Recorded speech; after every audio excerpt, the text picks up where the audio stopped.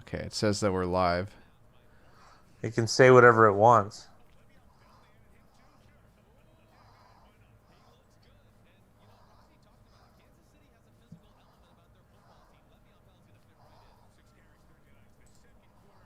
All right, I see something.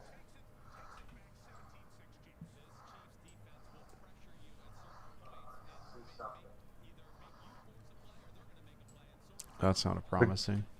What a great way to start the broadcast. There we go. Okay. Okay, things are rolling now. Technology's great. When the communist regime takes over, I hope they let us still have live chat.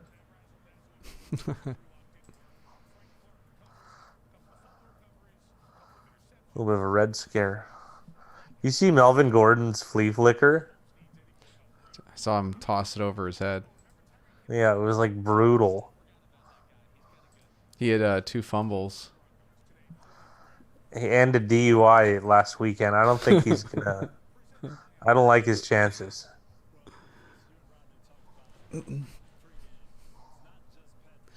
What's going on? Going crazy? When Elliott was holding out on his contract, Jones should have said, "There's the door." It's probably a good idea with a running back. Running back, you always do that. And he honestly, like, even though it sounds crazy to say this, like, he might still be the best despite having a really bad year. Hello, gentlemen. Hello, football fans in the league where they play. What's going on, Jake? How you doing, Jackson? Jackson, you had me Right. laughing with that picture that you sent us. Yeah, it was pretty good. I wanted to put it in the video, but you know, Big Rye over here doesn't want to break any slander rules. I just said that we were gonna put it on the live stream, so I can show it right now. Well, why don't you do that then? I like how I'm getting like snooty about it, like Yeah.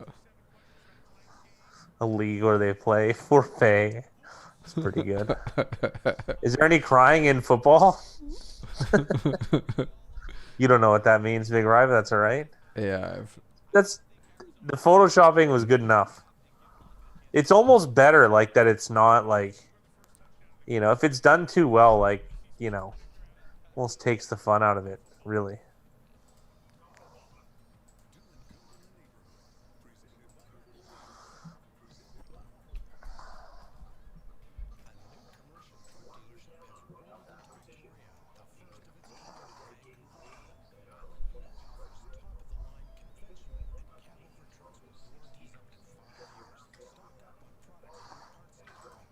No, I thought it was excellent.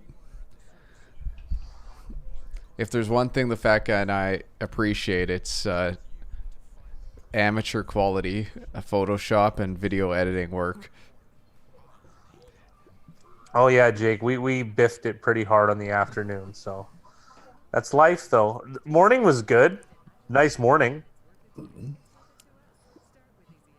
A nice thing is I went heavy on bets in the morning, and I actually didn't make a bet in the afternoon. So, betting wise, it was pretty nice. But picks wise, those late games I were. had to talk Big Rye from betting the whole thing on Washington. I guess I'm wrong, eh? Guess I was uh, wrong. yeah, that's definitely how that You wanted to works. break a lot of bankroll rules for the Washington game. It's okay. It could have easily been the other way around. Well, I mean, Ben DiNucci might just light it up, pal. You don't know. The Nooch, that's what we called him in college. Yeah, I bet. What are you talking about, man? We dormed together. Yeah. We got like those burn tattoos, from our alma mater or whatever, or frat. No, it was a sorority. Hey, Hey, Mickey, how Mickey. you doing, champ?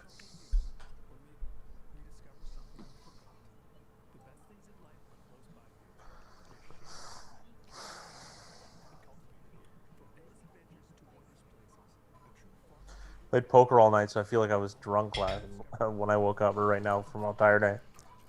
I had the Raiders and Broncos afternoon. Had good luck with Washington, Carolina, Cincinnati, and the Giants on Thursday though. Yeah, Giants was nice. I was a little choked the Giants didn't win the game though. Same like Cincinnati. I'm wearing a Cleveland hat, but like you kind of feel for them at the end there, you know. And like the Browns with a comeback, it was just so weird.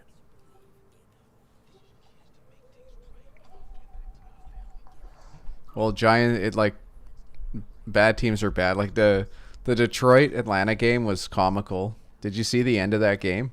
Yeah, I had a big argument with one of the guys I was watching with. He still thinks that Gurley should have ran in, Okay. and I'm like, no, it's so much higher EV to take all the time down and kick a field goal like that. I think that's the G play of the year for me. Gurley at least attempting. You know what I mean? Yeah. What'd you think, Big Rye? I didn't actually see the play. I just saw that, like, I saw the time was left. Atlanta had the ball, and I saw the timeout situation, and I went, this game's done. Like, Atlanta's going to win with the field goal. So I don't know what happened between them being in field goal range. They obviously scored a touchdown. There was controversy whether Gurley should have scored the touchdown or not. So I don't No. know what happened on that play. Well, he wasn't trying to get in. He busted the run, right? And he Yeah. was trying to go down at the like inch yard line, right? So that they could take the time down and go and kick a field goal. But his momentum, he was just off balance and like falling forward. So he incidentally went in and he was choked on about it. He was. Like I actually like that awareness makes me really happy. You know what I mean? I have a lot of confidence in Gurley going forward. Fantasy wise, he's tearing it up too, by the way.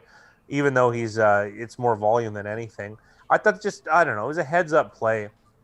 And then the defense, 1 minute 10 left, no timeouts to the Lions, and they give up a touchdown. Like it's just they're bad. I don't know what else to say.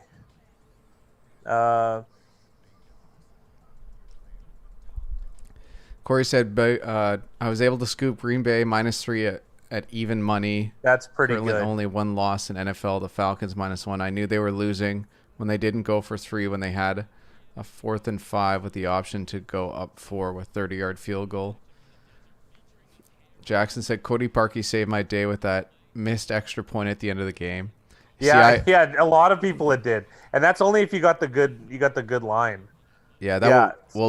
it closed at 4, but I actually bought up to 4.5 because the juice was all over the place. So it wasn't like I was sweating it, but definitely when it conked that up right, I was like, that's nice. At least we got the win in the contest, which was nice. But yeah, that was interesting. Jake says Baker was fire. He put up good stats. That's for sure. I don't know if he was fire, but I know what you mean. Corey said, I wanted Gurley to go in because I had the Falcons -1, but the Falcons are so poorly coached. And Mickey says, Jets, Jets, Jets, Jets. Jets first cover of the year. That line got bet down to 9.5, so Sharps came down strong on the Jets, and they got their first cover, as the fat guy said. I mentioned that in the video, I was talking about resistance points, and I was wondering where it was for the Jets, and it was like 12 and a, what was it, 12 and a half, and it just kind of fell like dominoes. The Patriots. Sorry, I'm just seeing a highlight. What an ugly loss. Right on for the Niners, just humming along the field with a 2-game win streak. The Corey said with about 7 minutes left, they passed on a field goal, throwing a swing pass on 4th and 5. And you also passed on the Jets plus 13.5 on Wednesday. That was tough because, like, at 13.5, you're almost waiting for it to go to 14 or 14.5. So I see how you could have passed on that. Jackson said, Mickey, the best part is that they'll still get very little credit for that cover. It's true.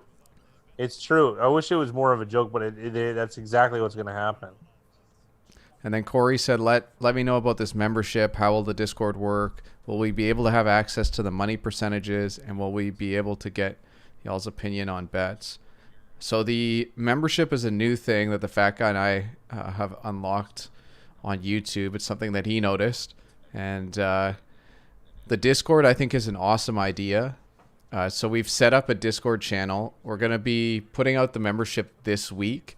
And the betting market videos that I've been doing, like on Fridays or Saturdays, we're going to make that a membership only video. And then for Discord, it's just going to be an open Discord. The Fat Guys and I are both going to be in it. So we're going to be able to chat on there as much as we can.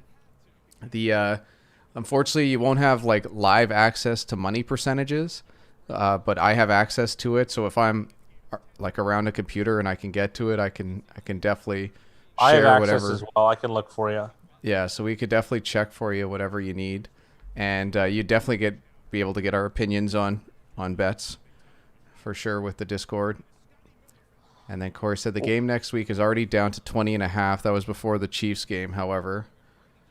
How about them Cowboys? Said Mickey. Yeah, they were something. I'll tell you something interesting about that in a second. Let me just get through chat.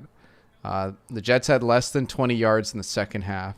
Yeah, I saw they were at like -3 passing yards, like midway through the fourth or something like that. Hold on, Big Rye. We can't understate how good Washington, like the handicap matchup for once. I'm gonna get back to that. I just want to catch up with chat, but I want you to hammer this home. Corey said, yeah, I was hoping for 14.5 on the Jets team. Is that bad? Can't have enough points with them. Also was considering yesterday, will we be able to get the link to your OnlyFans as well? For those in the members only, the Discord will be members only. Discord's going to be members only. It would be way too crazy if it wasn't.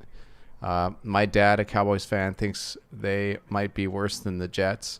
It's definitely possible. And did you play the Redskins? I knew the Packers was the play. Aaron Rodgers was pissed off.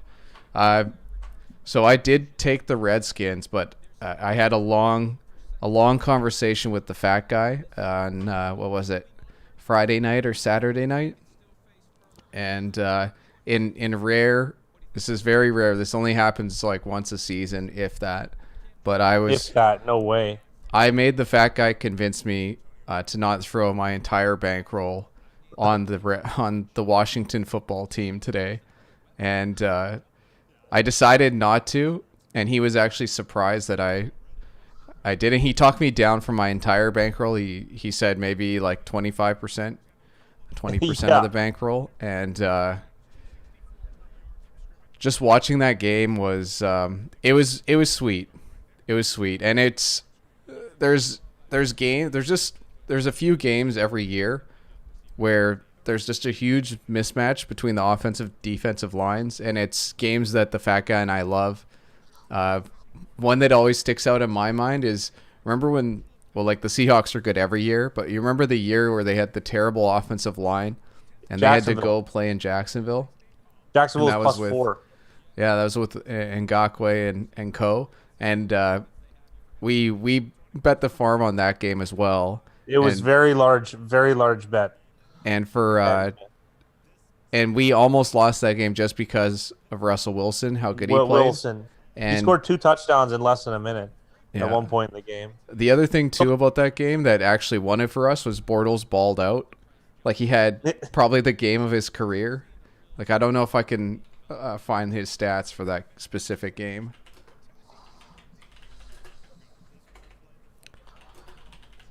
But I remember it being very, very good.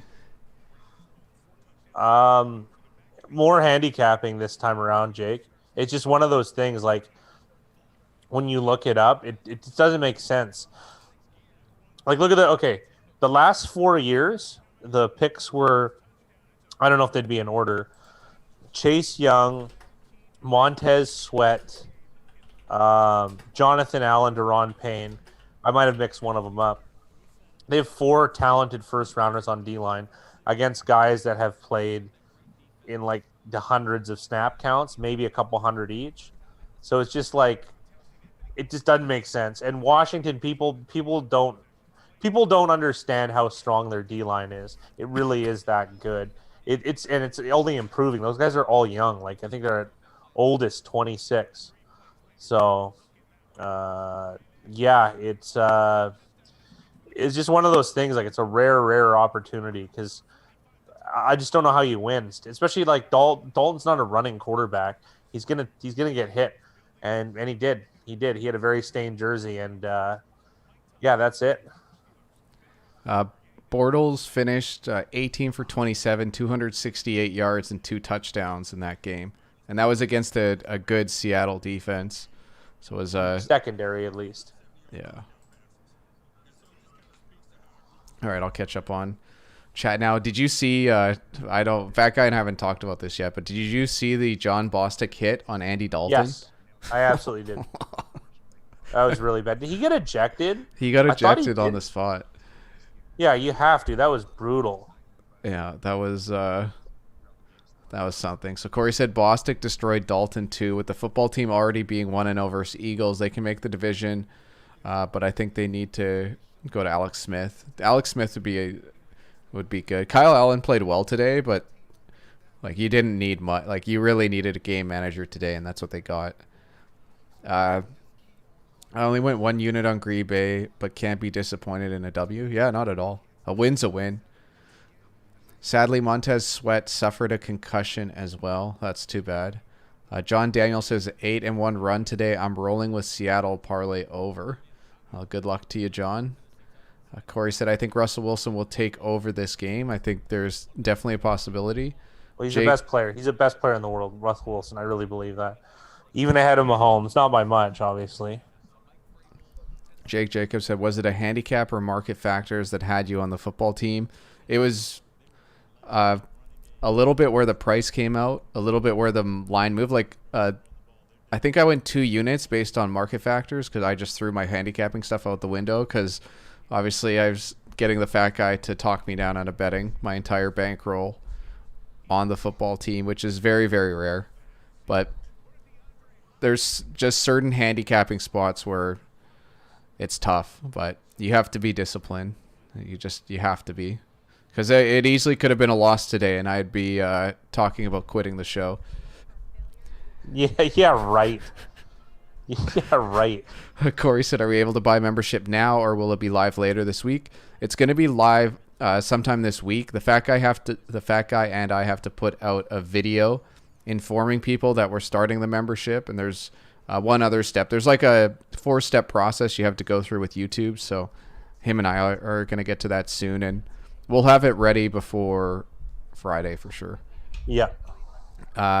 Jay Peach said had 250 on Kansas City -7 and 500 on -24.5 live. Sheesh. What did the score finish at? Because I didn't actually watch the. I think I won by more than 25. 43-16. 500 on a live line's crazy. He got it because they won by 27. So congrats, Jay Peach. Happy for you. Good. That's a lot of cash to win. Some good dough. Some nice dough. Do-re-mi. Corey said Sweat, no way he should have fallen to the mid-20s is a physical specimen. Jackson, I'm curious, where would you guys rank Mike McCarthy as a coach? Well, every week it gets a little bit lower. That's for sure. Well, who's worse right now? Gase. We're going to go with Gase, obviously, for obvious reasons. Let me think here. That's a good question. I'm going to take a look here. I think talent-wise, I think Mike McCarthy has done the least with the most. Yeah. I could make a case for... Yikes. I'm not even seeing anything, to be honest.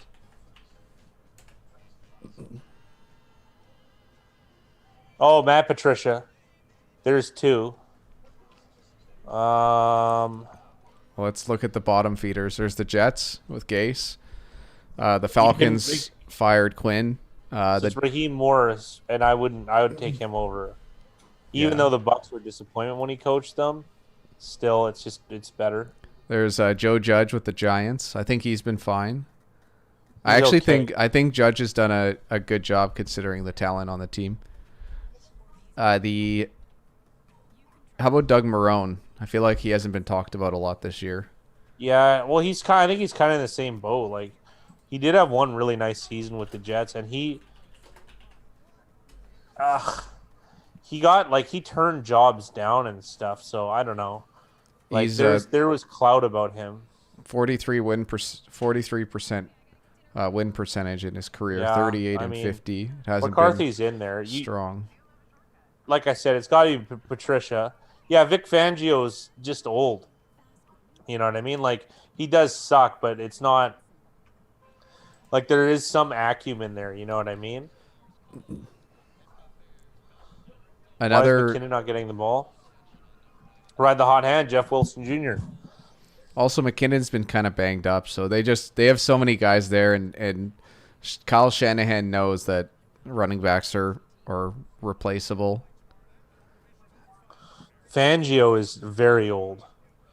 He's a good D coordinator. Don't get me wrong. I mean, obviously you can say, "Oh, their defense hasn't done that well." I think the Broncos are bereft of talent, to be honest. So they won the games they had to. They beat the Jets. The Cowboys have the second worst point differential at 2-5.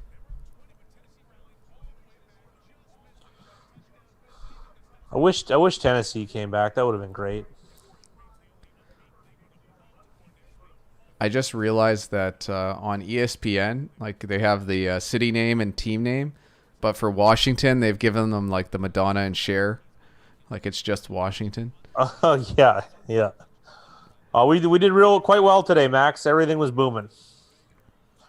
Speaking of doing well, Mickey, our fantasy going quite well for the old fat guy. Yeah, 8-4 for Mickey. That's crazy good. I'm gonna have to sign up for OnlyFans and find out how much it costs to have that. It's all my OnlyFans is just gonna be pictures of Dylan. And Sam said, "Hey fellas, I think this year has more 5-star teams than I can remember." Are you talking talent wise, like win wise, or are you talking entertainment wise? I oddly think that not too many of these teams are actually that good. I'm not impressed. Even though the Steelers are 6-0, that's quite good. I'm not sold yet, believe it or not. And then Corey said, "Would it be interesting how the football team would be if they didn't draft Haskins?" I mean, who would they have taken in his place? I mean, what players were there, really? Because Haskins was, what, 13th or something? They didn't trade up for him. Sweat came after Haskins, too. So, I mean, I don't know. What player would they got in place? Well, Haskins was a gamble anyways. Let's do some revisionist history here. Everyone loves that. Because we can easily say that they should have definitely drafted.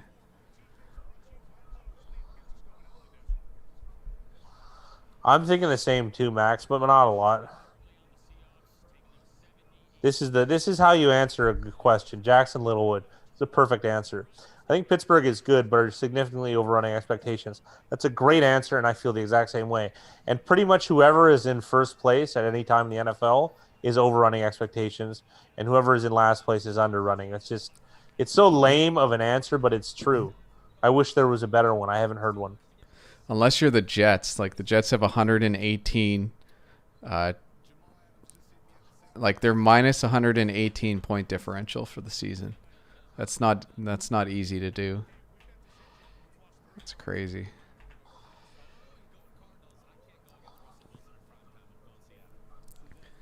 When I looked through the draft, there wasn't like any home run awesome players after Haskins, so they needed a quarterback there, and Haskins just was their guy at that point. Drew Lock went a little bit later, but like I don't know if Washington would be better with him.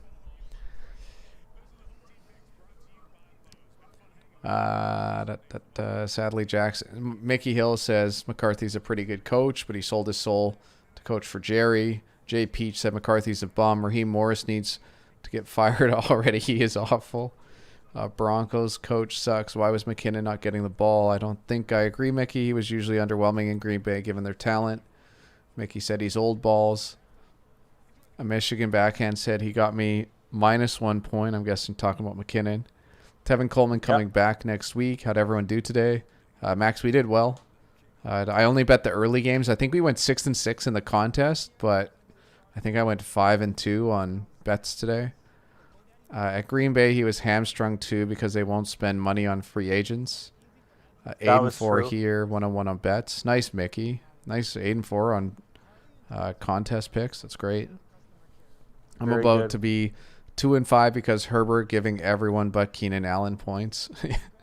That's fantasy though. You'll pull your hair out. What's everyone's plays for Sunday nighter? I got under and Murray completions under. Got to go check the lines. Can't wait to hear what Mickey says when he gets back. Line just jumped from 55 to 56 on the OU, I'm assuming. I'm thinking Cards plus 3.5, says Max. Jackson, I think Pittsburgh is good, but are significantly overrunning expectations. And I know the fat guy said it already, but I tend to agree with you, Jackson. Max says it seems like one of those lines that are too good to be true for Seattle. Possibly. It's I'll throw this out there. Arizona actually has 54-point differential, whereas Seattle only has a 34-point differential. So if you Yeah, were they also using beat up that, on the Cowboys. I mean, that's not. yeah, it's I not guess the they end all beat be they all. beat the Cowboys worse than the Seahawks did. Seahawks played Dak Prescott though. Against Dak Prescott, they had to play Dalton. Big difference. Yeah, Mickey said no bets tonight. That's how I felt too when I looked at it. So right now, 43% of bettors are on the Cardinals. 37% of the money's on the Cardinals. That line is at 3.5 and has, It's not. I It's think it's not great. stayed at 3.5. What time is it? 5:13 Pacific time. Just taking a look to see what if that line has moved. I think it opened at 3.5. It actually opened at 3 briefly, but it's been at 3.5 this entire time. There's more juice on the Cardinals plus 3.5.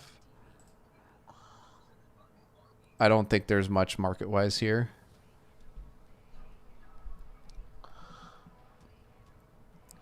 Uh, Sam says I think Seattle wins a close one. Pittsburgh was 31st in strength of schedule going into today. That's an interesting point. And that segues nicely into what Jackson Littlewood says after. What do we think about buying Pittsburgh now, plus 5.5 against Baltimore? I think the public will be on the Steelers, possibly middle play. I mean, the only reason I don't like a middle play is because I'm not sure the push frequency of the number 4, because you're never going to get 3. I mean, no, I don't think so. Baltimore has a lot of clout.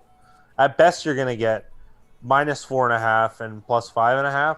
So I don't like the push frequency of 4 outrunning a minus 104 juice or minus 106. You know what I mean? Like, I think you'd need plus money on one side to make that viable. So I'm going to say no for a middle. But I kind of like Baltimore and waiting on Baltimore. That would be my idea. I think Baltimore's better than Pittsburgh. That would be my assessment. And I think obviously I'd need a market play to back that up. I wouldn't just shell on what my gut says, but I think that's kind of where it's going to go. And Jackson, I think you're kind of spot on too with the 93% of bettors have taken Steelers early. And I don't know if that game was supposed to be on Sunday night. It looks like it might be flexed to the early time. I'm confused with how or did they flex that to Sunday night? If anybody knows. Mickey said he thinks we're 7-5, but I think we're 6-6 unless I calculated the spread stuff incorrectly. It's very possible. Michigan says your thoughts on Falcons winning the Choke Bowl. Are you talking about next week?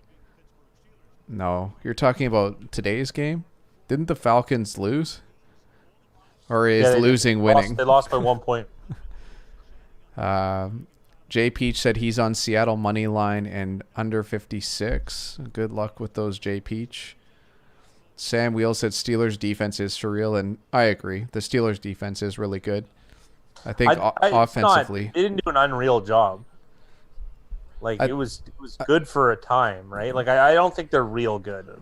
This isn't one of the Hall of Fame defenses. I don't even know if it's as good as some of the defense the last couple of years. So I'm going to disagree on that one. they're good for the league right now, but not in terms of what's actually good overall, right? Like from what we've seen. Uh, Jackson got the Cardinals +4 early on. That's nice. 538 has the Seahawks -3.5, so they're 538 and the books are spot on as far as their lines. Public, like Mickey said, Public's 93% on the Steelers at +5.5. Sam says, what was the paid service you guys were talking about? Do I need a credit card only? It's through YouTube. So it's a YouTube membership. So we can offer like content that you can pay for. So what we're planning on doing is the videos that I've been doing on Friday or Saturday, the market videos, I'm going to put on a membership. And then we're also going to offer a link to a Discord so you guys can all chat with us and Pick our talk with brains. each other. Yeah, to On hand, yeah. kind of And, like just like a hive mind of sports betting info and helping each other out. And yeah, contribute too. Like we're not like, the complete authority. We make tons of mistakes and we're open to new ideas, It's nice that we all kind of share the same thoughts, but we're all peeling the onion together, right? Like we all make mistakes, and I want to learn too from ideas that you guys have, considering we're all kind of on the same track almost. Yeah. Hey, Zaps. Yeah, it was a profitable day. Right? We It went. was good. We did. I didn't bet any of the afternoon games, and pick wise, we went 0-4 on afternoon. But the early games, we were 6-2, and I went 5-2 on bets. So it was a nice morning. Yes. And Zitvono said, I think you should focus on making plus EV plays and not worry about a potential middle. I think you're at 6-6. Yeah, I think so too. Yeah, you got that 49ers game, so you're 7-5. Nice. We've historically done exactly what you say, Zit, and I tend to agree. The only other thing is that what we're trying to do, like I like the question that Jackson brought up about the Steelers game, is that I think we're going to try to focus a little bit more on opening lines and where there can be value at the start of the week. Because really, the toughest part about gambling sports is finding the right price and getting it early so you do get that positive EV that you might not get at the end of the week. Because the end of the week is very safe. It's very safe to wait to see what the markets do. It's a lot more risky to be at the start of the week, but it's also, there's a lot more meat on the bone at the start of the week when lines come out. And especially if you're not betting like the max, it doesn't really matter if you're betting at the start of the week, as long as you're not getting like cut back by the totals. And like they still offer decent amounts. Like let me just check at Pinnacle if I wanted to bet one of the next week games right now, what it would be at.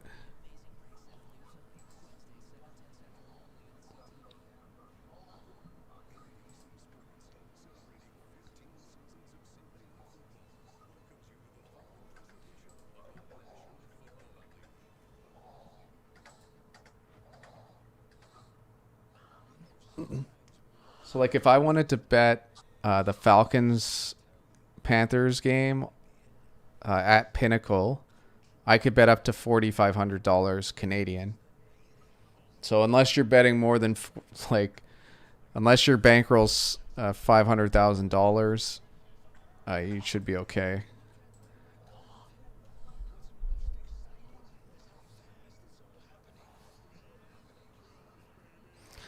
Yeah, Zipvono, usually there are smaller limits to bet early games. So like if I wanted to bet this if I wanted to bet the Seahawks or Cardinals game right now, I could bet 66,000 Canadian. If I wanted to bet Monday's game, it's 28,000. If I wanted to bet next week's Thursday game, 4,000 is the limit. So it just shows you the closer it gets to game time, the more they allow you to place bets. The more certainty absolutely. they know who's going to be playing and that stuff. What version of that team too? Yeah. Because sometimes there's injuries and stuff like that. You can even get a bet refunded. Like that's not It's not impossible if there's a huge change, but Like Bucks Giants play next Monday on the 2nd, and I can only bet 3,900 on that game today. So it's something to look out for. well, it's said though, like some of the really big betters, like there's that Bill Krakenberger or whatever. He's a pretty well respected handicapper. He said there's very few people beating closing lines, like over time, and it's if they are, it's by a really small margin. He said a lot of the best NFL guys are they beat over unders. So early lines are beatable, but they're saying closing lines are a lot more difficult, and I would agree. I would like a good Chris Carson game as well for me. You know what I was thinking about for the contest is that we put out early lines, and right now people in the contest are hitting for like 51.5%. But a lot of that has to do with people are able to get the better side of lines because obviously the markets become like more concrete as kickoff comes. So like I forget what this is a bad example for today's game because this line hasn't moved.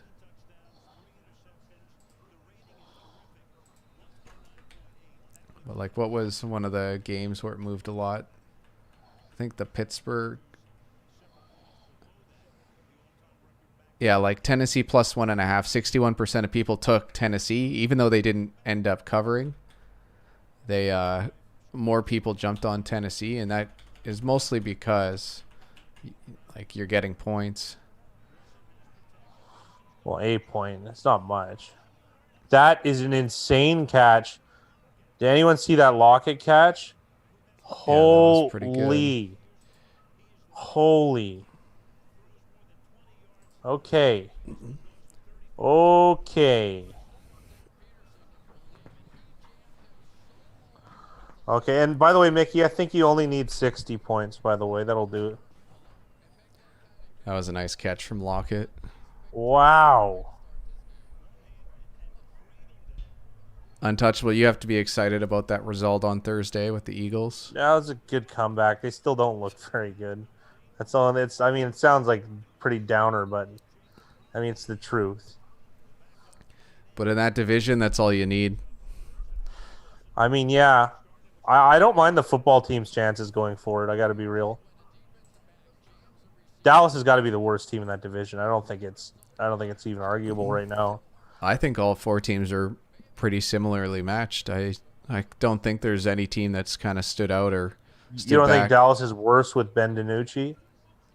I don't know. I don't think they've played well the last few games, but Yeah. I don't think it's a lot to like. I wouldn't expect them to get blown out by any team in that division. No, I don't Forward. think so. But we're talking like I still think they're, at least 10% worse than, and maybe not the Giants. They still might be. They still might be. I still think it's fairly close. I don't think any team is above average, but I'd say they're all around that like 20 to 25 range, maybe a little bit lower. Yeah, I do like the football team's chances, though. I really do. Not just because of this result. Eagles are probably the best in the division. Yeah, I just like I don't mind the football team going forward, especially because if Alex Smith plays even remotely close to what he used to, that would make them favorites for me. I think as far as how teams play, I think you and I like the Washington style of play the most. Yes. So we're always going to lean towards liking them compared to a lot of the other teams.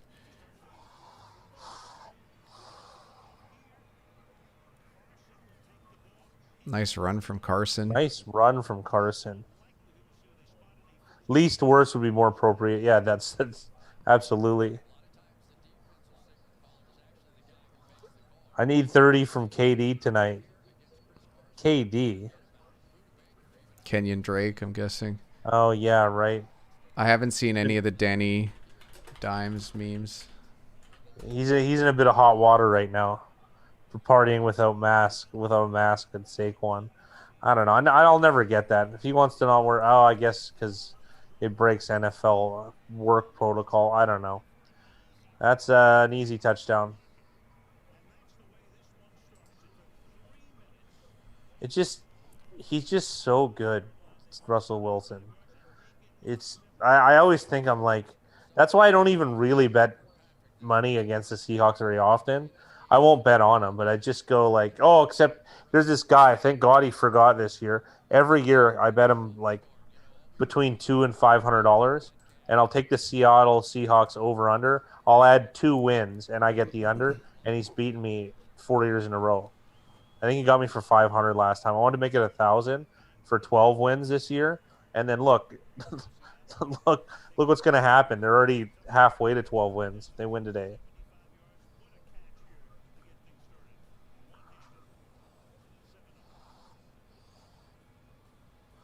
Lockett too. Like wow, I don't know. There's a lot to like with Seattle.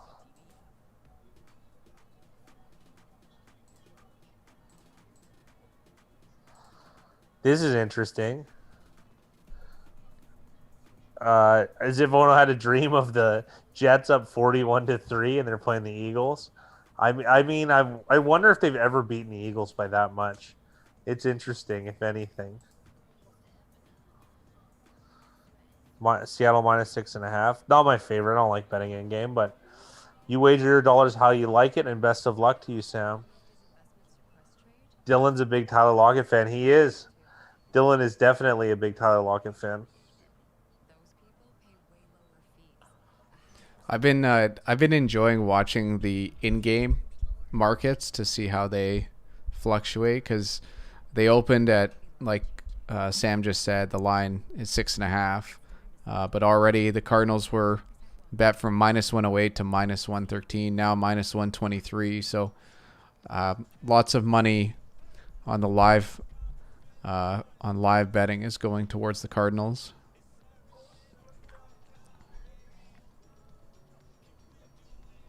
Sam said it gave me free play of $100 for pregame, $100 bet. That's interesting.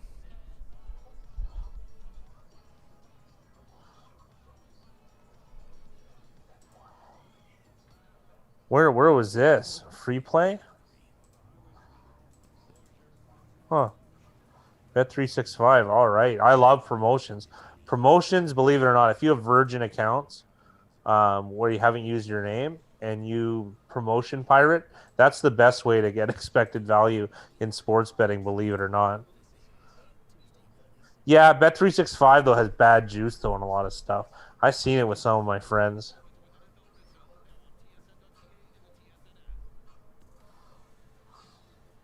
Yeah, I don't know how valuable that is compared to the juice you would pay.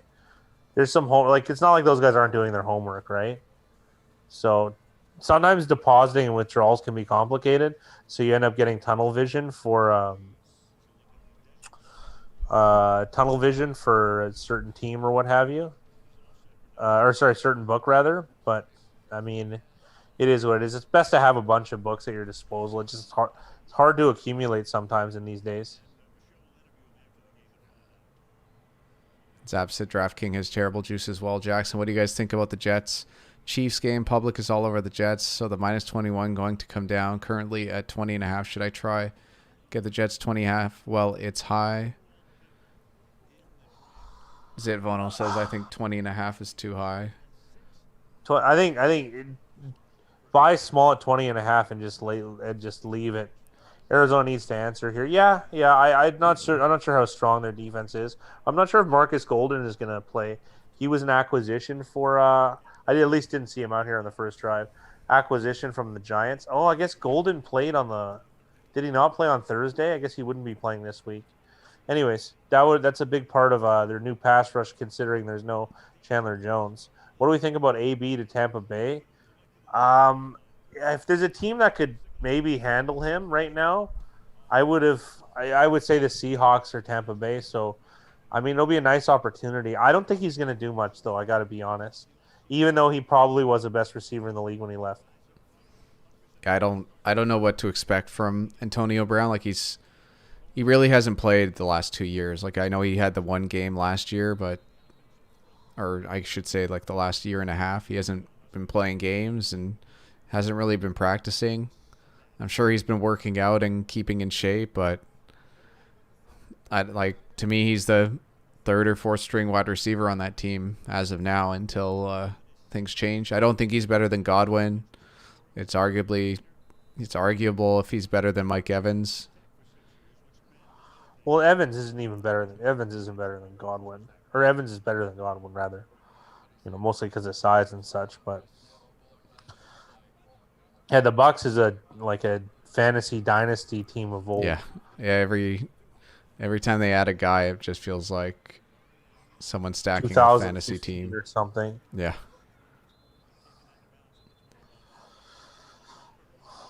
Yeah, the Antonio Brown signing was the most 2020 Bucks move ever. Exactly.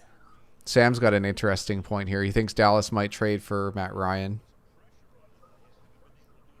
That's interesting.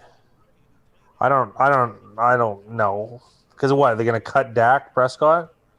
He'll be back, and they'll just re-sign him. I mean, I think that's incredibly unlikely. I think they'd have to break the bank too to bring him in for essentially one season. If anyone would trade for Matt Ryan, my guess is it would be the 49ers. That'd be the only one I could see. Yeah, and how could they fit Ryan? I don't think that makes any sense. Just disagree on that one.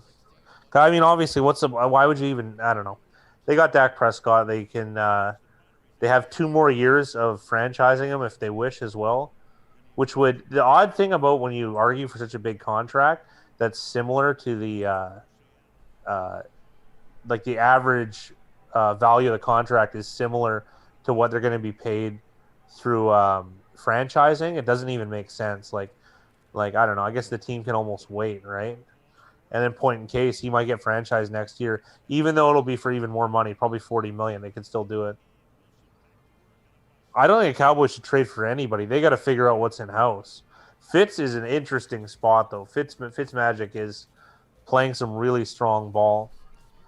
So I still think he's got a few more years with him left. I wouldn't want him to depart Miami if I was a Dolphins fan.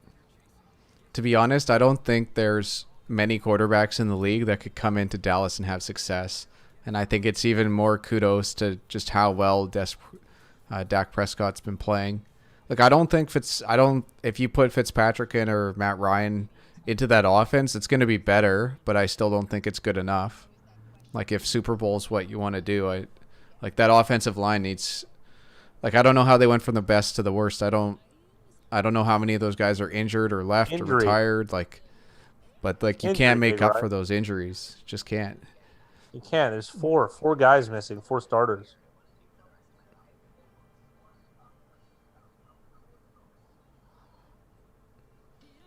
I like Fitzmagic on the Dolphins. There's something fun about it. I like the Dolphins. I got to be honest. This iteration of the team, I like how they're coached. I like how they're managed. I think they're interesting. I think they're fun. Because they know they're bad. But they're a 500 team right now. There's something to be said about it. Finished the year really strong, despite having one of the worst starts ever in the NFL. Dolphins are cool, and they got lots of draft picks going forward. They did spend some money in free agency, but their defense has been pretty reasonable, and it's going to get better. So I'm into the Dolphins and the Panthers, and I think the Raiders as well. So those are teams for the future. Curious what the Browns are going to do, because I think OBJ might have played his last game for the Browns. The Browns, he got injured. OBJ, so they said it might be a season-ending knee injury, so we shall see. And Mickey Hill saying, boys, Herbert is freaking good. Yeah, he is. Justin Herbert, very interesting. So is Joe Burrow. So Tua's got some big shoes to fill, considering the success of those two players in their young NFL careers. They're going to draw those comparisons all day because Herbert was taken slightly after Tua. Lately, I do like the Raiders and the Browns. I do have a lot of their gear, and I've always liked them, mostly as a fan. But I never liked iterations of the Browns up until this year. Even though they're not quite what I want, because they have so much money tied up in receivers. But I think going forward, they're going to be good. I like their general manager, Andrew Berry. In addition, their coach, Stefanski, seems to be pretty good. They're winning games that they never used to quite win. And I don't know. I'm just a fan. of the trend of how things are going.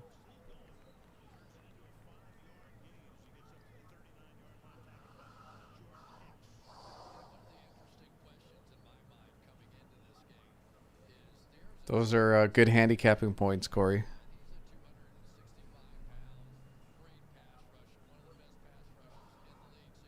Yo, Burrow is playing great football right now.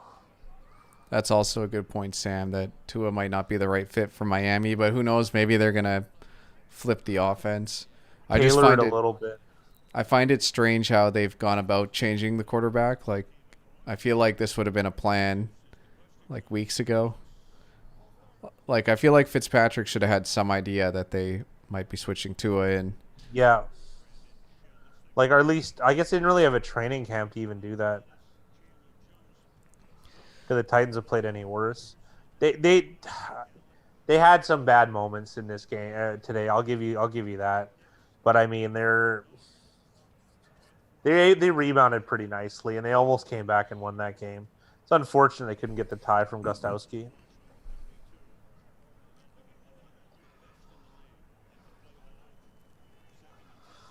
Well, probably because the Colts are better. I don't think the Colts are as good as a lot of people think, but they are better.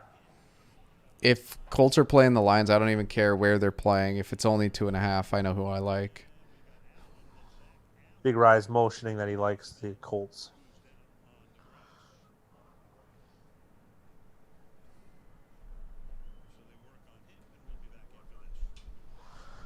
Titans -4.5 is interesting against the Bengals. I think they're considerably better. Yeah, 2.5. I mean, yeah, it's weird. It's enticing. That's for sure.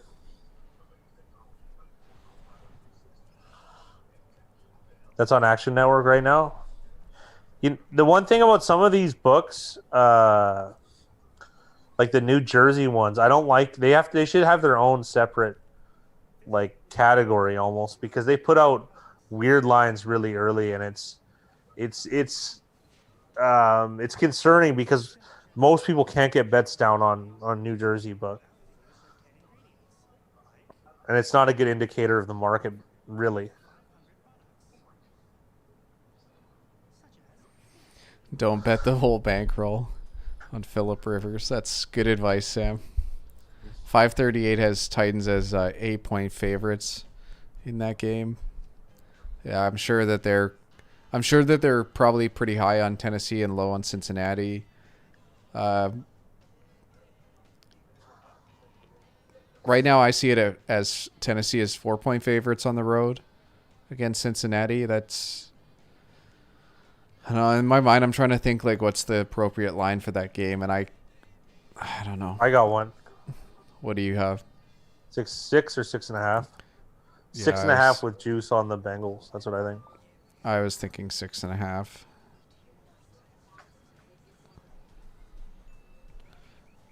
I'm hesitant on that game, even though I say that.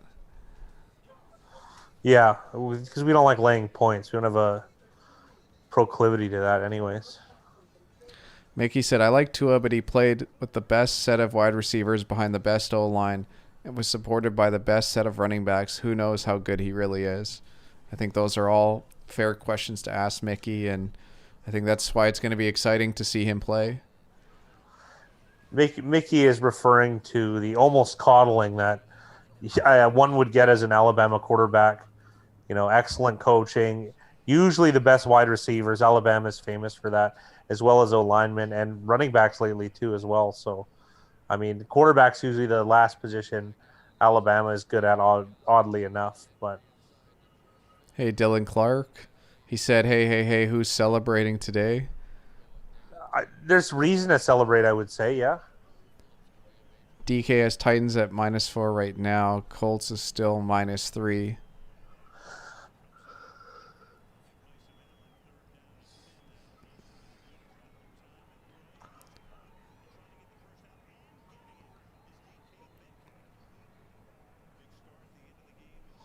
DK Metcalf going very gingerly after running over the middle, getting the first down. Not trying to slip on the slip and slide that is the sideline. Sam, I'm looking at sportsinsights.com/NFL for look at or lines for next week. They list it from a few different books, so you can kind of get an idea of what the market is.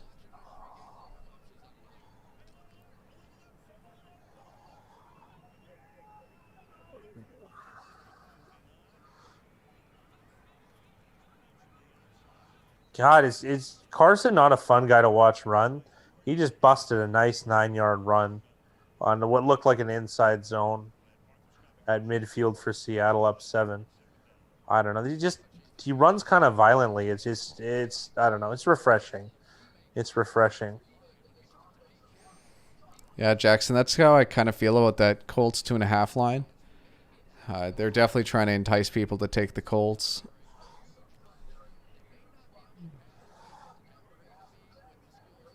And the bets are split pretty evenly, so that line might stay at 2.5.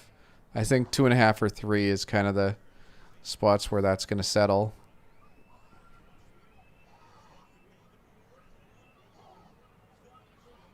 Go down, David Moore. You know what? I have a question. When they have a guy dead to rights, why try and tackle? Why not keep him upright and try and get multiple guys to punch in the ball? You know what I mean? Because there's been teams that have done that. The only team I remember ever doing something like that was the good Chicago defenses back in the day with Peanut Tillman. He usually kind of like would slow you down so that he could punch the ball. So I mean, I just don't recall anybody doing something like that. There's got to be different ways. One of the guys I was watching football with today had an interesting idea. He said eventually the pinnacle of the quarterback would be a switch-handed one, a quarterback that can throw right and left. Wow, what a touchdown! Is that Will Dissly? That was Greg Olson. That was an old school Olson. Wow.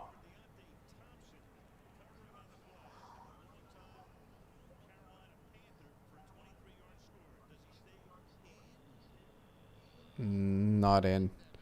So that's going to come back. So right foot's in, and then his left shin is out of bounds.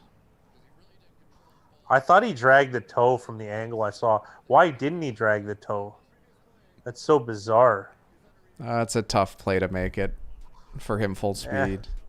Yeah, for the average man. It's just you're in the NFL, right? I mean, we see it every day. Corey just put 2 units on Titans -4 at -110. Well, hopefully that line moves in your favor. Untouchable Jay said, there's so many books nowadays, it's so hard to get a good read. It's so frustrating sometimes. I think the toughest part, Untouchable, is just having enough bankroll and enough books to be able to line shop. And you're losing money. I haven't lost money putting money into any of the books, but you definitely lose money taking them out if you do take them out. So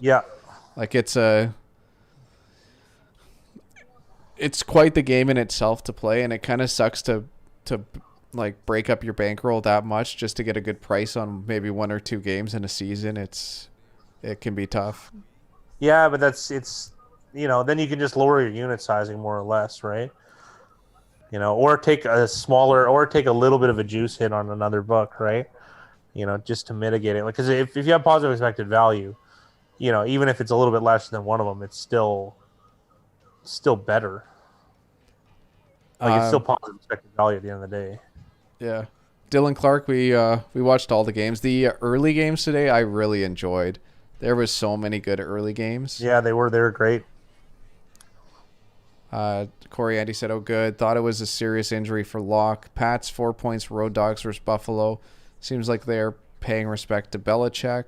The Pats' skill positions are so bad. That's why a few weeks back I said the Jets may be better. At least they have speed with Perriman and Crowder. Why would they need to be enticed? Do they think the public forgets how bad Patricia is? Yeah, possibly. Detroit just came off a very emotional win that I feel like a lot of people saw that last drive. I used one of my free week of NFL Sunday tickets today. Enjoyed it immensely. That's awesome, Mickey. Those early games today were good. Really good. Sam says he likes Buffalo as 4.5 point favorites at home against the Pats. I feel like now is the time to buy on the Pats, but as of now, it's split 50-50. Corey Andy said, although Patricia did use a challenge on a 12-man on the field, and Mickey thinks Andrew Siciliano's on coke. That's definitely a possibility. Sounds like a good time then, at least. I don't think Colts Lions will stay split. The Colts are better, and the public knows it. Maybe I'm wrong though.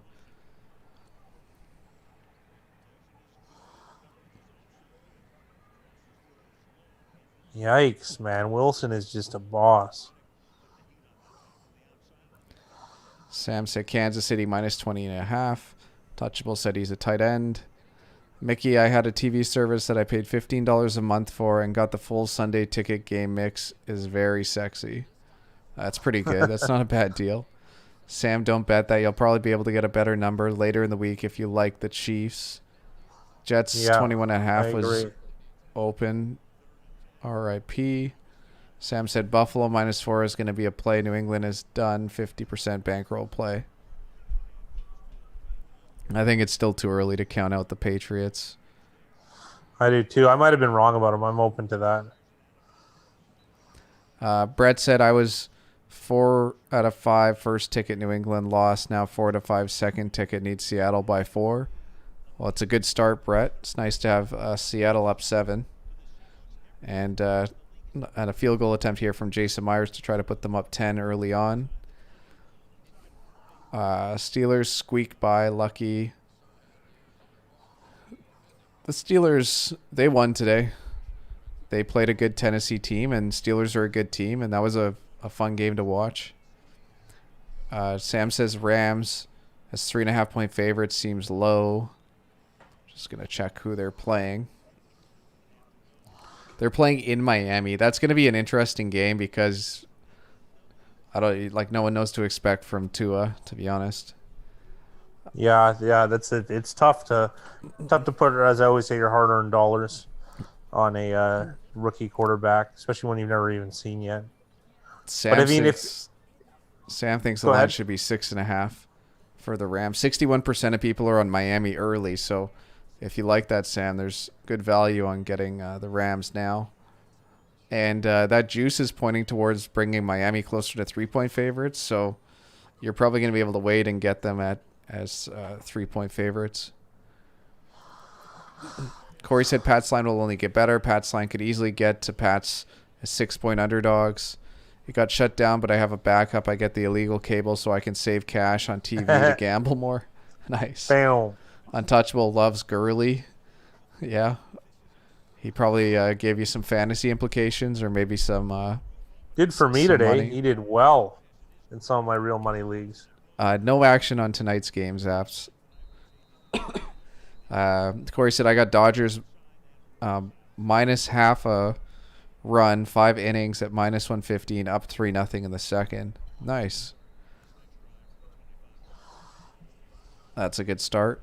Falcons gonna Falcon. Yeah, that's right, Mickey. How many units did you put on Washington? Only ended up doing 2, even though he was close to doing 100.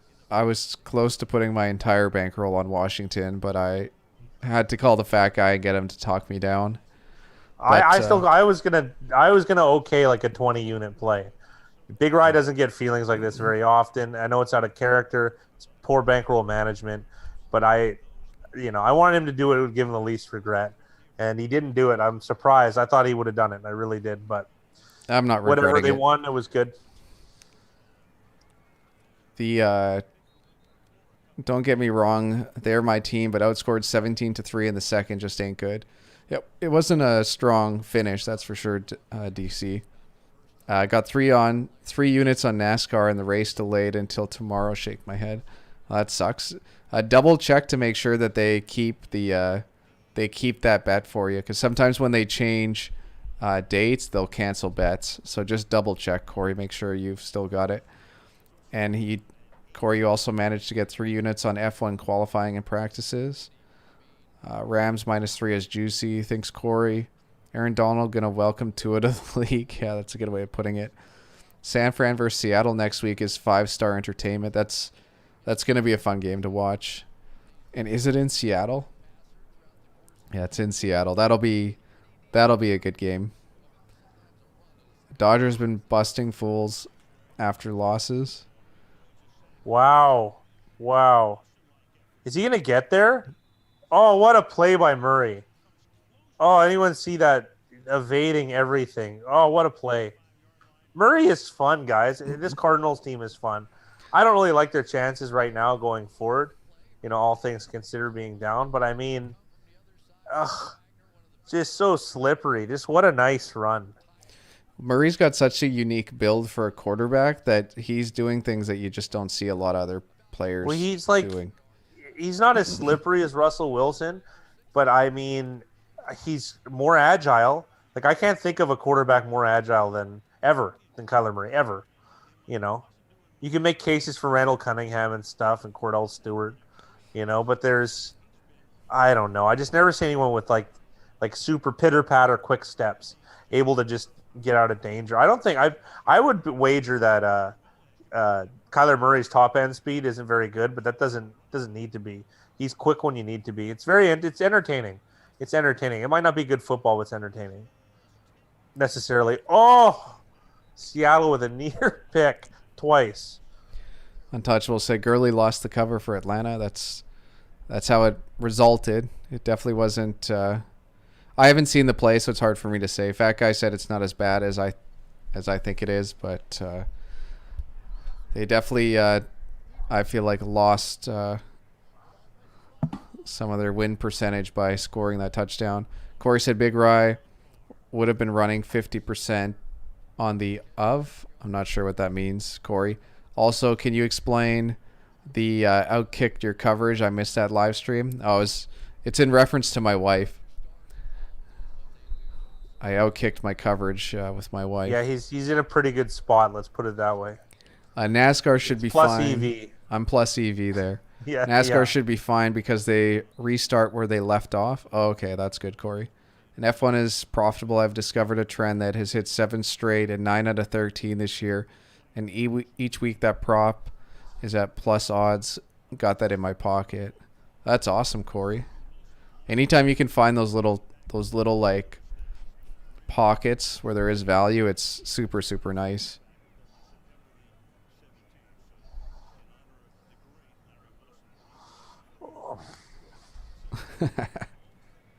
OF is OnlyFans. Young coach like Kingston is good for Murray, open-minded in play calling. I totally agree, Sam. Before TD, the Lions had a 30-yard pass to Galladay. Hamilton beat Shoemaker for all-time F1 wins today. So I don't know much, but that's got to be a big deal. I don't know much about F1, but that sounds like a pretty big deal. Well, Richard Hamilton is a multi-talented guy.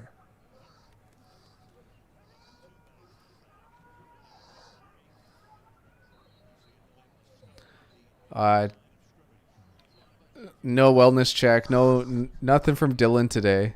There should be, yeah. The Saints won, right? Yeah, they didn't cover though. Yeah. Carolina. Carolina is the team of the people these days. I think they're 4-2.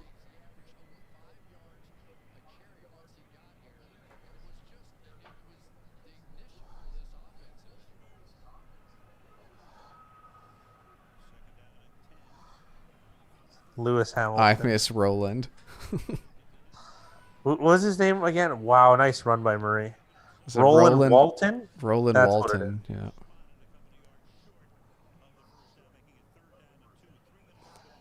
It's a huge deal. Michael had more comp than Lewis Hamilton does, though. Oh, more competition. Right now, Hamilton's biggest challenge is Valtteri. I've never heard of Valtteri.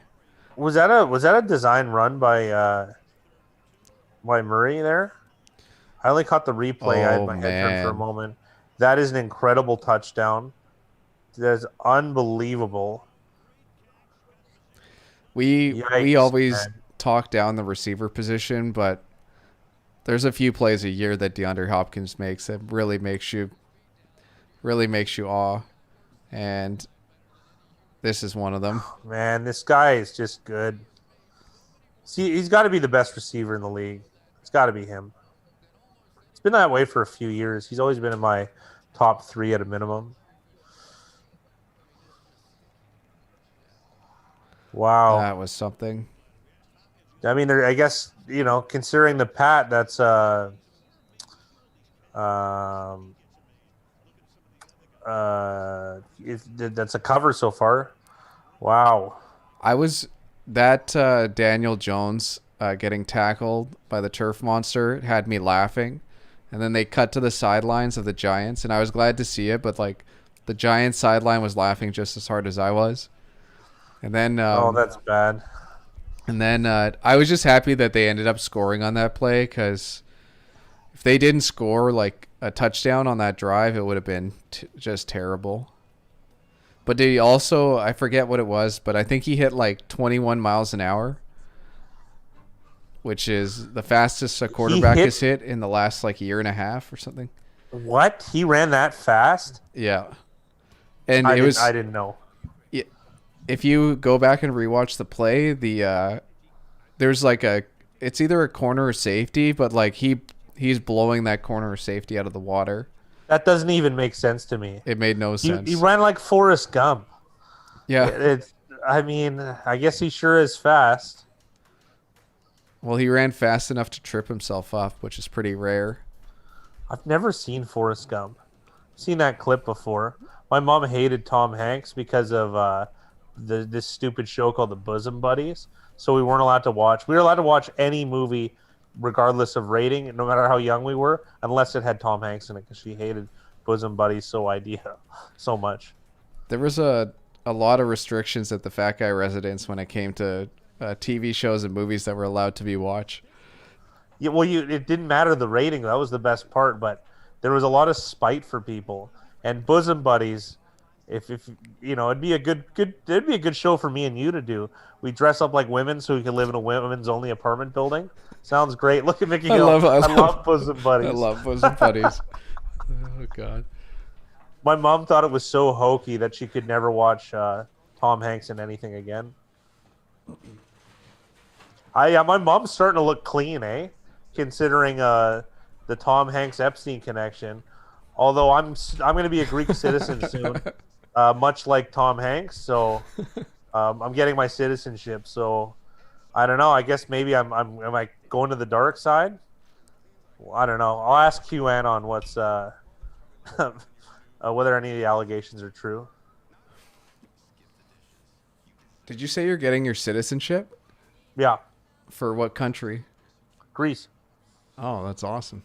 Yeah. There's a hilarious story that's inappropriate to tell on air, but I'll tell you off air. It's very funny. You'll like it. It involves my dad. Okay, I like how that's inappropriate, but a couple live streams ago you were saying how you were holding somebody off of a balcony railing. Yeah, exactly. So So how could this top that? I want to know. oh yeah, I didn't do it. Someone else did. I was just there. No, I'm not stashing cash. It's just there's an opportunity. We're more Tommy boy. Yeah. I ate a lot of paint chips. What can I tell you? We definitely are more Tommy boy.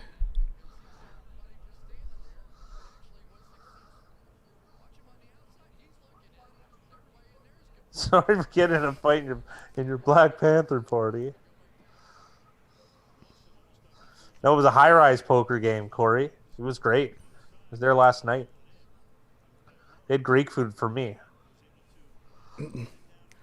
Jackson said that Hopkins made the greatest catch in NFL history twice, and both were negated by penalties.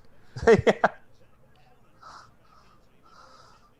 Hopkins is a boss. He's just a great player. Oh, Jackson cooks a meat hero? Really? I've never actually done it because you got to pile the meat and then you get the spinny heat thing.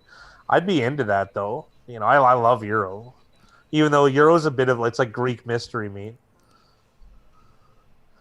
I can make baklava absolutely. So I want to go back to Corey said.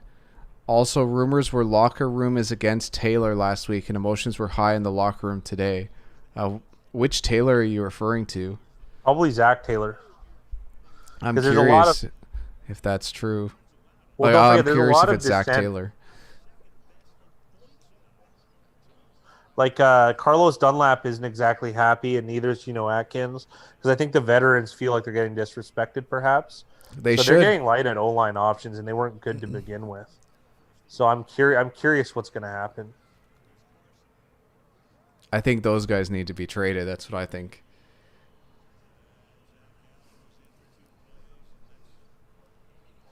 Yeah, there was from Dunlap, but Dunlap is, I don't know. He's still playing like 60% of snaps, and he's got a big gripe that that's not enough. So that's making me, I don't know. That just seems unveteran like. Let's put it.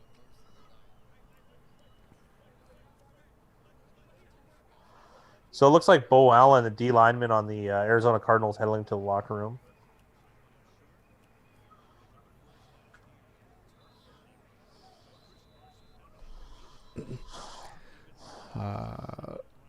Yeah, Corey, one against the Giants and one against Miami. The Tom Hanks Epstein connection seems like a good move. By Mrs. Fat Guy, Greek citizenship, You stashing cash, Fat Guy. We're more Tommy Boy, Forrest Gump voice. What Mickey said, that was Fat Guy's backroom poker game. Fat Guy has Goodfellas poker on Friday nights. I actually do. You should see the guys that show up there. There's a few Sicilians there. They're hilarious, though. And thanks for I clarifying, guess so Corey. is Goodfellas. Goodfellas is almost a dark comedy, the way that movie goes.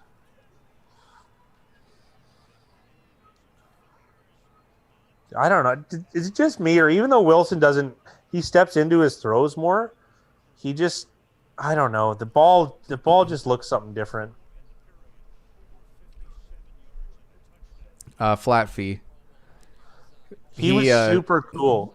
Yeah, I think it was like, I don't know, it was like $50 to $100, and you I can think it was a send hundo. him. You send him. You just sit like you can essentially just send him like Sentences. you can send him sentences, or you can just send him like the gist of like what you're doing and what you want. And like he freestyled most of the stuff he sent to us, and he probably sent like, I think there's like 10 or 12 different intros that he sent us. Awesome experience. Really good job by Tim Kitzrow and his the company that helped him do it. It was so cool, and like I wrote most of the like the jokes and stuff, and he made them better. Right? Yeah. He made it like something he would say. And the other thing too, I thought was cool is like we wanted him to say "boom shakalaka" and stuff like that, and he was down with it. Like, wouldn't that get old considering you're the NBA Jam guy? He knows I'm the guy that says "boom shakalaka." I'll do it. So he wasn't like an ass about it. It was a really good experience, and it was quick too. How long did it take, Big Rye? A week? I think the whole process was like 1 month.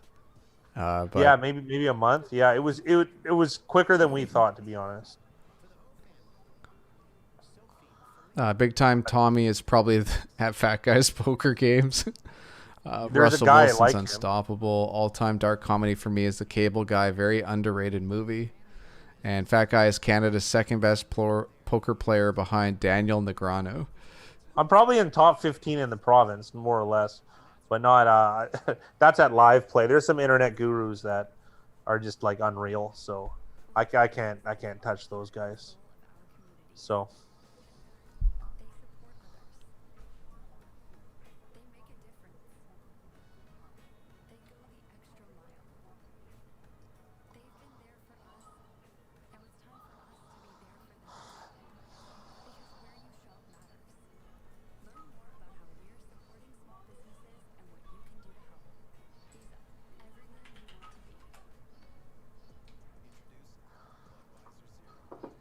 My girlfriend stole my huge Raiders hoodie, and I'm not jazzed about it. I'm gonna be honest. She made a face like it's hers. I guess. Just wait till you go pull out one of her tube tops. Yeah, exactly. See how she likes stretching the clothes out. Although mine's huge on her. She wears a dress.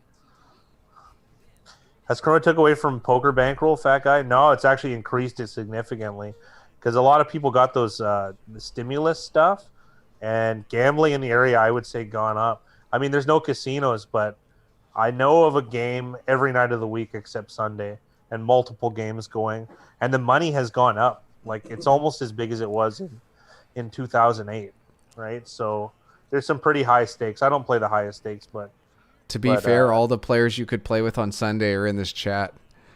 yeah, probably. Yeah. Yeah, it would be a move top. I'm probably an A cup by now. Let's be honest here. My name is the fat guy. If I mush mine together, it's easily a B cup. Yeah. Oh yeah, Oh, easy. I'm Samoan from the neck down. You mean the neck to the waist? I don't think you can take full credit. I like Untouchable's got a special skill that he can sound like an 80s radio DJ. I think that's a good party trick. Every girl wants to get laid by the 80s radio DJ impressionist. The, the shock jock. Speaking of stimulus, I'm betting huge on gambling stocks. That's actually not a bad idea. Not. What are certain gambling stocks, Corey? If you wouldn't mind me asking. DraftKings is a pretty popular one. But I bet after the IPO, like it hasn't really been a good buy. I don't really like them as a gambling company, oddly enough. I got a lot of mining stocks, and they're all down, all of them. There was a big article or like a big thing made out of weed stocks and the Canada-U.S. border. It said that if you were to cross the border and say that you had money invested in weed, that they wouldn't let you cross the border and they would flag you. Correct. That is correct.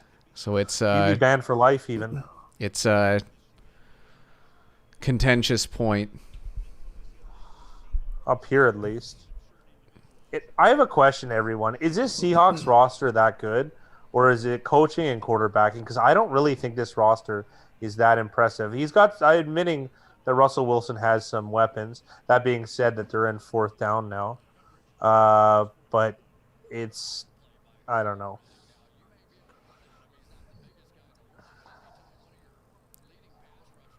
I think that the sample size is just too big to say that this coach quarterback combo of Carroll and Wilson is excellent. They've consistently been one of the best teams in the league for, what is it, since he came into the league, essentially 6-7 years ago. Oh yeah, or he's been. It's like 9 years, right? What's that? Yeah, I think how long it was. Matt Flynn. When they signed Matt Flynn, when they draft him. That's a good question.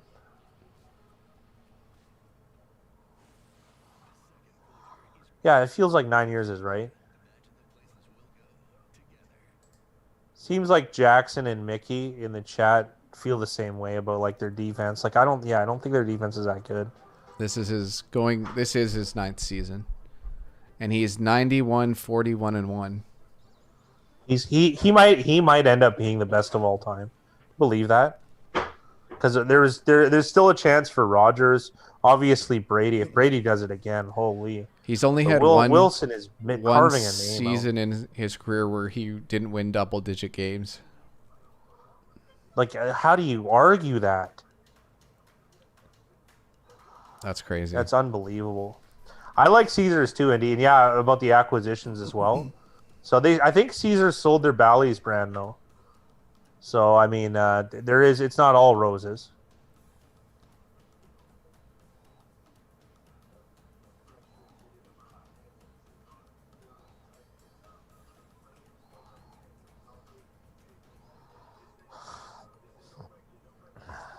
Hawks and Titans are basically the same. It's just, there's that little extra magic. They have completely different offensive philosophies, but yeah, they're about the same. They sold Bally's to get the funds to buy William Hill. That makes sense. I don't like William Hill as a company. I've had bad experience. They're bad. But, I mean, that's just for me. It doesn't mean they're not. Just because I had a bad experience doesn't mean that they're not a good money-making company. It's really rare for teams to make deep playoff runs with terrible defenses. Seattle needs to correct them or to be in trouble. I would imagine. So. I'm just wondering because they've covered every game but one this season, I believe. I think they're 5-1 against covers. Only the Minnesota game, which I can't believe they even came back against.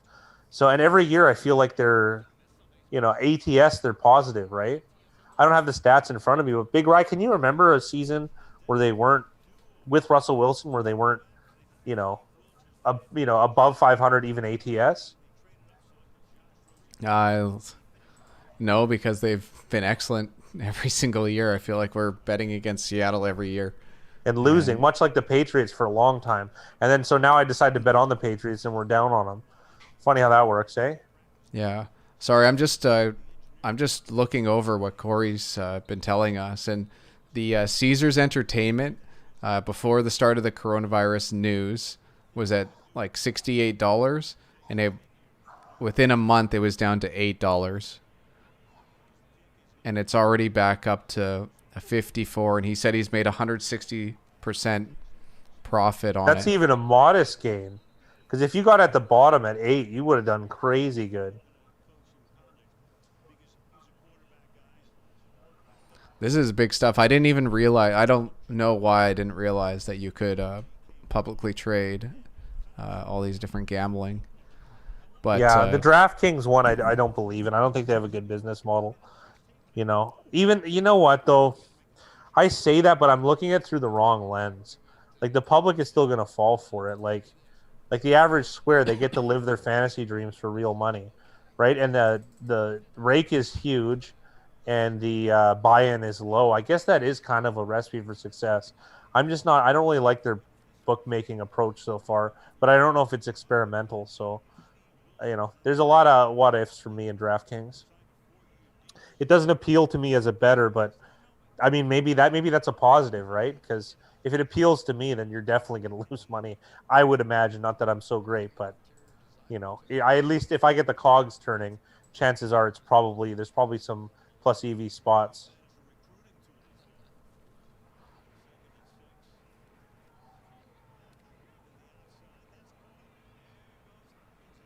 Hopkins looks slow, but God, does he get open?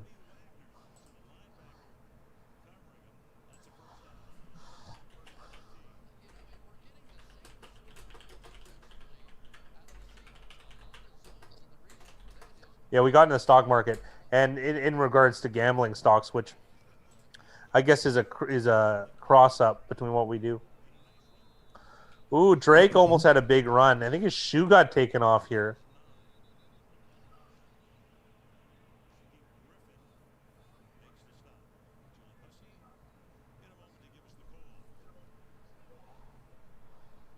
well, I appreciate you letting us know, Corey. I'm going to catch up on all this chat. Jackson thinks that it's mostly coach and quarterback, and the defense is actually really bad. Sam said Seattle finally figured out to throw more with Russell. Mickey Hill said, agrees, Sam. Hawks D will be their Achilles heel. Untouchable. I love this Arizona D so far. Sam, so run stubborn for so long. Corey, I have Penn. I didn't grab as much as I should have, but I knew people would flock to the Barstool app, but Penn's balance sheet is a mess.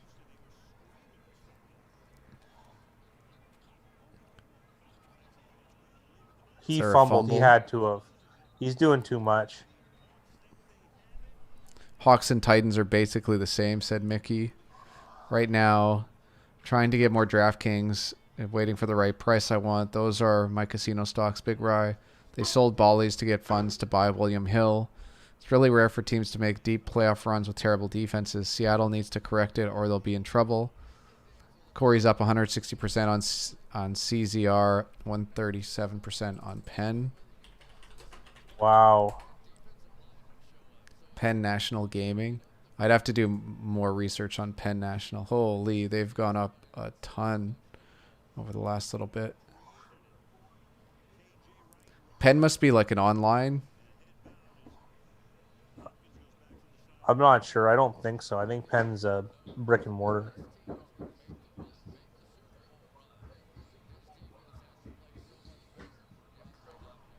But I'm excited to do this research later on. I appreciate that.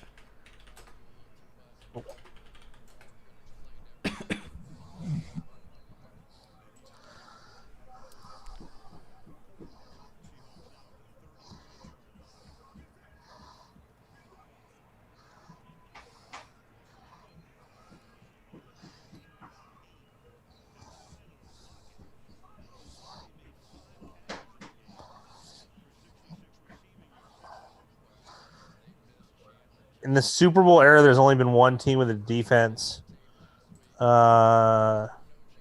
higher than league average. Redskins Super Bowl 11 or one champion. That's very interesting, Mickey. I do think we're in a different era where that doesn't like.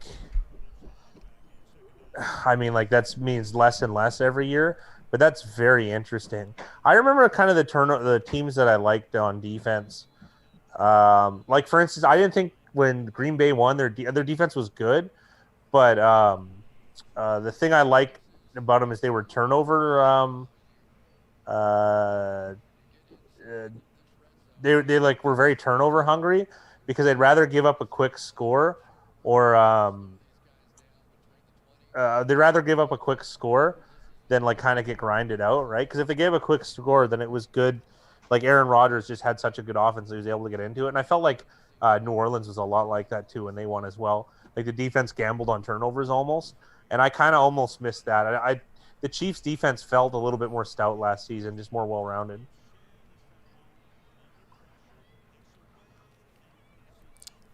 There was a. I'm not going to be able to say where it was from because I can't remember, but there was a study and it was talking about from year to year, it's easier to predict how successful and how consistent an offense is going to be over a defense, because there has been, like over the last few years, really, really strong defenses.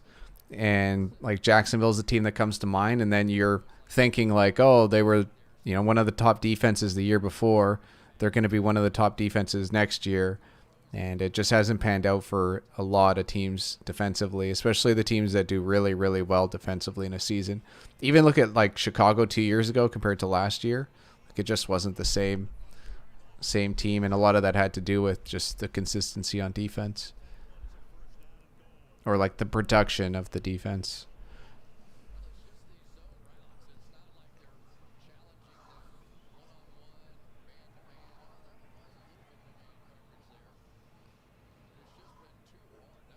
I think I'm up against Wilson in another money league. I'm hoping Carson gets the carry here. We'll see. Seahawks again on the goal line after I guess we're going to call it a costly fumble. Oh, out of shotgun here. Oh, no. Wow, that's going to go the other way, isn't it? Yeah. Wow. Metcalf is that Baker? That is Baker, but Metcalf is pretty crazy. Is that the best play of Metcalf's career so far? No, but it was impressive. That was impressive. You know what, man? What good effort from DK Metcalf.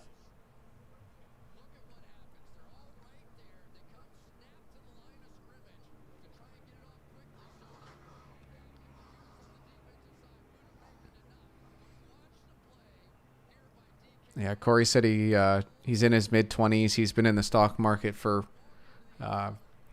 10 to 15 years. But he wish he got more into stocks. Yeah, exactly. I'm going to do some digging to see which is the worst defenses of someone who won. Bumble J stocks is degenerate gambling on a much higher level. In the Super Bowl era, there has been only one team with a defense NE/A higher than the league average. And that was the Raiders in Super Bowl 11. Pennis Casinos, but they partnered with Dave Portnoy and have a Barstool Sportsbook only available in PA and launched last month and already has a 10% market share in PA. Plus, only 18 out of 50 states have legalized sports gambling currently. Oh, the Drake is being fed right now, much to the delight of one untouchable J. That Metcalf run, wow, that's speed. Oh, yeah, he's breathing heavy on the sideline. That effort level, that's just great. Well, Buda Baker couldn't believe somebody caught him. Yeah, exactly. And I'm sure Buda Baker isn't slow. Yeah, yeah. I mean, I can't imagine Buda Baker is slow. Exactly. I mean, he might be a 4.6 guy, but that's still in the real world. That's very fast.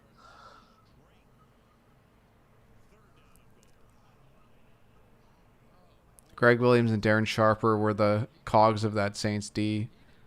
Mickey Hill said any/A is adjusted net yards per pass attempt.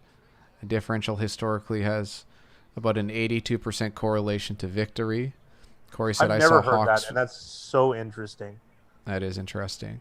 Hawks were -3.5. Pretty much at even money. Should have hit that. Shake my head.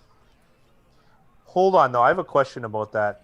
When you count the sample of those, are we just going by Super Bowls? Because it's not that many, right? Like, but I guess no, because I guess that encompasses all of the league games, right? So that really encompasses the league. That I mean, that's very interesting.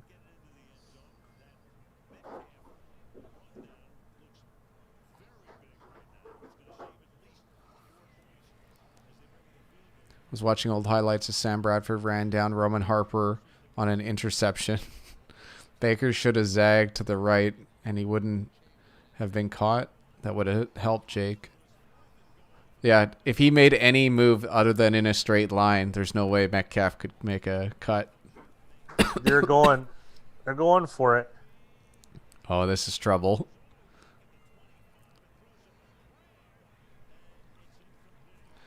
Well, DK Metcalf somehow saved 7 points with that rundown. Wow. That's unbelievable, man. That's that effort play you talk about all day. You might look like Odell Beckham, but he sure as hell doesn't play like him. That was unreal. I love stuff like that. That was rad. You know what's funny? I say stuff like that, and I was the laziest athlete. Not far off from you, Big Rye. You and I Yep. are on the Mount Rushmore of trying to be smart rather than effortful. I guess you could say that. It takes too much effort to really think about it. So. That was unreal. I love stuff like that. But you can't blame Baker for like how I can't believe someone caught him, and B, like it's like your big moment. You don't want to make a move. Mind you, his game last week was unreal too. Who was it? It was against Dallas. This is a nice streak for Buda Baker. Buda Baker ran a 4.45. 4.45. Oh Yeah. my! And he got caught. I Metcalf ran a can't. 4.33. Yeah, but I mean that's still considering how far he was behind. Oh, that's all good, Sam.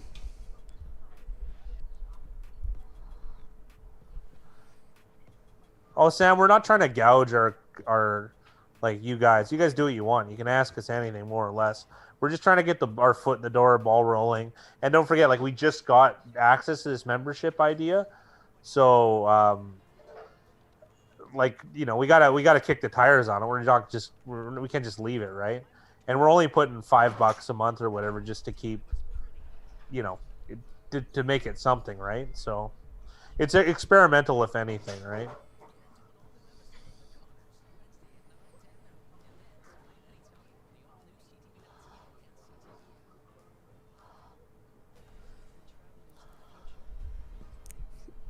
It's funny, Mickey, because I've seen that before too, and like I've seen arguments that like teams should just abandon the run, but like teams like Tennessee blows the water out of that stuff. Like, how does Tennessee rate in all those stats? I'm sure they still rank well, but like a player like Derrick Henry can make quite a bit of a difference. I want to go back and talk about that decision from Wilson, because that was a rare mistake from him in the red zone there to throw that pick. Good point, Big Rye. Because it was like a rainbow pass.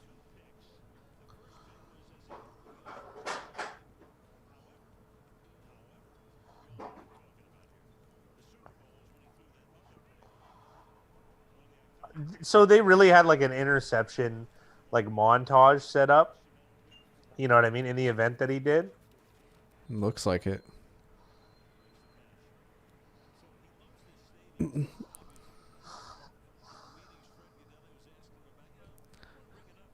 Tennessee is winning because of Tannehill, not Henry, said Mickey.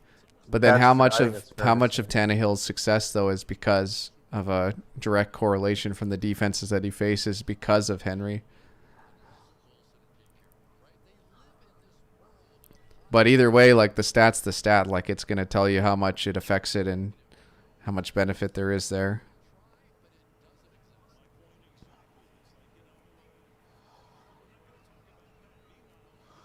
This is a lovely run by Wilson. Wow, he's still going.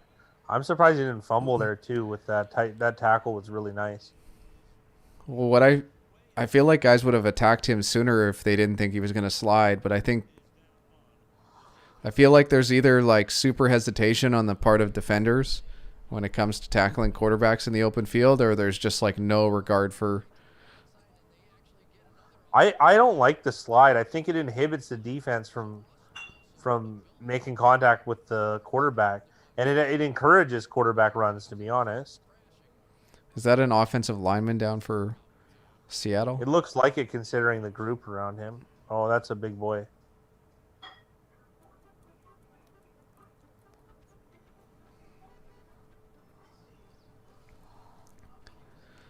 It's 100% true, Mickey.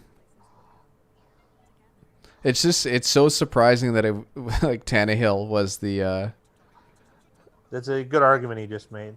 yeah. It's funny because if you thought like when they brought in Tannehill as the backup, no one was like, "Oh, this is the answer" either. Like that I was thought he was going to win the starting job. I'll be honest, I did, but yeah. I didn't expect the whole team to get that much better, like win probability wise. At least in my head, I definitely had Tannehill as a bottom 10 quarterback uh, Yeah, before he went in. Honestly, like he came in, and I know you thought he was going to be a starter, but it's but that doesn't mean. I just thought he was gonna. I just thought he was gonna be. Yeah, like I thought he was gonna beat Mariota. Like it doesn't. I don't know. I didn't expect these leaps. He had a near MVP caliber season last year. Like and, it was in the running for me. oh This totally. year it's He played clearly like Russell Wilson. and Tannehill's still playing well this year. Like it's not Oh even yeah, like a oh last yeah. year thing. He's still playing really well. The it also goes to show you like how much uh, like different coaching philosophies or like the way that teams play or strategies can really make a difference for a player. Because Tannehill didn't look this good in Miami either. Never Tannehill never looked close. So it's cool when guys find that fit, and it seems like Tannehill in Tennessee has been a really nice fit for both sides. Untouchable said Tannehill wasn't that bad considering in Miami. Yeah, there's a lot of issues with those Miami teams too. They're bad. And Mickey said he's fourth behind Wilson, Mahomes, and Carr. And I'm blown away that Carr's in the top four, to be honest. I mean I would that system more than anything.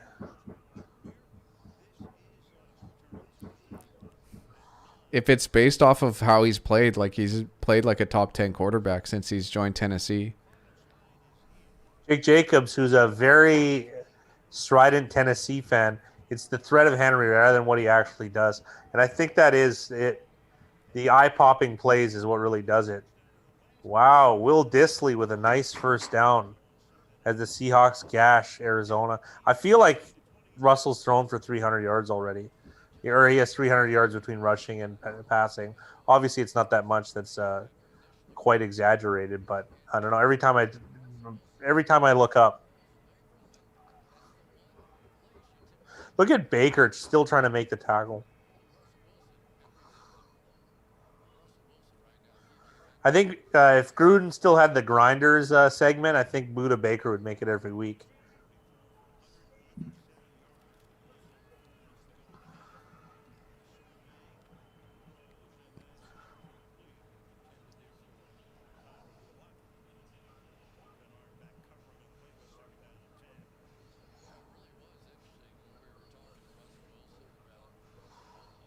I have to ask him why wasn't Tennessee? Yeah.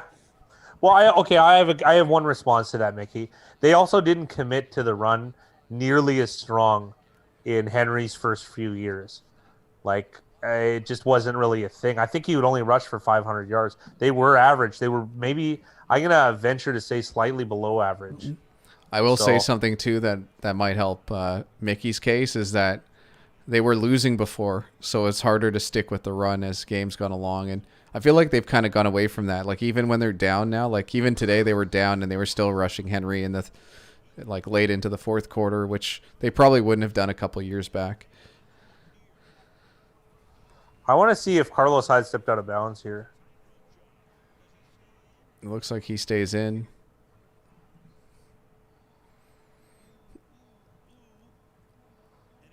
He totally does.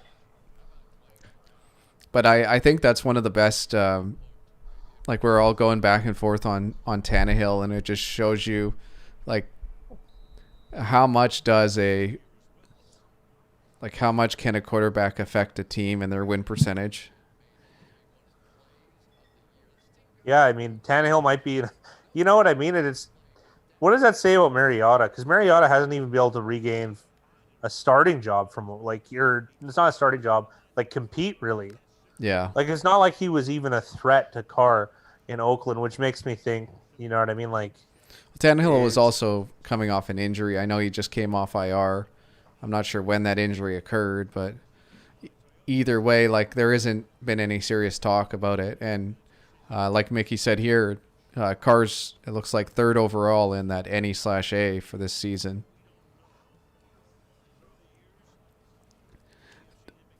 On the flip side of it, how much success do you guys think Tannehill would be having in other places? Like, would Tannehill be as successful in Seattle if he took over for Russell Wilson? no, because comparatively Seattle would be far worse with Tannehill, but I still think they'd be a winning team.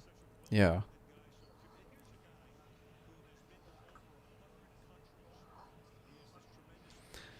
And like Mickey brings up another good point here. He's not trashing Henry. He may be the best in the game, but rushing only has about a third of the EPA of passing in today's game. And That's in Tennessee's case, I think it's probably a little bit higher than 33%, but how much higher? Like, I think that's what we're all discussing.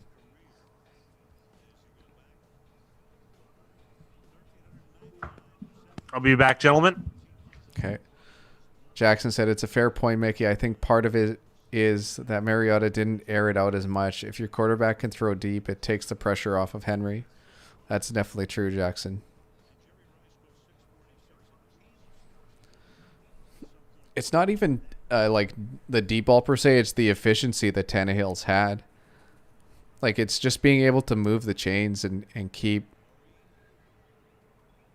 drives alive. You know, converting those 3rd and 6s. Like, if he has those two runs for 2 yards each, and it's a 3rd and 6 or 3rd and 8, and Tannehill can complete, it does make a difference for that entire team. Like, it allows the defense to rest. It allows the offense to eat up clock, put up points.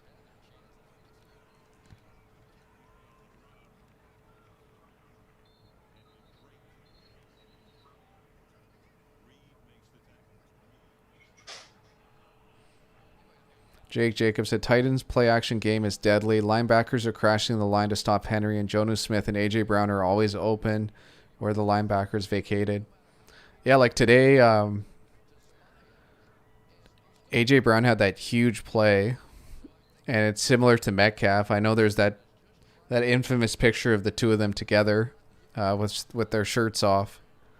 And the other thing, too, is like on that same play, though, if Tannehill doesn't put a strike in and hits Brown in like at full speed, like that's probably not a touchdown. And those are the differences, too, that like, yeah, Henry might have brought the linebackers up, but Tannehill throwing a strike on time to Brown is part of the reason why that's a touchdown. Whereas with Mariota or really any other quarterback who's just a little bit behind or a little bit off, like it's a whole different result on that play.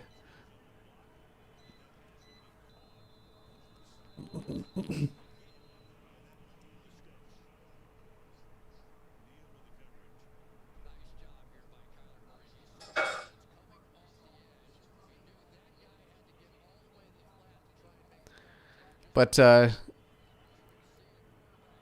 you know what's going to be interesting, because we saw it in basketball, is that eventually one of these teams is just going to essentially throw the running back position out and go 5 wide on every play. And like we'll never run the ball, because analytics wise that's the way to go.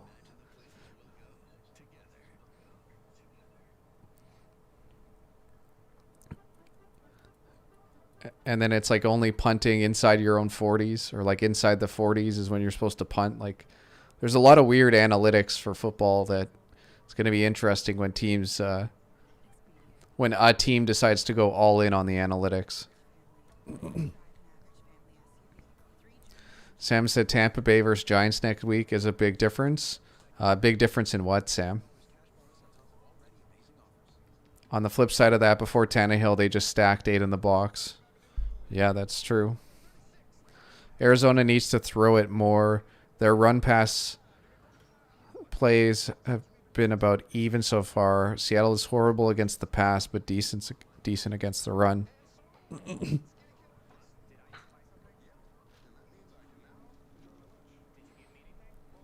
Well, even like the fat guy and I were joking, because last week, like Murray actually seemed like he played well, but he finished, 9 for 24? Big difference in linemen, Tampa Bay versus Giants. Yeah, that's it's going to be tough. Mariota's inaccuracy will keep him as a career backup. I think that's fair to say, Jake. He'll probably get one more chance, but like there's just too much value in being able to even draft a quarterback in like the 3rd round and get the same play. Yeah, 9 out of 24, those are Tebow numbers. But he also had Tebow-esque rushing numbers too.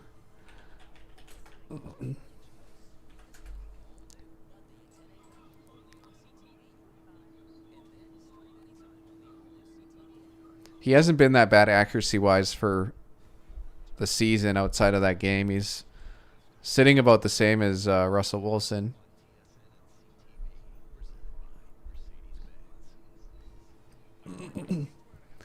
It's actually kind of surprising looking over that the most attempts he's thrown for this season are 40.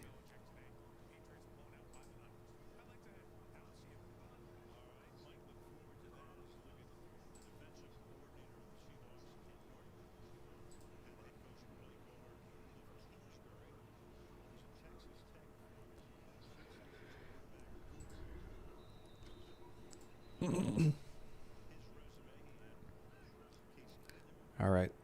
Seattle's up 27, 2-minute warning. Arizona 1st and 10 from essentially midfield.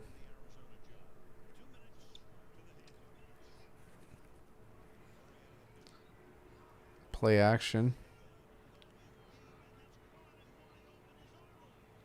Wide open Arnold, and Arizona is in the red zone. It's going to be 1st and goal from about the 6, maybe the 7.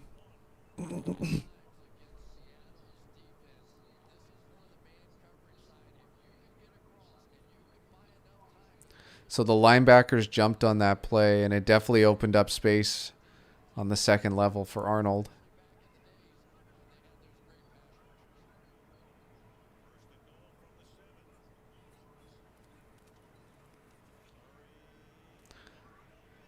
And Christian Kirk touchdown. It'd be interesting to see. Do they have the those NEA numbers for play action versus not play action? I'd be curious to see what the difference is between those two.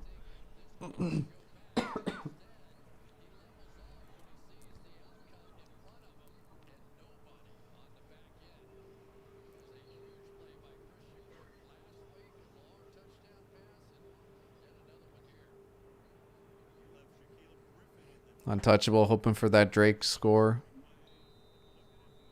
You had nightmares about Drake after last week.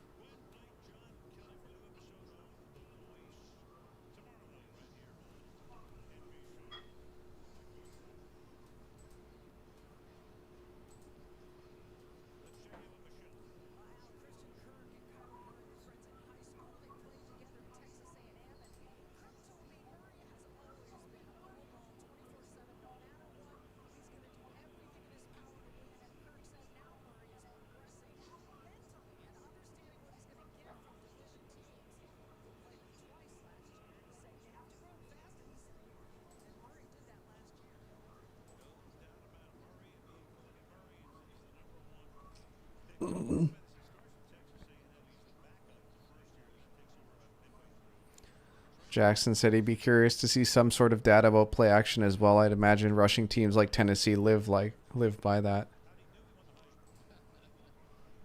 I remember once seeing they were talking about play action, and they were saying that it actually doesn't even matter, or it didn't. There wasn't a correlation between a team's rushing success and their play action result. So that was interesting as well. But things are always changing, and even things that you hear from a few years ago could be different now.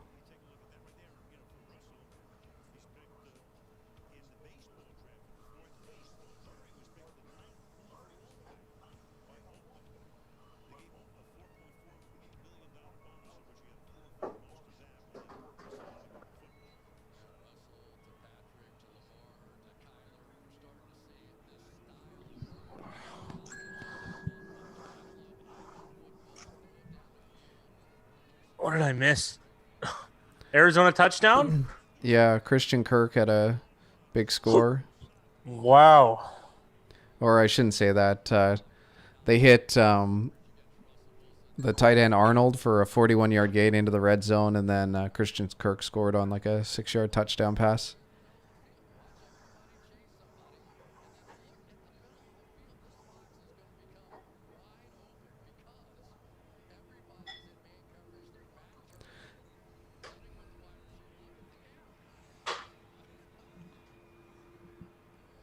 Wilson, how many yards does he have? 100? We'll look here. He's got quite a few. 2 rushes for 56 yards.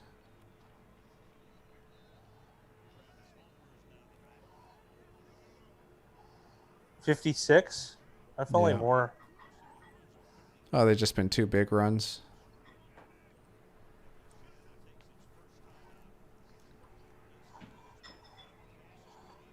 Yikes, man.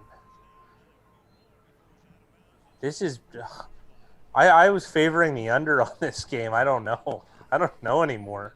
Holy. 34 points as of now, and it's looking like Seattle might put up a couple more before the end of half.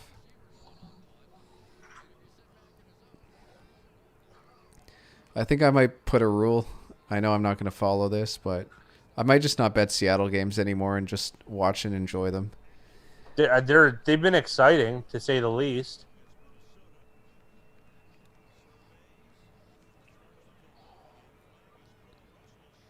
What? Look how dangerous that was. One of the Arizona players just hurt himself. 20? There's a flag on this play, though.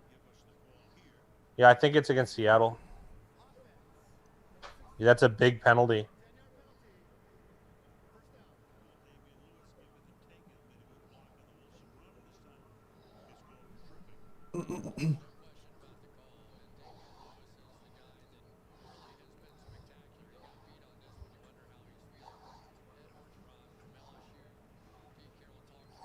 Untouchable needs a turnover. Mickey says, I do not like betting against Russ.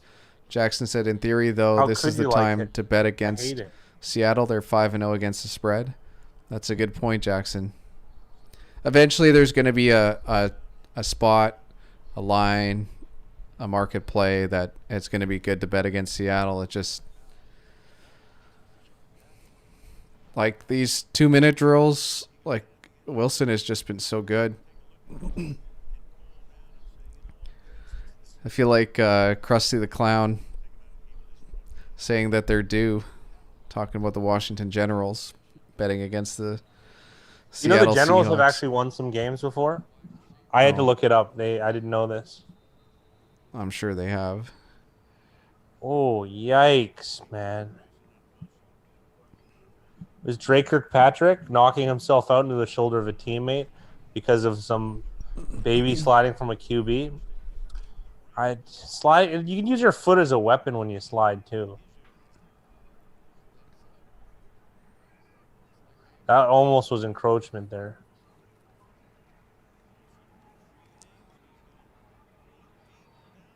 No way. No way.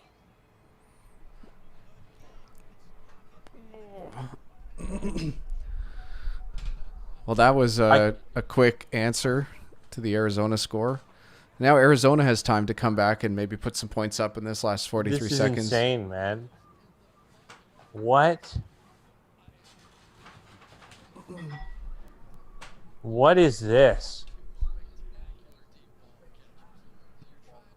They knew Baker was tired from the turnover. I'm not sure why Baker broke off of his coverage, but how much better could that pass be? That was Peterson almost made a play on it. What's the over? I can't even. I can't even. This is ridiculous. I've got what is that?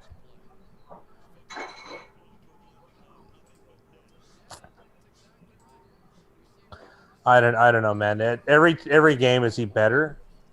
Oh, Carson looks like he's hurt. That's unfortunate for Chris Carson as well as fantasy implications for a lot of people. Russell's form is just incredible. Yeah, I think it's more than that. I can't even I'm speechless how good that was. All the time, and I think no, it can't be that. It can't be that good in every week. Best player in football.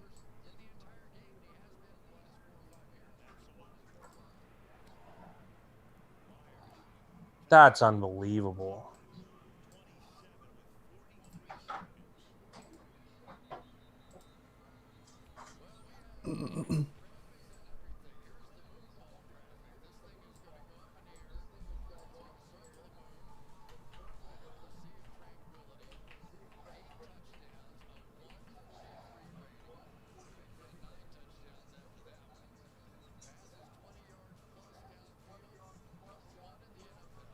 It's 70.5 at Pinnacle.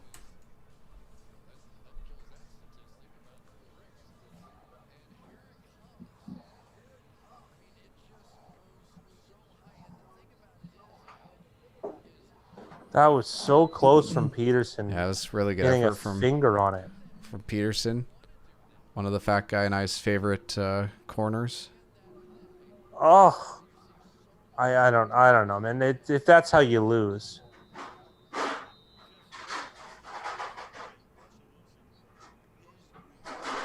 Holy, I just see what I mean. I can't even get. That's insane.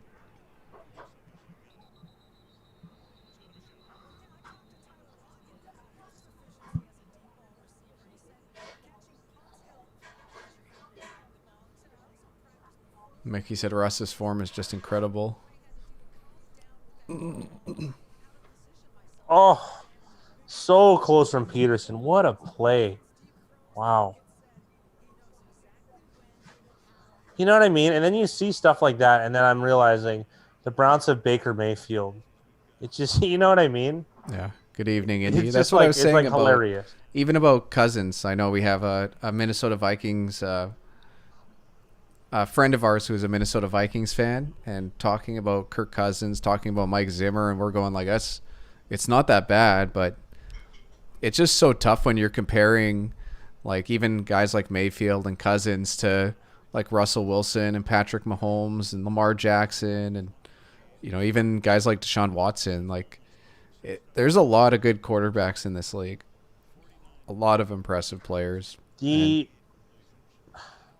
like how yeah like I didn't even mention Aaron Rodgers. I didn't mention Tom Brady. I didn't even mention Drew Brees. There's a lot of really good quarterbacks. well that's you. It's a good point here. Like I guess maybe those guys set a bar that's just unrealistic. I'm gonna say Wilson and Mahomes because this is just like it's absurd. It's so absurd. You can't even play.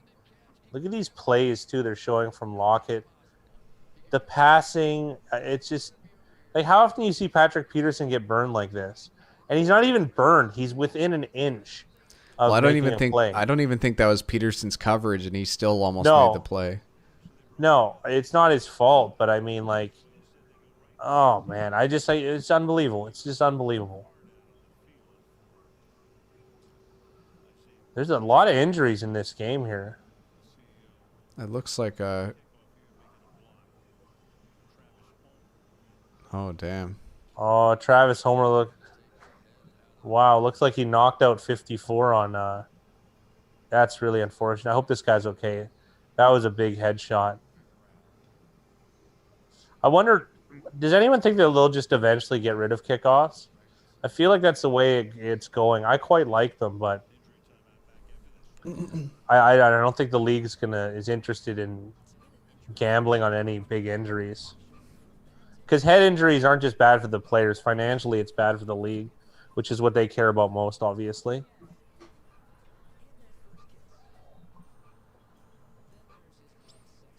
Mickey said, Jackson, you were asking about a metric for total defense. Football Outsiders has a metric called DVOA, but it's really heavily pass related as well.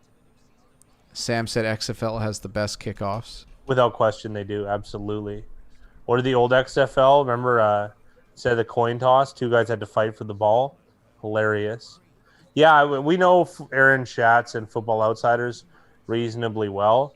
It just a lot of the metrics that they use in all those types of things are they're like a nice storytelling, but they're very I don't know.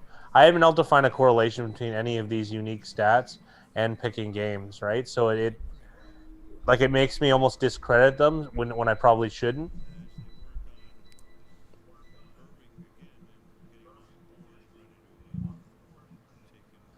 Yeah, the XFL one didn't have a running start. It was great.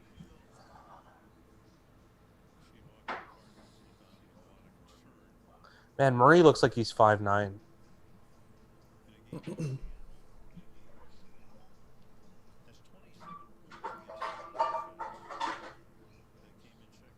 Yeah, they don't work exactly, right? So then it makes me just go, when realistically, I'm sure they have some value, but like doing a direct correlation, no.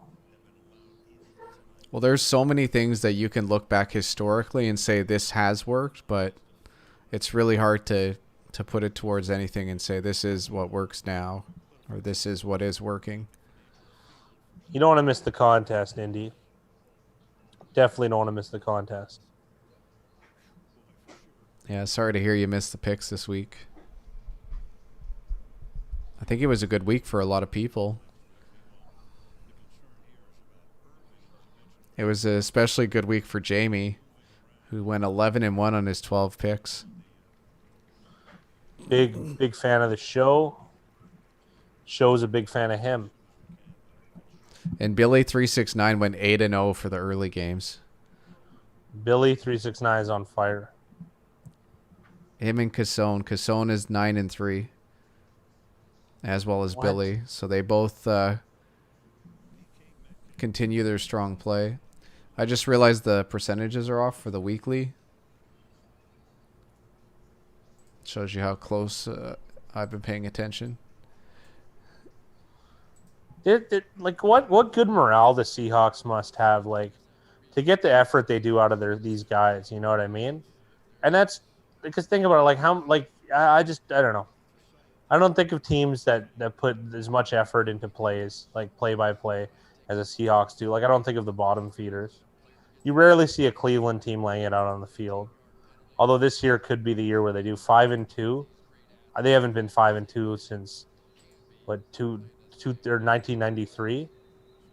Actually, they had a 1-10-6 season. I'm not sure how they started, but let's see if Arizona can put points on the board. 43 seconds, but they have 3 timeouts. So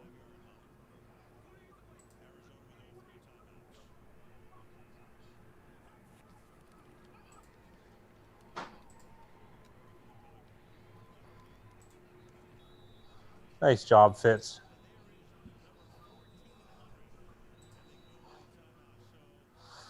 Yeah, it happened to work out. Just too many points, Indy, selecting the Jets. It was their time to cover. It really was.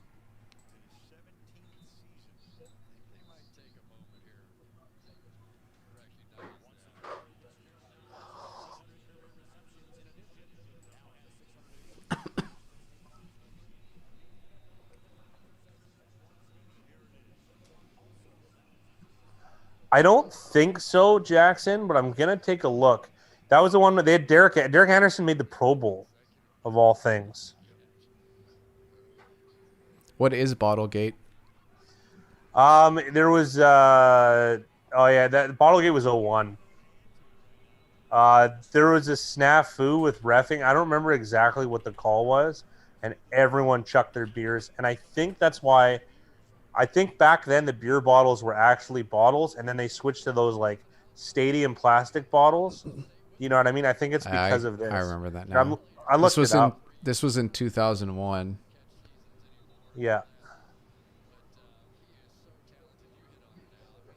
And the 2001 Cleveland Browns went 7-9. Yeah, the Browns got hosed on a call because they Couch spiked the ball thinking that it was a completed pass, and then they called it an incomplete pass, thus making the spike 4th down and eliminating the Browns' chance of winning. And so, as usual, Browns fans lost their minds, and they're what a throwing heads-up beer play bottles. from Chase Edmonds. I remember seeing the clips of that. It's definitely a funny video to watch. I forgot that it was referred to as Bottlegate. It was no Malice at the Palace, but it's up there. Malice at the Palace, we can all agree. If people don't remember the incident, the Detroit Pistons Indiana Pacers incident, my favorite quote ever was Ron Artest asked Jermaine O'Neal if they were going to get in trouble for what they did. That was so. I love that story. I think Steven Jackson told that story on one of the Talking Head sports shows, but I love that story. He was curious as if the league would take action for him hunting down and fist fighting fans. I don't have any problem with Ron Artest, but it's a little bit out there.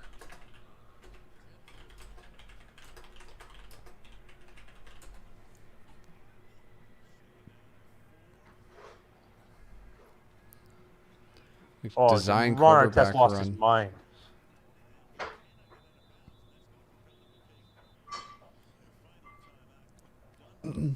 It might have. Something happened in Greek League once. One of the Greek League teams was down, and the coach didn't like a call against them, and he took a gun and went on the field and made the ref post like review, change, and restart the game, literally with a gun to his head. That happened like 2 years ago, and then they got banned, obviously, afterwards. But Malice at the Palace takes the cake, that's for sure. Oh yeah, the look on the yeah. I remember. Here's the quote. And I remember when who is it? Oh, Jermaine O'Neal slid and connected with that small guy. That was brutal. That was a total kill shot.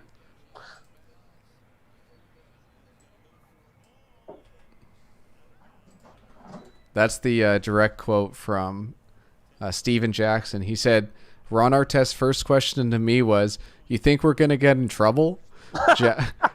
Jackson said, "I said you're lucky we have a job. Trouble. We passed trouble. We're going to get kicked out of the league. I thought my career was over." Yeah, and that's a rational thought from Steven Jackson. And now we got Zane Gonzalez, a former Cleveland Brown, coming up. Oh, he's He's doing his Catholic cross here, saying his Hail Marys. It's a 49-yarder. I can understand why. Did anybody This looks see good. Joey Sly 65-yard attempt today? Oh, there's a flag.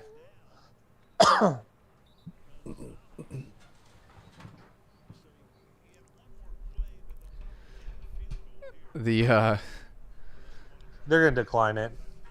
apparently the Malice in the Palace, it stemmed from the year before. Ben Wallace, I guess, had a dirty foul in the playoffs against Ron Artest, and then Jamal Tinsley was in a huddle with Ron Artest, and he said there's still time to get revenge for that foul from last year.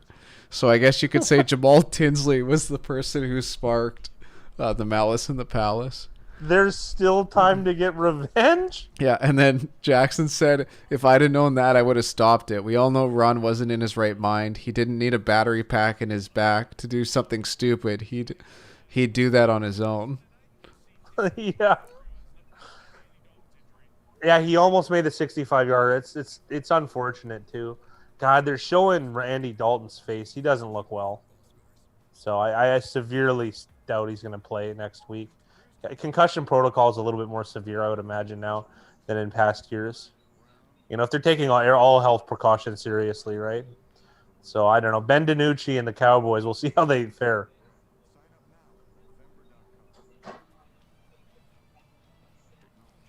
Jackson was suspended 30 games, fined $3 million. $3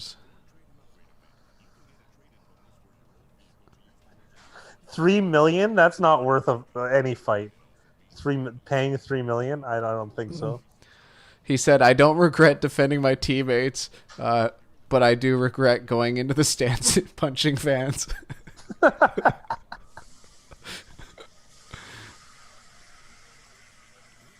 When I watched that live, I thought he made that 65-yarder. I couldn't believe my eyes, and then coming down the pipe, it looked like it. Oh, it looked like there's not many kicks look better than that one. You know what's bizarre? Like how difficult it is to seem to get a kicker like Tampa Bay for years. You know, when they drafted Roberto Aguayo and stuff in the second round. And then you pick up guys like McManus I think he was on the Colts and he got picked up he got traded for or picked up off waivers or something, and McManus has been a stalwart for Denver Broncos. Joey Sly, where did he come from? You know what I mean? Like, wasn't he a replacement for somebody? It's just weird how, like, Cairo Santos played a year of college. Obviously, he's not in good favor now, despite being the kicker of Chicago, losing his job to Butker in Kansas City. But they really found the guy off the street. And who is Harrison Butker as well, right? It's just weird how kickers can fall out of favor and regain form. Robbie Gould, Chicago gets rid of him, and then he becomes a hot commodity. And Robbie Gould gets paid quite well to play, and he does kick well for San Francisco. Kind of like NFL kickers are kind of like NHL hockey coaches.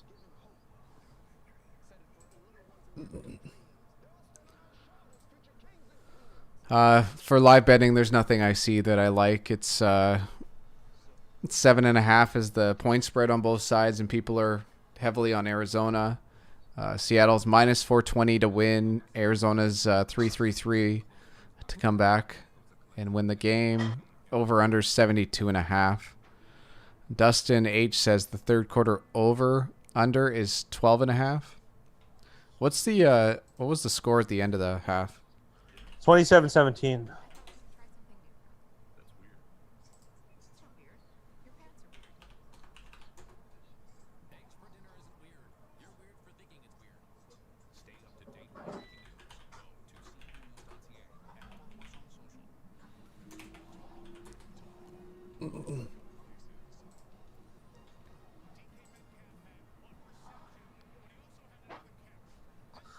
Yeah, but the pass doesn't necessarily dictate the future. I would imagine it slows down if anything, Dustin.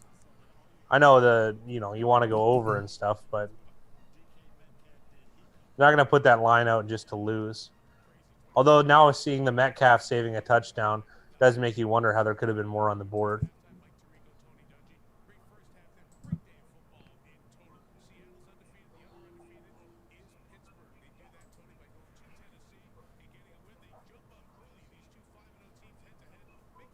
Yeah, AP. How about that that missed PAT with 0 seconds left for the cover for some and for the loss for others? And push for some people too.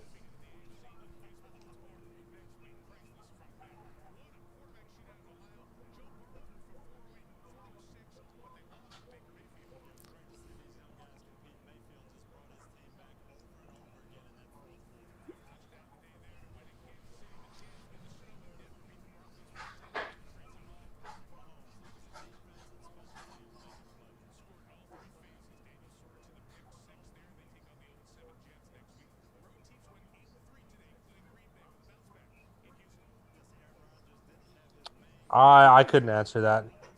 Not much of a basketballophile. I'll check it out. They're going over the order and just seeing the highlights from every game. I got a good look at most of these games, so. Anyone think Gronkowski is fantasy viable? I don't think so still.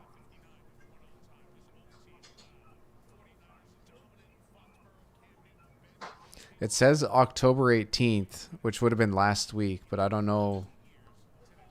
I haven't heard of any NBA signings, so.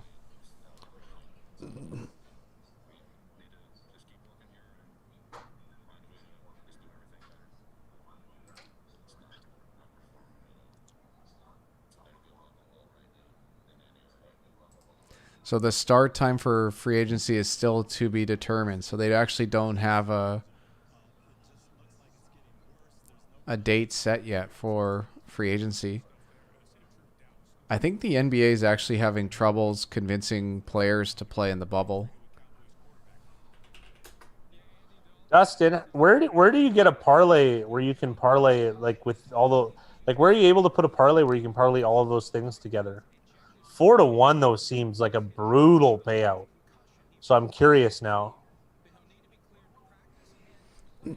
Arizona to win outright is plus 333 at Pinnacle. At Bovada, you can parlay props. Yeah, but those props, there's called covariance, Dustin. So like a lot of books won't let you parlay things that are during the same game, right? Because they influence each other. So some of them positively correlate, thus making the odds like more than what they should be. 4-1 is a brutal payout, though. I hope you hit it, but I don't know. That seems bizarre. I mean, and technically, you actually have an example of positive correlation. Because, I mean, all of those are offensive positive things, and they kind of need each other to happen, right?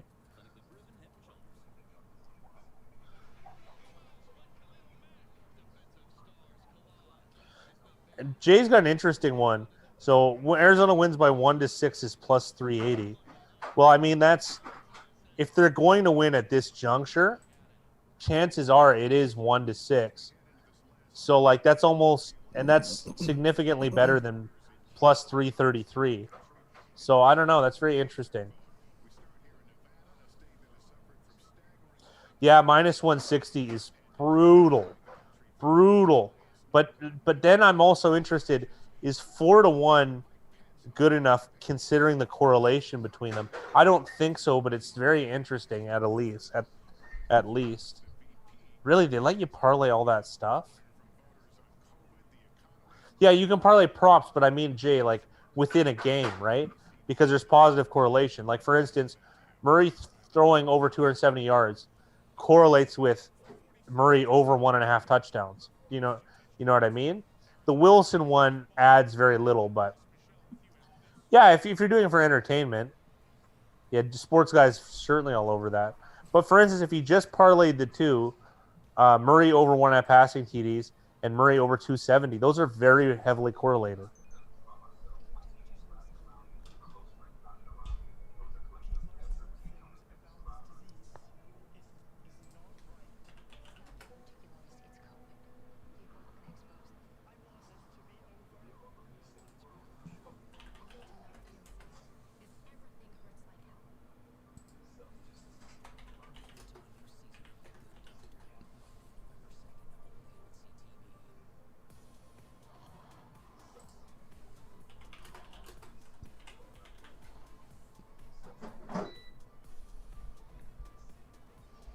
Are they playing all 9 innings in the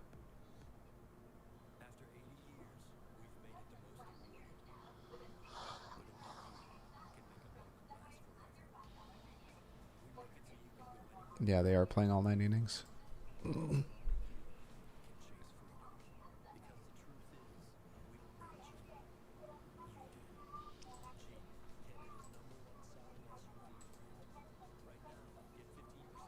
Tampa Bay is plus 483 on the live line. Or you could get them plus 2.5 at minus 115.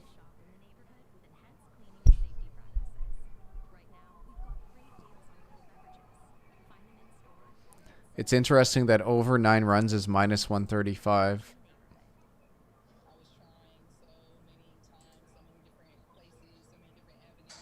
Oh, that changed quickly. Now it's under 9.5, minus 133.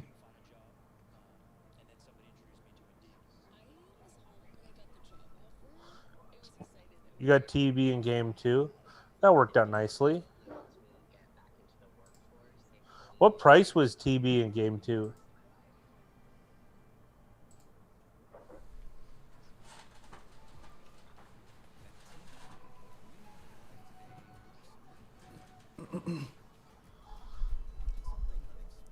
In game 3, they had 11 runs in the first. Holy smokes. Hard to do ever. Plus 120? Huh, I thought it'd be more.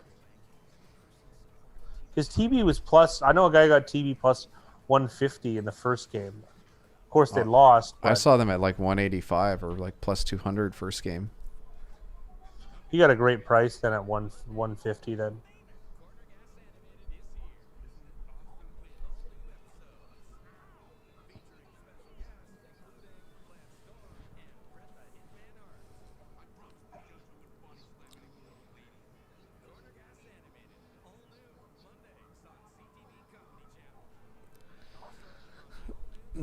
In Canada, they've taken one of the more popular Canadian shows and turned it into an animated series. Which one's that? Corner Gas. It's animated now? Yeah. How that no did anyone watch Corner Gas? I'm sure there's people in Canada that watch it. I feel like only people on the East Coast. It's not a BC show. No.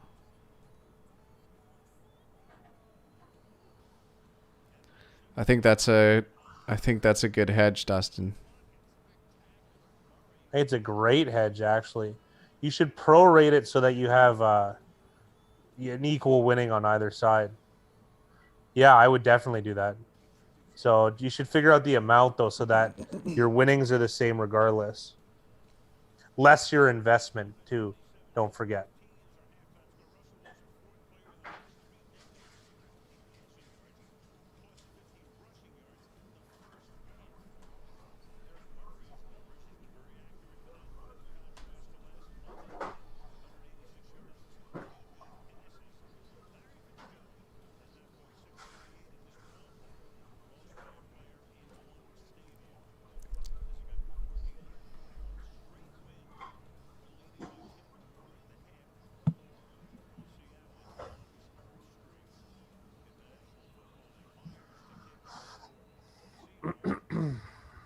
Nice, Dustin. Congrats on the win.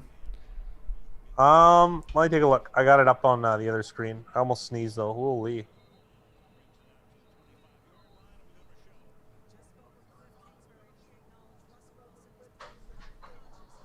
Oh, Ditka's going to lose. I'm gonna be tied for first just behind on points. It's 88-56, Mickey.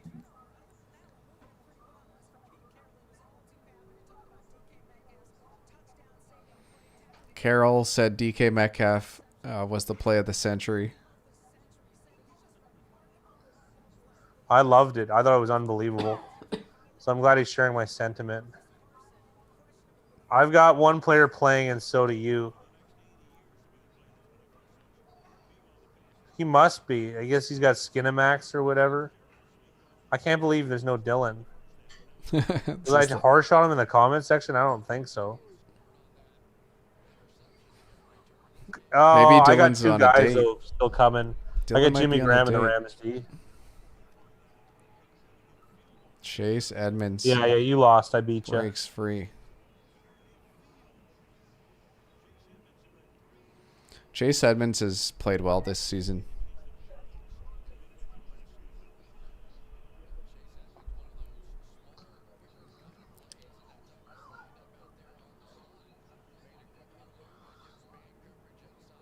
Wow, primetime champ Bailey is not that much different than prime Ty Law. Those are the best to ever do it. Wow, during that era.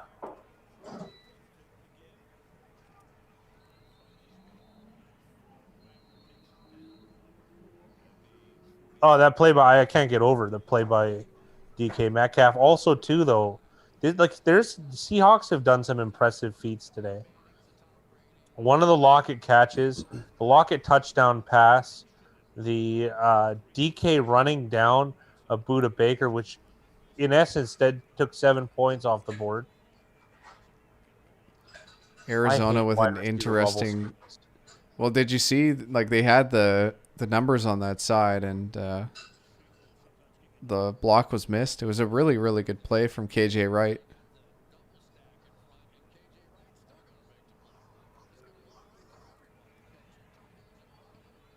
Yeah, but what are those goofs doing? Get Fitzgerald out there; he'll square up against him. Those guys look like they were like henchmen in a movie. They look like bosom buddies.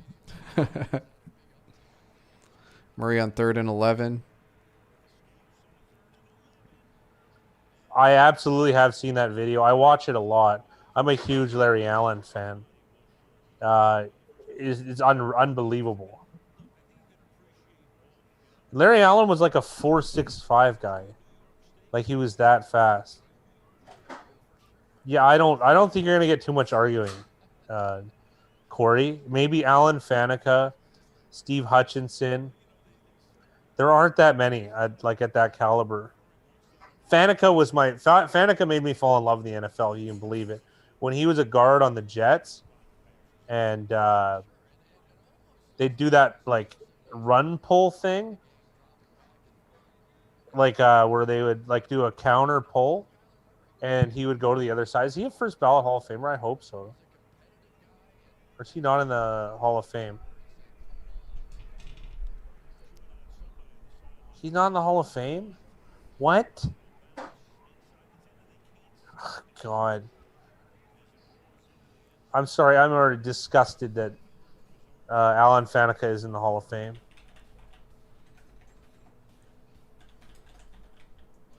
He's also over 100 pounds. Good for him. Anthony Munoz was 13 seasons as an offensive tackle. He was a tackle. Munoz has the right angle pinky finger. He played, I think Munoz was all of his seasons for the Cincinnati Bengals. He probably went head-to-head with Booger McFarland every game. Oh, Brian McKinney was rowdy. 6'8". He was a monster. Will Shields. Yeah. There's some... Walter Jones is another name. I have a hard-on for Alan Faneca.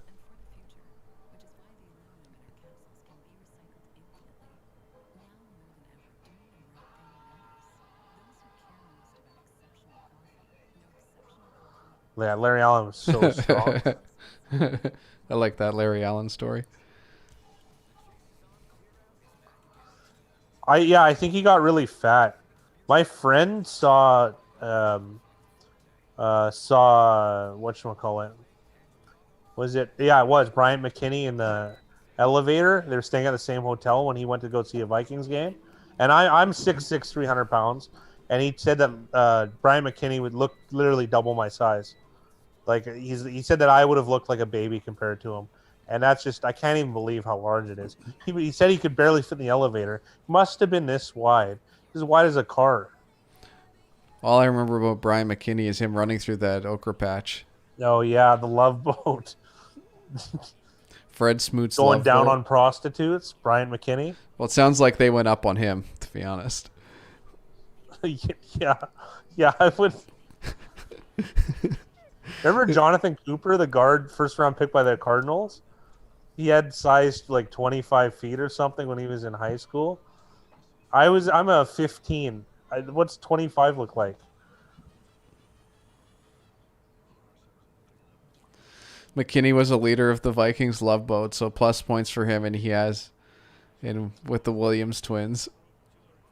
Larry Allen, 700-pound bench press. Yeah, I think Tyron Smith benches more than that, though. Tyron Smith, I think, is the strongest guy to ever play in the NFL.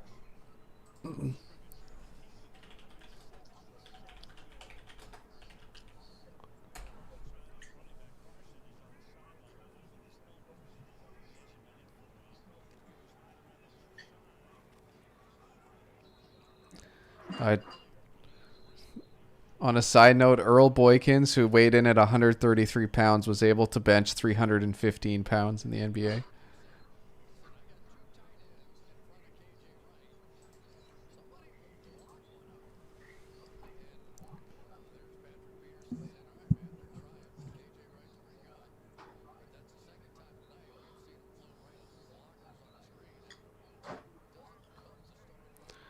Oh, McKinney for $20? I wouldn't have passed on that for. There's no way.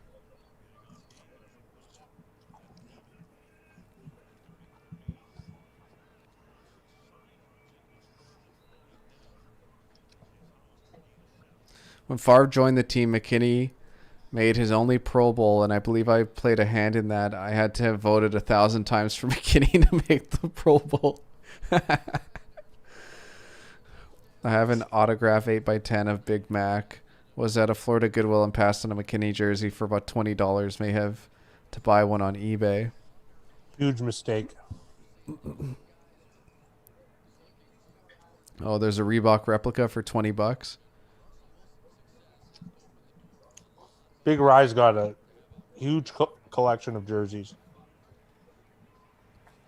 I've been slowly getting rid of them. Have you? You give them away? I think I've given some to like my brother and stuff. He gave me some back, so I'd have to go check to see what I still have. And then you probably had 60 at your peak, yeah? Maybe like for all, I wouldn't say that. I probably had like 30 from all lots Between of basketball, hockey, and football. I don't know, man. Yeah, I guess so. Some of the like hockey jerseys I have were just for decoration. Yeah, signed memorabilia.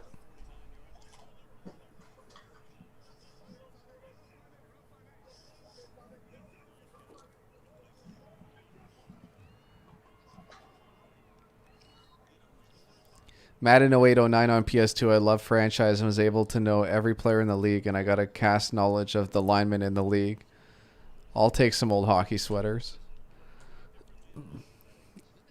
I'd have to check to see what I actually got and where they are. You realize Big Rye is like a small, right? Oh yeah, I don't fit into these jerseys, that's for sure. I laugh at the ones that I bought like growing up, like the ones that I still don't fit in.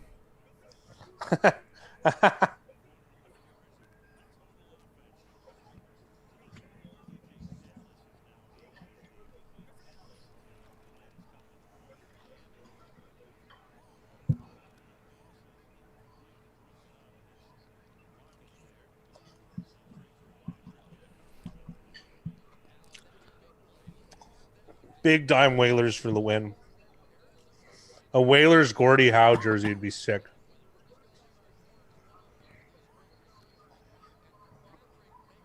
Yeah, Whalers is so sick. We had a friend who had a Whalers hat, and we were always jealous. I had a Nordiques one for a while, but it got shrunk in the washing machine.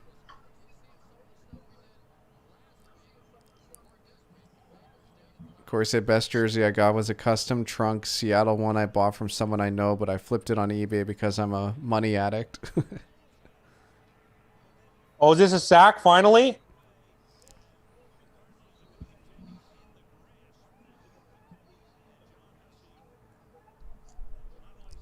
It was a custom Trump Seattle. Which sport? The Supersonics? What's it going to be? 45 is his number? Oh, Baker couldn't get him down. Oh, How does he get out of these?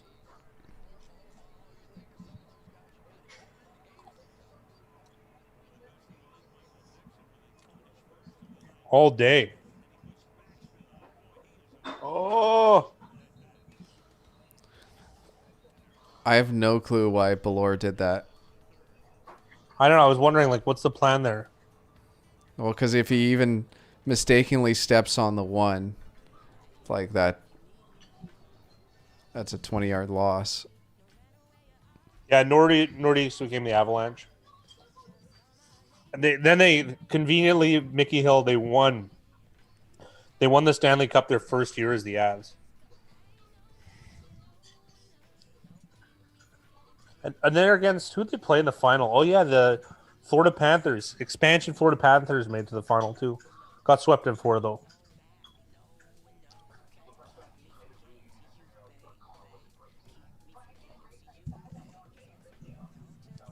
A guy that Joe Sakic was, I think he was a captain of the Avalanche. Yeah. His niece was my school teacher in grade 6. Me too. Miss Sakic, she was nice looking. The Yeah, exactly. That's just brutal. Brutal. well, she was also a BC Lions cheerleader. Was she really? Yeah. Yeah, she's my teacher in grade 6. I think grade 6. Might have been 5.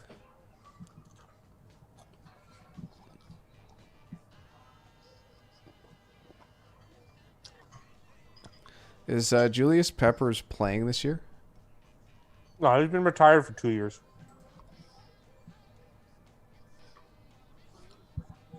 He went back to Carolina for one last year.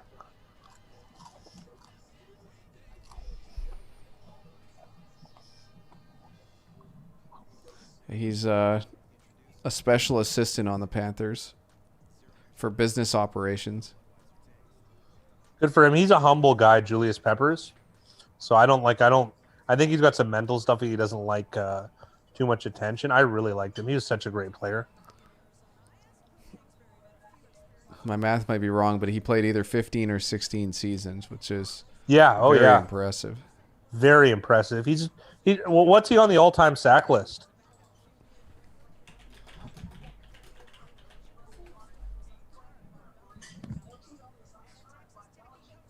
Fourth. Only half a sack behind Kevin Green for third.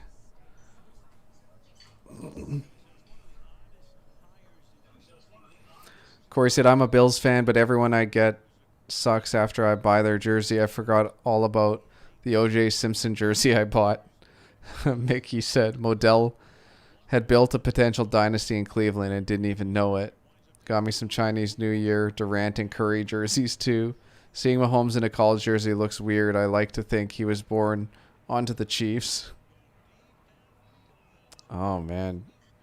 An overthrow on Hopkins, who was open long. Montez Sweat may be a better physical specimen than Peppers. I like how the fat guy talks about Chase Young. He calls him the human predator. He looks like Predator.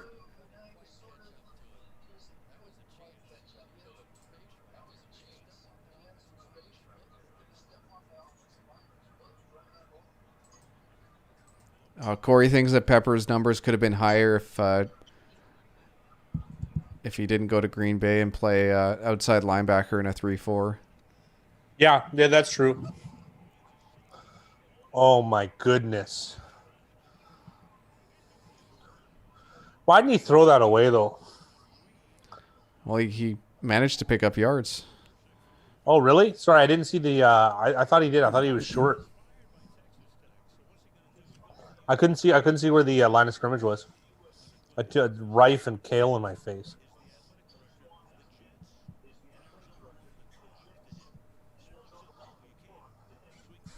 Peppers is a different class. I agree with Indy. Predator kind of looks like Chase Young. Yeah. I know what you mean, but Pepper's in a different class, but doesn't have the same hunting ability. Yeah, Oh, absolutely. Watt's injuries have tarnished his legacy big time. Bobby That's Wagner. unfortunate. Bobby Wagner just gave a new set of downs to the Cardinals. Watt would finish so much higher on that list if not for the injuries. The Packers Seattle game, Peppers was a force. The Packers should have faced the Pats that Super Bowl. Yes, I agree. They're very lucky for the Seahawks. And it definitely is a shame that Peppers never was able to get a ring. Absolutely. But it's hard. It's also like because of the dominance of some of these organizations, it's just not in the cards for some of these great players. This is a rare misstep from Wagner. No Well, points have been scored midway through the third quarter. Well, through this third quarter. So I don't know. I'm not saying it right. Regardless, Wagner makes a good football play here, and it's just circumstance of the rules. yeah, he doesn't. He doesn't know. He doesn't know. He can't see the balls. Oh, that's unfortunate. Of the year the Panthers made the Super Bowl, he had a defensive touchdown that playoffs. Yeah, you can't do much more for your team than be a dominant player and scoring points on defense. Jackson agrees, fat guy, like he was on track to be the next Bruce Smith, Reggie White. He'll probably finish his career top 20 in sacks at least. He's 35th currently. I don't know if he will. I don't know how much production he's going to get. Like, it's just unfortunate. It really is.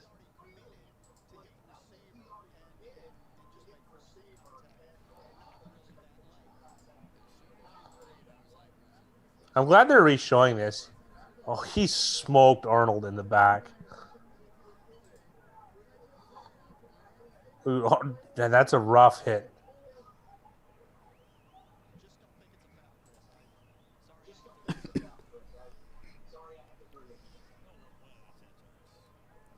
How many more years do you think J.J. Watt has in him? Probably one. I could see him retiring sooner than later, too, to pursue other things.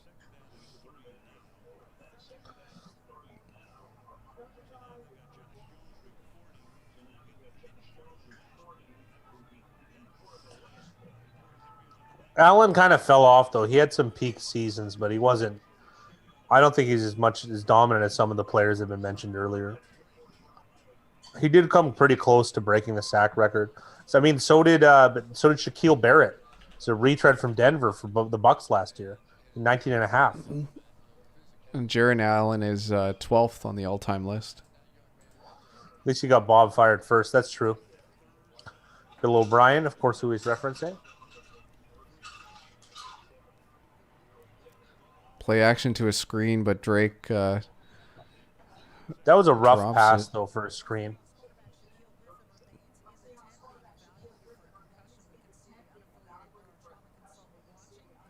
Dustin says he lives in Detroit. He's been a Lions fan the whole time, and the only team I feel bad for is the Falcons. I don't need to explain why. No, he doesn't. He doesn't at all. I didn't realize that Jaron Allen was actually drafted by the Chiefs and then traded to the Vikings. Absolutely. That was quite the stroke of luck. LT is the best defensive player. There's nobody better than Lawrence Taylor. There's nobody. Absolutely nobody.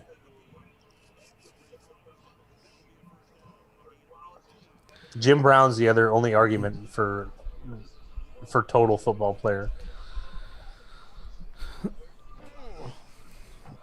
What a ball that was. Placed right on the money. Yeah, but he played Andy. He played in there wasn't pass interference really back then. Like he was clotheslining people, Night Train Lane. No, that was pretty rad that he did it, and he did it pretty pretty.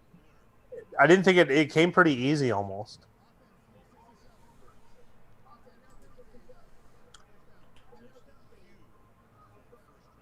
Justin Pugh with a hold here. Yeah, Bo Jackson's the best athlete, but I mean, Jim Brown would give him a run for his money primetime too. But you got to remember that doesn't mean you're best at your sport. Wayne Gretzky wasn't a good athlete; he's the best hockey player of all time.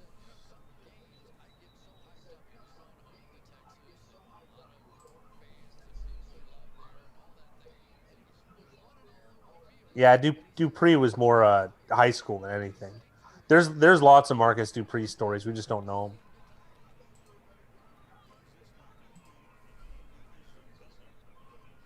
Yeah. Andy Isabella getting on the score sheet. What a crowded receiver room, eh, Big Rye? Yeah, definitely. But that's what they want. Like their whole thing is that airstrike offense and Air playing raid. four receivers. Thank you.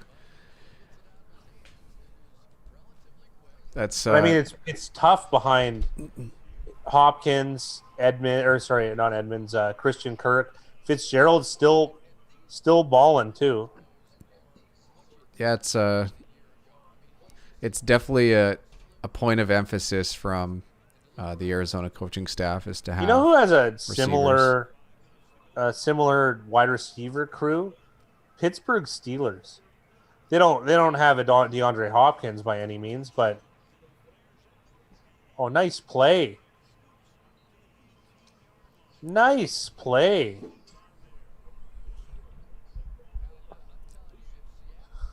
It seems like the Steelers more than any other teams really do have guys step up and play well. Today it was Deontay Johnson, Yeah. who was, if you asked anybody, he'd probably be an afterthought when you're talking about Steelers receivers. I thought that he would only because Washington had a good game the game before, and Deontay Johnson was injured, so that role kind of was there for the taking because Claypool's obviously going to get a lot more attention now. Wow, Drake almost dropped that.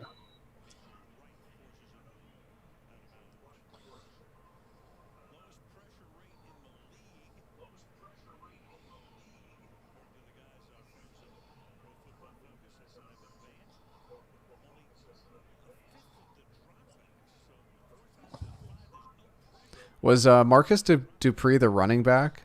Or no, I'm Yeah, thinking I'm thinking of Lattimore. Marcus Lat. Well, they both had different paths to the NFL. Lattimore never unfortunately played it down, but uh, Dupree had to lose 100 pounds to get into football shape, and he made the Rams as a walk on more or less. So I think he played a year and a half, which is tremendous in its own right. Yeah, Dupree went to Oklahoma, and then I thought he had an issue with who was it, Switzer or whatever, and then he switched schools. Holy Oh man, if that's not a touchdown, that's trouble. Philadelphia, Mississippi. I didn't know there was one. Thank you, Mickey, for updating my geography. This is an incredible run. What there is just some unbelievable plays. So he did Oh, get that's in touchdown before for dropping sure. that ball.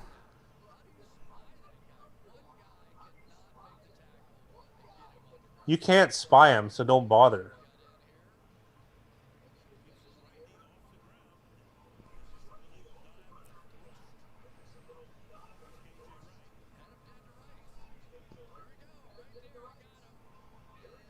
Hell yeah, let's get a cover. Absolutely. Dustin, I like that joke. Fitzgerald continued. Health makes me want to quit drinking. Texan roster, it isn't close, unfortunately, as far as next 24 months. After that, Watt will be 33. Yeah, it just doesn't seem like the right fit now for Watt. So it's really going to be on Watt whether he wants to stay or not. I don't see the team getting rid of him unless he wants to leave. Business-wise, it would be best to get rid of him. Steelers have consistently drafted so well from the wide receivers: Emmanuel Sanders, Antonio Brown, Mike Wallace, Antonio Holmes, Deontay Johnson, Claypool. All these mid-round guys make big-time impacts. He's They've right. been very, very fortunate with how well they've done at wide receiver. I don't know about faster, Jake. I'm gonna say quicker. He like I don't know if that's a straight line speed guy, but his agility and like first step quickness is unbelievable. The That's water just bug that's is so a crazy. good moniker that Dustin came up with. Yeah, I do like it. Waterbug does seem right. He might be a dozen times exactly. It's unreal. I looked it up. It says he's 5'10", so he's probably 5'8".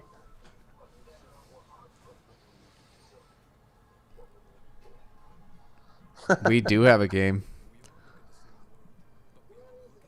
You're gonna drop Drake J? Okay. Anyone see the new Borat movie? They're I haven't watched it yet. advertising it right now.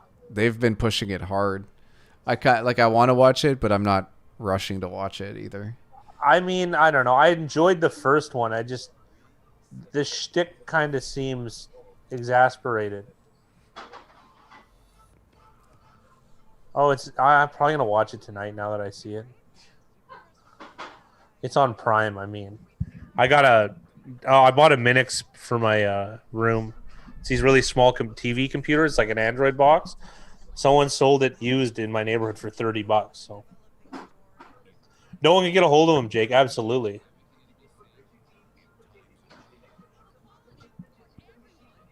That's unfortunate if it's a political undertone, Jay. I currently have Russia at minus 185 in a nuclear war.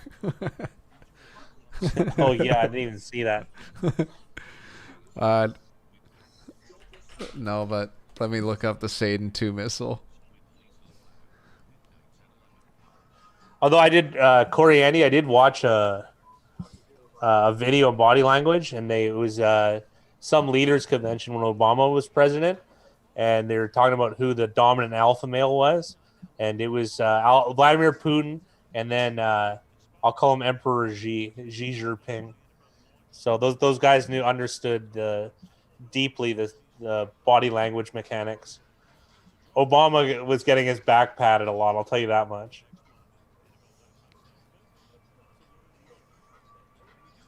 I don't know if it is. I mean,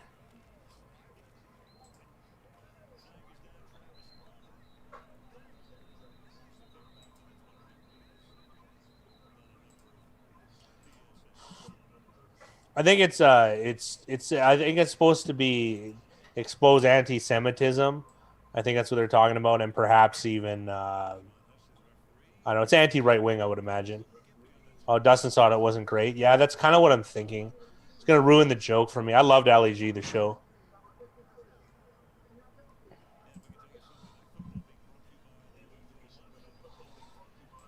We got a game here. This is nice from Arizona. Wonder if this quarter is going to go under. I think it was 12.5. Too much of a real movie inside a Borat skit. Yeah. Yeah, it's probably a bit thrown together.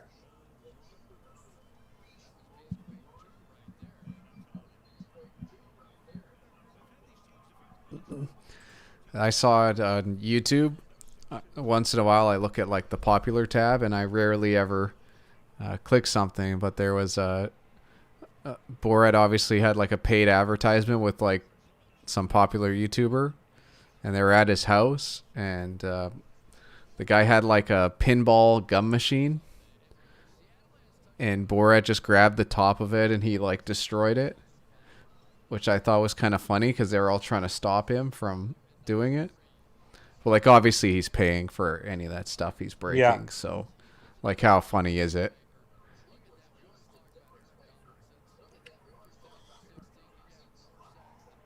Man, he's almost getting the defense on these hard on his hard count. A lot of guys near jumping, they're inching forward but not quite encroaching. God. An interesting catch method there by Greg Olson. Seemed kind of unnecessary.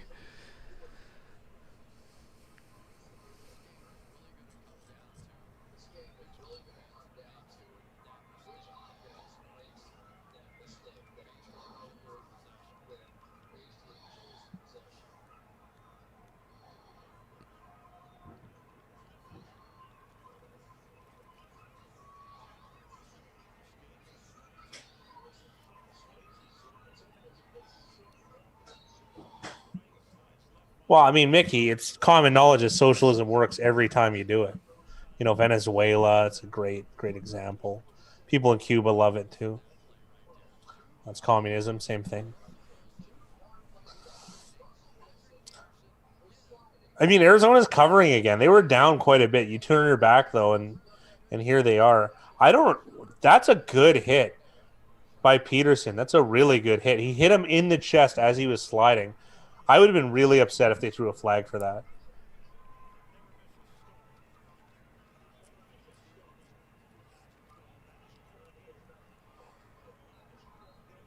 Dude, Lockett is so good after the catch, too. He's slippery as well. The Poseidon causes tsunamis.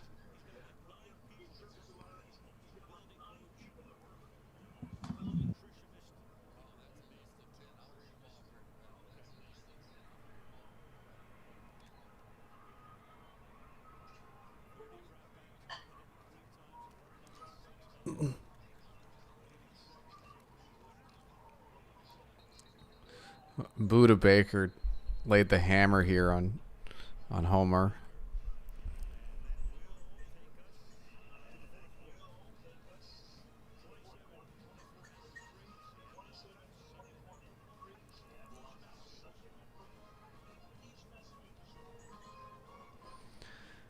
Corey, you're just lucky that Dylan's not here to find out that you're saving up for a nuclear bunker, because I know who would want first dibs in there with you.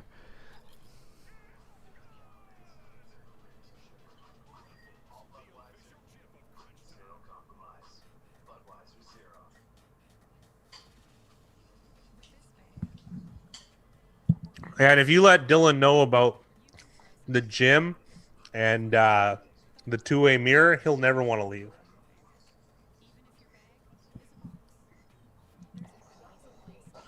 Y'all got any more of them Lockets? I watched Chappelle's show recently. It doesn't hold. It's not as good as I remember it to be, but it was 20 years ago, right? So, well, not quite that long. 15?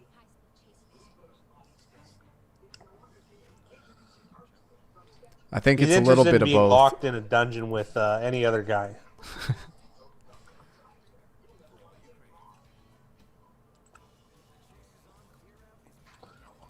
That's just his shtick. He'll trash me and then because he doesn't like one thing. He didn't. You know what I found interesting though?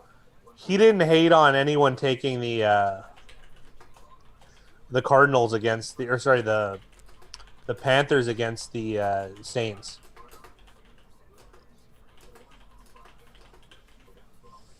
Rick, no, that's what I watched because I was showing my girlfriend because she's too young. She's 23, so I was showing her the Rick James sketch. I sent Dylan Toddfield an email to make sure he's okay. Those Rick James skits they're priceless. Well, I like that there's an interview with Rick James. There's you can hear what his take on it was. Yeah, how much I hate him on their bye week, exactly. I wonder if he thought that the spread shouldn't be 7.5. I actually think the Carolina one was a tipping point. One time to go against his own team. I like what Jackson says. He'd probably be talking about how much you hate the Vikings even on their bye week. And maybe that's it. Maybe he just doesn't have any material. If the Vikings aren't playing, what's he going to talk about? Maybe his personal ad got answered. We don't know. I actually think that's what it is, to be honest. Missing connections? Those are hilarious. Wow, Wilson got a ton of time. Is this actually going to be a sack? He wanted illegal contact, but come on now. I think he was showing that his face mask got grabbed. Look at this hit.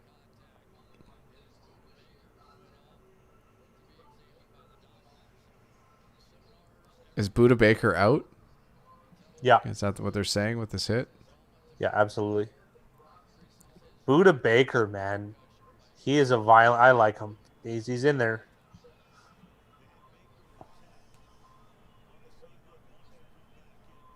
Oh, he's back now. Fantastic. I wish he was here in third. I guess he can come back now, can he?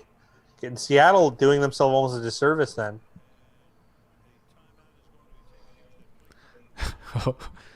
Mickey's hoping Dylan isn't the Florida man tonight. Yeah, I know. Anything's possible, isn't it?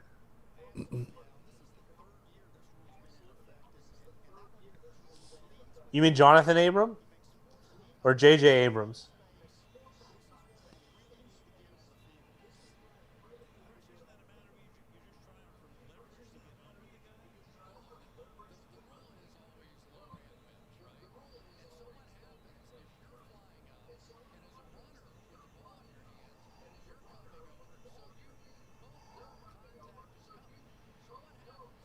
Yeah, Jonathan Abram. Yeah, he's a boss. I think those are going to become the two best safeties. It could be J.J. Abrams as well. Yeah, interchangeable.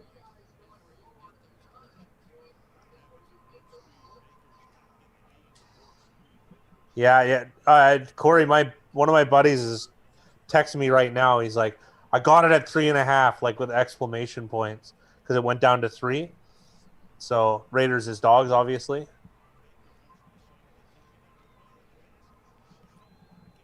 Oh, did he drop it? Lockett is just having an incredible game.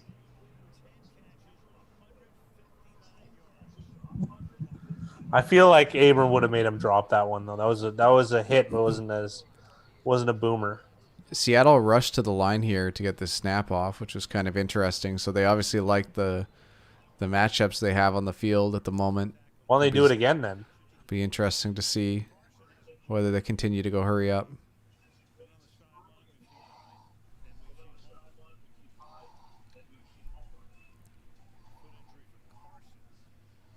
Is Carson done for the game? I don't think so.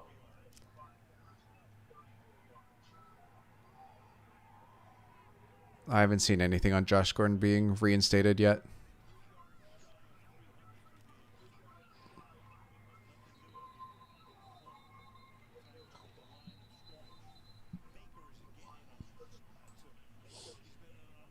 Interesting that Homer's getting this playing time. You'd think it'd be Hyde, right? Especially considering Hyde's touchdown run earlier.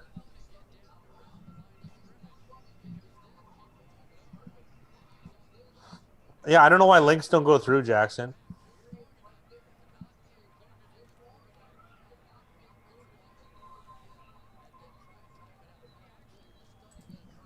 Kaepernick on Dallas would be a disaster. There's no way. Yeah, he might be. Justin Blackmon, it was really unfortunate case. I mean, Justin Blackmon got 1,100 yards drunk. That's an interception. Wow, what just happened? He's human. Thank you, Mickey. Because I was beginning to wonder. Untouchable Jay with his patented pick or a patented turnover call.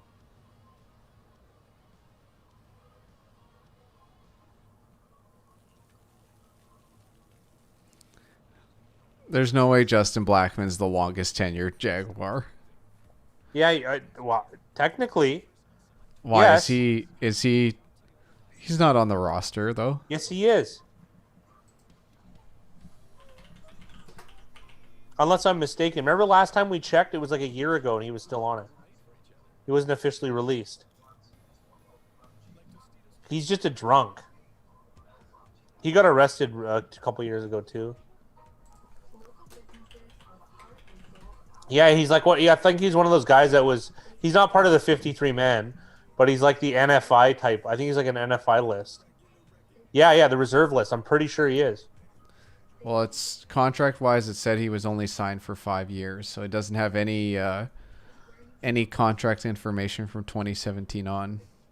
He never fulfilled the 5 years though. I thought he was a reserve.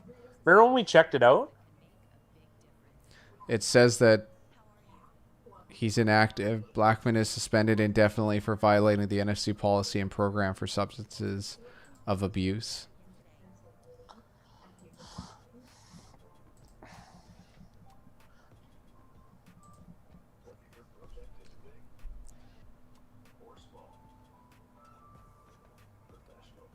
He was such a good talent, Blackmon.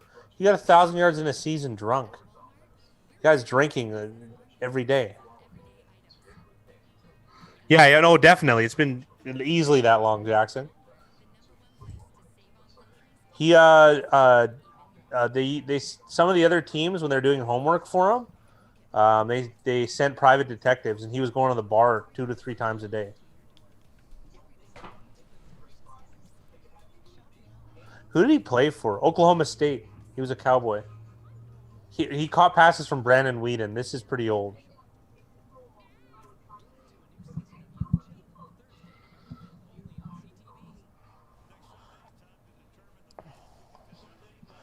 Any news on Odell Beckham? The knee injury?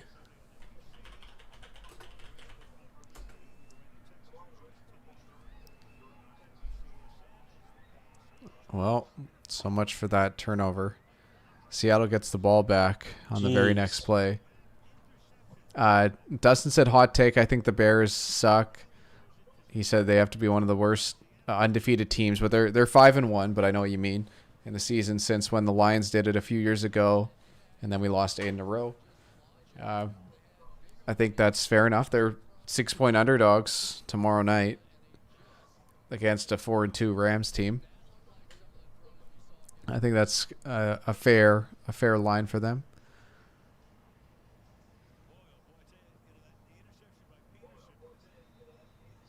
Blackman is going to AEW, confirmed. Is he actually?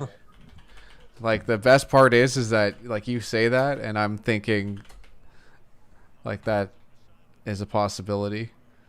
I don't see any news here on AEW, so that was pretty good, Corey. You actually had me believing it for a minute. Beckham might be really hurt. That's what they said. I didn't see confirmation, though. Is that PI? I hope not. Good.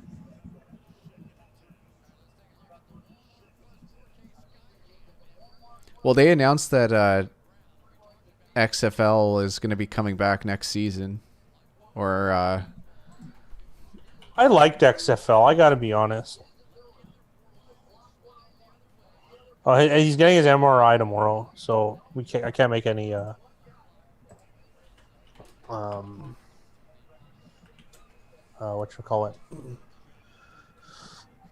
judgments on it. XFL said they're going to come back in 2022.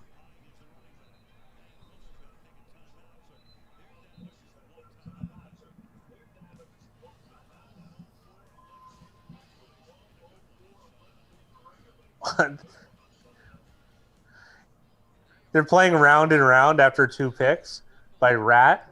That's so awesome. That's got to be up there for hair metal songs.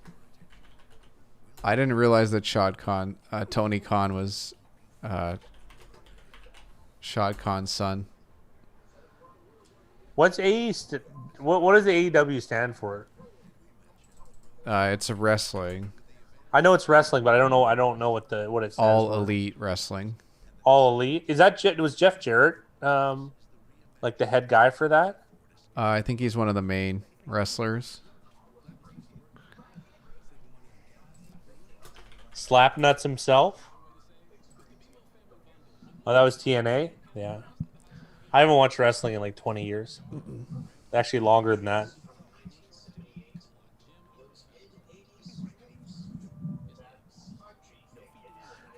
Okay, there's a secret. Big Rye has a secret talent. He is the best revenge N64 player of all time. He'll say he isn't, but he is. He knows how to do every move, and it's embarrassing.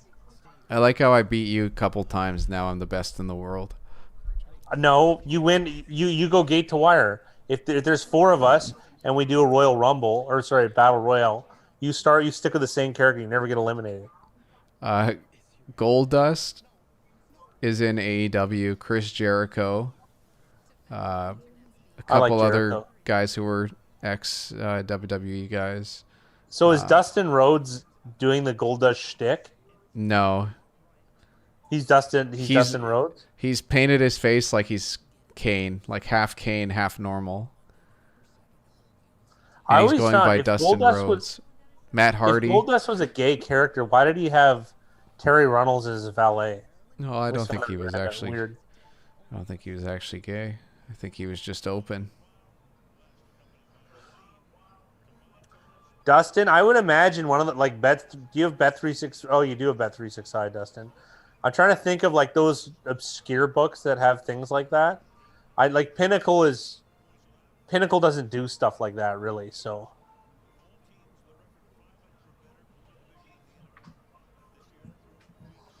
so Billy Mickey Hill is a Jerry the King Lawler fan. I would hope, or was Billy Lawler the heel back then? Billy I don't Gunn and know. Arn Anderson are the coaches in AEW wrestling. Arn Anderson, he's Yeah. still around. Yep. Another interesting thing is that they show the records in AEW. So, like in Chris Jericho's career, he's 28-1. There's a guy here named Brandon Cutler who's 0-25-2. He's never won a match. So he's a jobber. Well, it's like he's a professional jobber. He's fought more than any guy here, and he's Bastion Booger. We just got a peep at Christian Kirk's hairline, and Seahawks going to the well of running backs with DJ Dallas having an appearance. Brian Shaw, the massive man from Minnesota. Trish Stratus is a realtor in Toronto.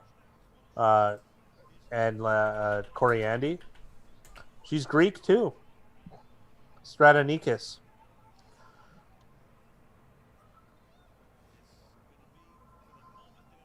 I like when Jerry the King hit under the ring.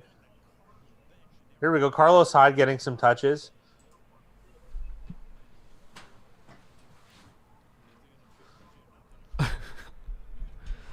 I love like watching wrestling stuff, and like I love wrestling stories. Like some of the old wrestling stories I find super, super entertaining. I like watching Brian Shaw shop, Dustin. Like, it's more meat than I could even eat. It's unbelievable.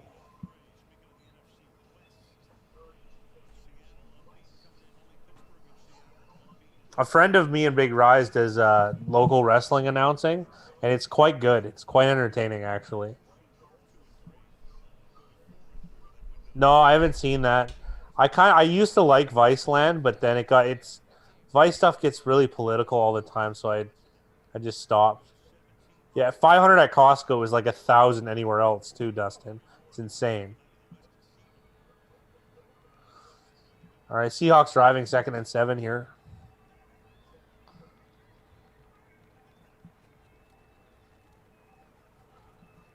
Sounds windy in there. You hear that feedback, Big Rye? I've got the volume too low Catch to that? hear. That looked like a catch. It's going to be 3rd down for the Seahawks. Goldust was a transsexual bisexual. God, man, unreal.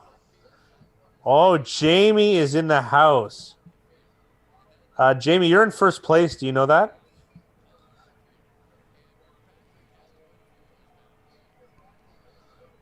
Was it? He's 11-1. Jamie's 11-1 and the clear leader so far this week. Big hits on 83, David Moore. It's Mickey Hill remembering some Memphis wrestling. And the Fargos would break Roughhouse out of the nut house. They'd bring him in a straitjacket. It's the best. I always thought wrestling was interesting because they could sell a fake fight that everyone knew was fake. You know what I mean? It's just unbelievable.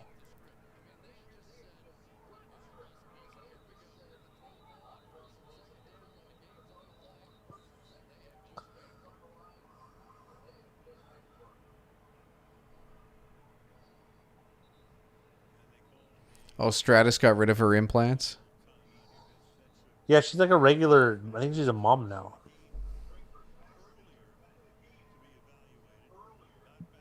Yeah, grabbing items from the crowd in WCW, NW, Revenge is good.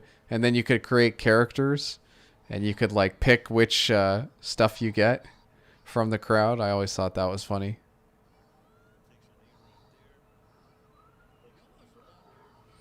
Brian is awesome. His YouTube channel is great and growing fast. He's a cool guy.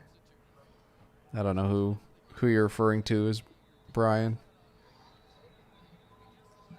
20 and a half, Jamie, roughly.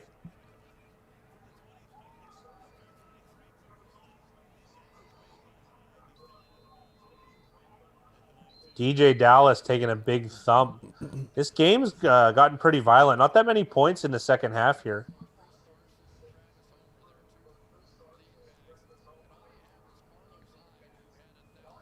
Oh my God, Mickey's just telling me the greatest thing ever. His straight-laced grandmother watching wrestling every Saturday morning. That's so awesome. Well, it's great. There's heels and there's and there's heroes. It's just how it works. It's great. Jamie, you're even giving in. That's what we're all saying. Like, we don't want to take the Jets, but how do you lay that many points? It's insane. It's so many. 3 touchdowns almost. As the game gets closer and closer, the contrarian play might be the Chiefs.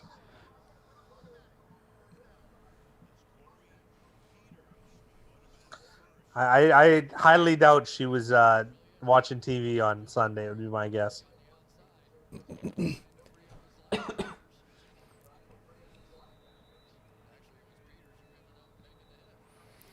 The refs have Hawks money line.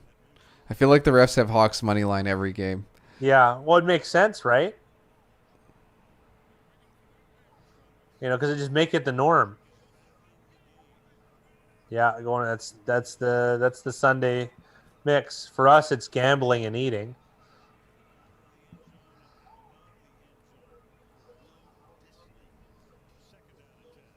Hot mic for Will Disley.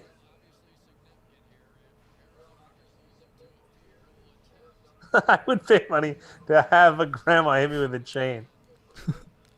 I don't think you'd have to pay much.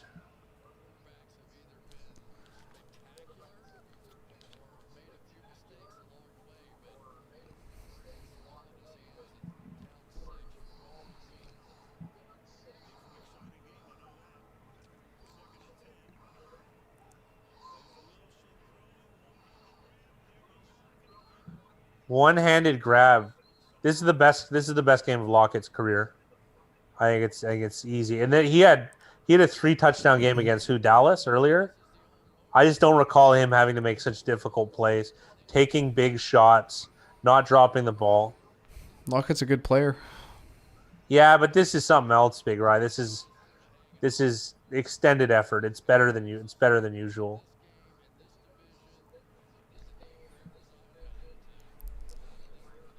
As long as she had an NWO shirt on. I've been thinking about buying an NWO shirt, maybe a Wolfpack. Who knows? Wow. 4th and 2. We're going to see something here. Disley making the effort, but not able to make the grab in the extension. Corey, I say that line almost on a weekly basis. Yeah, I'm sure your wife loves it. She probably quotes it to me more than I quote it to her. There's no way. You can ask her. I'm going to ask her next time I'm over.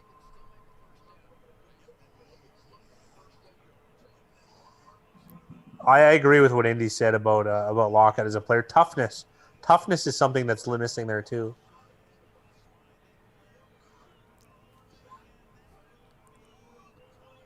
Man, Drake or Patrick makes a hell of a play here. I'm interested to see this in slow-mo because I'm not sure if he got in. It's unbelievable, man. Don't take your helmet off. 1. He's in. I don't know if his hand is underneath there, though. The ball's in and his feet are down. That's unreal. And then he turns his body so the ball doesn't even touch the ground. Like, to even make it a consideration that it's not a catch. I don't even know. Corey says catch of the year. It could be. This game. I don't know why Pete Carroll had the challenge flag out. Well, he had to challenge it. They reversed the ruling on the field. Oh, really? Yeah. How often do you see that? At live, it didn't look like he got both feet in, and on the replay, it sure looks like he does. Yeah, I feel like the Kirkpatrick's hand's almost there though. I need like another angle. You know what I mean? Like I don't know if he makes contact with Kirkpatrick's hand or the layering's different. Oh, And he I don't definitely know. he dragged that foot for way past after he got him. But Kirkpatrick tried. I don't understand why more corners and defensive backs, like anyone out there, isn't trying to make those plays where they're forcing guys out. Yeah, no, it's especially since the rule change. That used to be the norm in mid 2000s NFL. Yeah, you remember they even made a rule change that if it looked like you were going to get your feet in, it would still count. Do you remember that? That was I wild.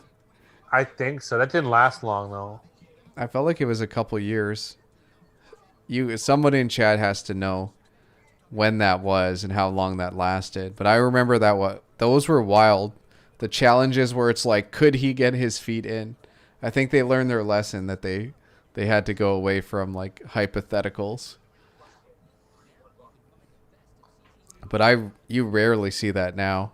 I don't know what's changed coaching wise, but you feel like you'd see it more nowadays than you did back then.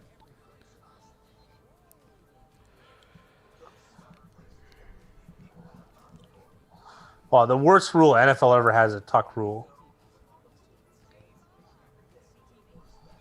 Of course, it screwed the Raiders over and benefited the Patriots, but it's neither here nor there.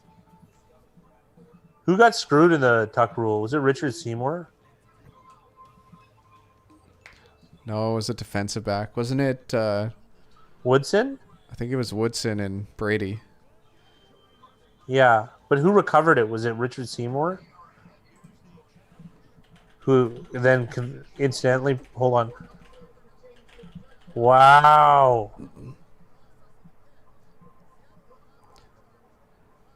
Greg Bickert or Bikert. Oh, Greg Bierkert or whatever, Burkert? Biekert. Yeah. That's unbelievable.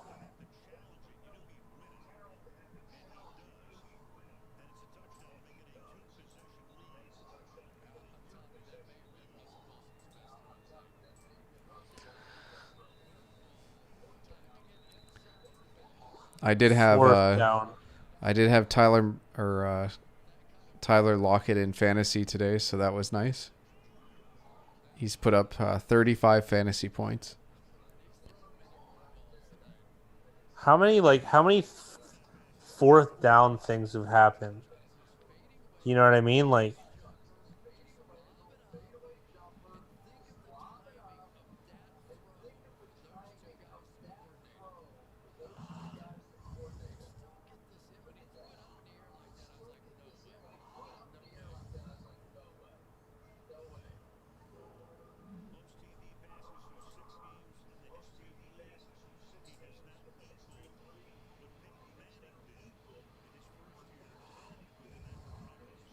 That's hard to believe.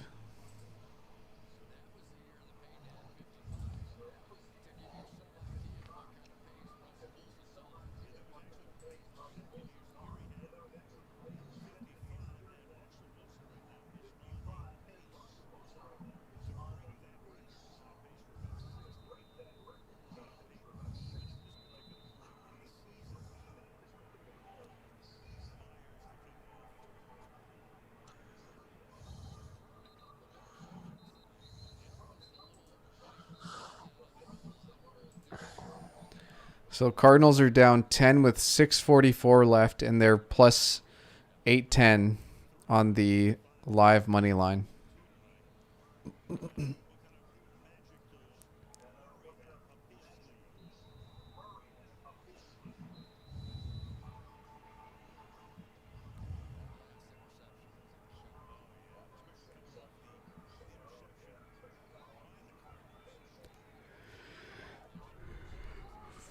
Untouchable said Arizona needs to score fast to have a shot. They start off with the dive down the middle with Kenyon Drake.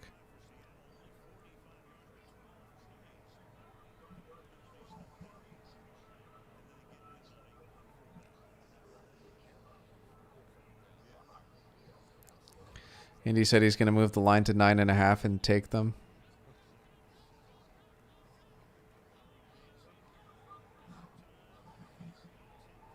Yeah, he'll get it. Nice job. That was great. That was great.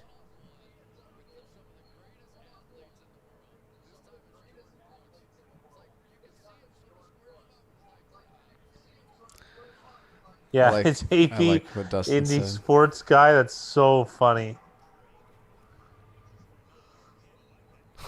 Nice run here.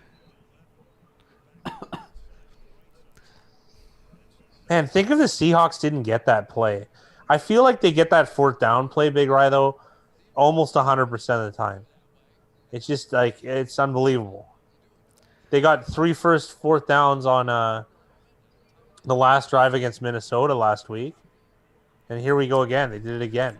It's nice to be able to be a coach on a team that you can be confident in making these decisions and converting. We say this, and then they didn't get it done in the Super Bowl on that one play. So, like, Yeah, it's not always... That's the one time, but I don't know. I'm going to take a line from someone else in chat earlier today and say they sold their soul for a lot of do up plays in There's been in meaningless games. Sure has been a lot of them.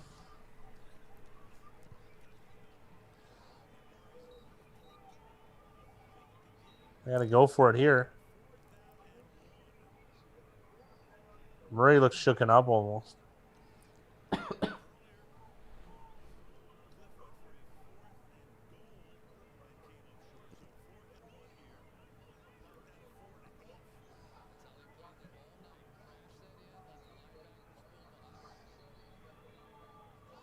Murray could have bounced around Fitzgerald there. He didn't want to take a big hit.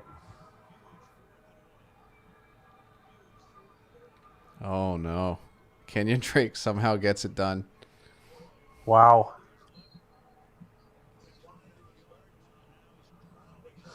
I don't know, Indy. Daylight savings is soon for us. I think it's the 3rd, so you might be...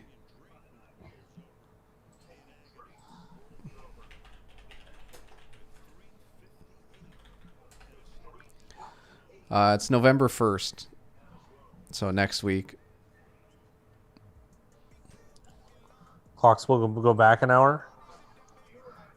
What do you know? No, you were talking about dropping him, Jay. You can't complain now when he gets hurt.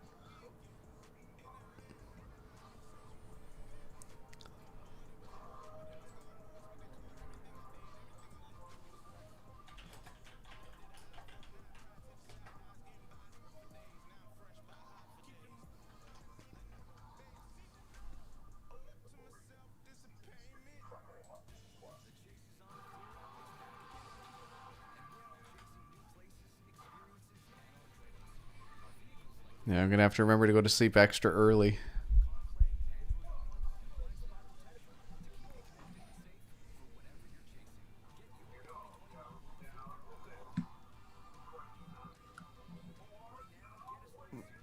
That's how fantasy is. Guys play.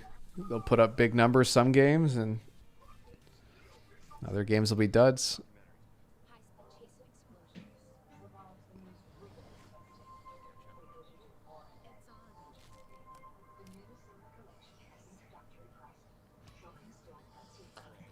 I think so, Mickey. I don't know what Big Ry wants to do tonight or tomorrow. I'm not sure.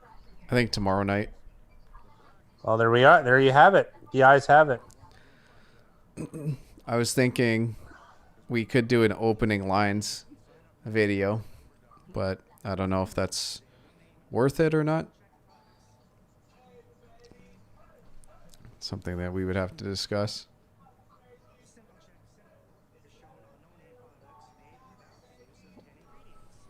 But it looks like a lot of the lines are out. Yeah, we'll be streaming tomorrow night.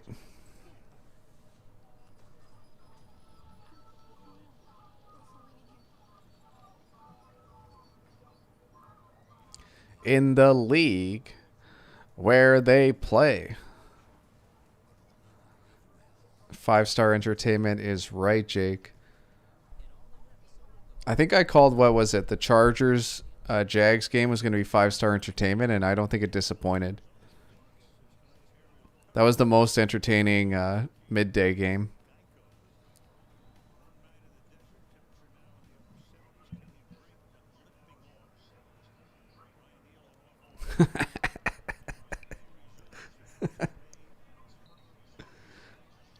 Oh, the fat guy has a visitor. Dustin says, I hate daylight savings because it gets dark at 4 p.m. And if a grandma hits you with a chair when it's light out, it's wrestling. But when it happens when it's dark outside, all of a sudden it's a fetish.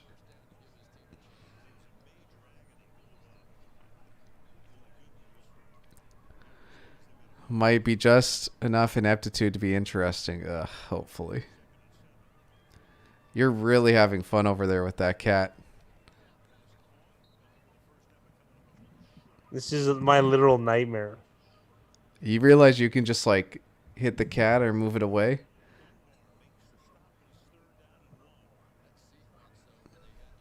No,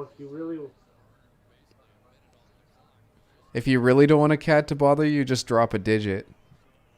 I'm not doing that.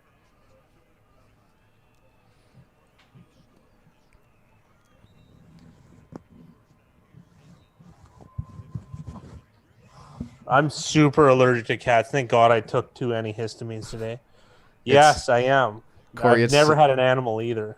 I think My his name's girlfriend's cat. It's brutal. I think his name's the sports guy. Cats like people that don't like cats. That's why you got to smother that cat, fat guy. Dude, she likes me more than anyone. My girlfriend had people over, and I came over, and she abandoned all of them to want to hang out with me. Yeah, because they all want to hang out with the cat. I give her treats to get away from me, but it's... That makes no sense either. Well, I'll put them away, like, in a different part of the house. And she'll want to be all over me, as usual. It's unreal. I've only known her a couple months, too. Cat's old, too. It's 17. Oh, damn. Yeah, that was brutal for me. Never had a pet. Wasn't allowed. Yeah, Jamie, he's been doing this for... He's been with us for a while. He was due.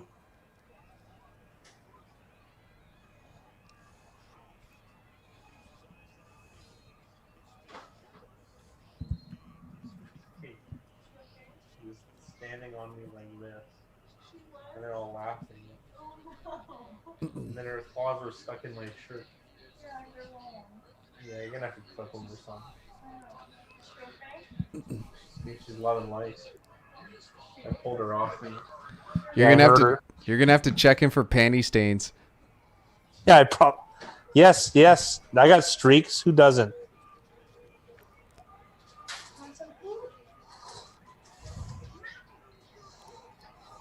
A drop from Andy Isabella that would have made it 3rd and short. Now it's going to be 3rd and 12 for the Cardinals.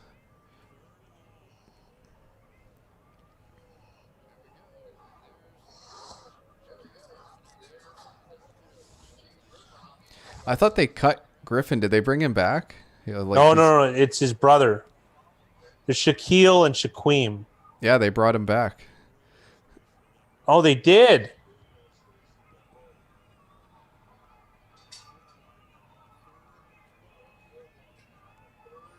And they have him spying.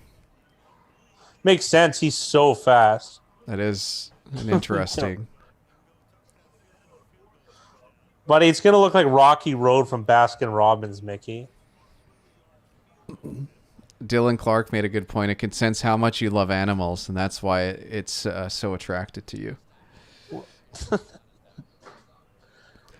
Who says in the league where they play, quote, it's a YouTube channel. What's his name? The sports guy? Yeah, sports guy. He's... There's some interesting things about him, that's for sure.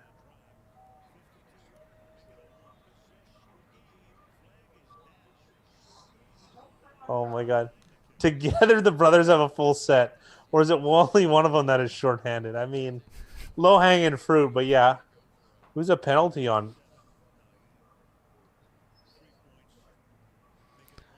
Yeah, mud flap is a good way to to describe the fat guy's underwear.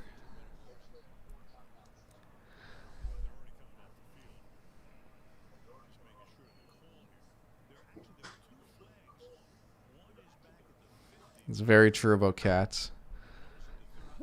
Not soon enough, Dustin. That joke would have been accepted by us 2017 Instantly. on. Yes. And that's only because that's when the channel started.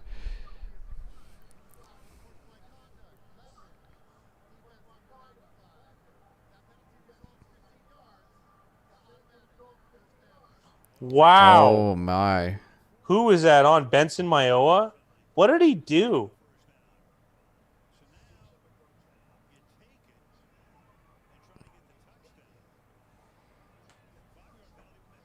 One time Stafford got drilled in the head and my dad yelled, "Their family has enough brain damage already." Oh, my God.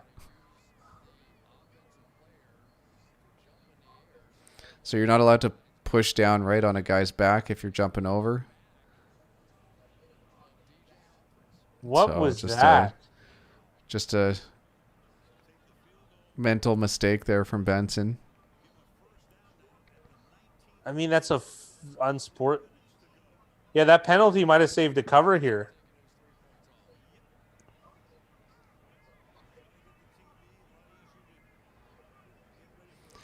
This is the weirdest Ruffles commercial I've seen in my life. They just put it over top of the score. Who did? A Ruffles? Yeah, did you see that? No, I'm on TSN feed. Oh, Oh, my you got God. American feed. I'm on right? CTV. Oh, are you? I'm on Shaw Blue Curve. I'm using TSN. Yeah, I'm the same. I'm on CTV, though. Oh. They just put an entire ad over top of the scoreboard saying Ruffles chips. Yeah, it better be ketchup or all dressed, though. We're Canadian at the end of the day, isn't it? But it's like a pivotal point in the game, and they just put an entire advertisement banner over top of the They want you to scoreboard. remind you that you're Canadian. You should have ketchup and all dressed chips. Oh, my goodness. Just so you Yankees know, the best chips in the world are all dressed or ketchup, and they're both Canadian. You're welcome.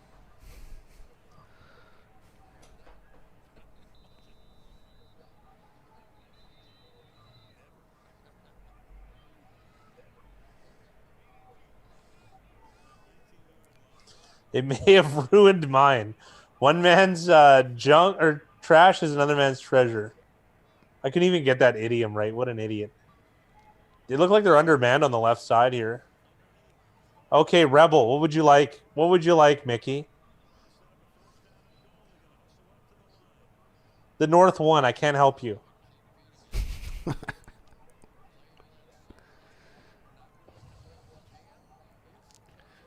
Nobody knows what the play is here.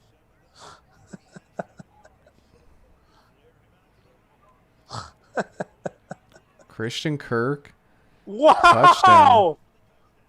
Well, Michigan backhand has got a couple of scores from Kirk today, and looks like the cover is in line here. So let's see if Cody Parkey saves everyone else's night. What a weird half and weird game.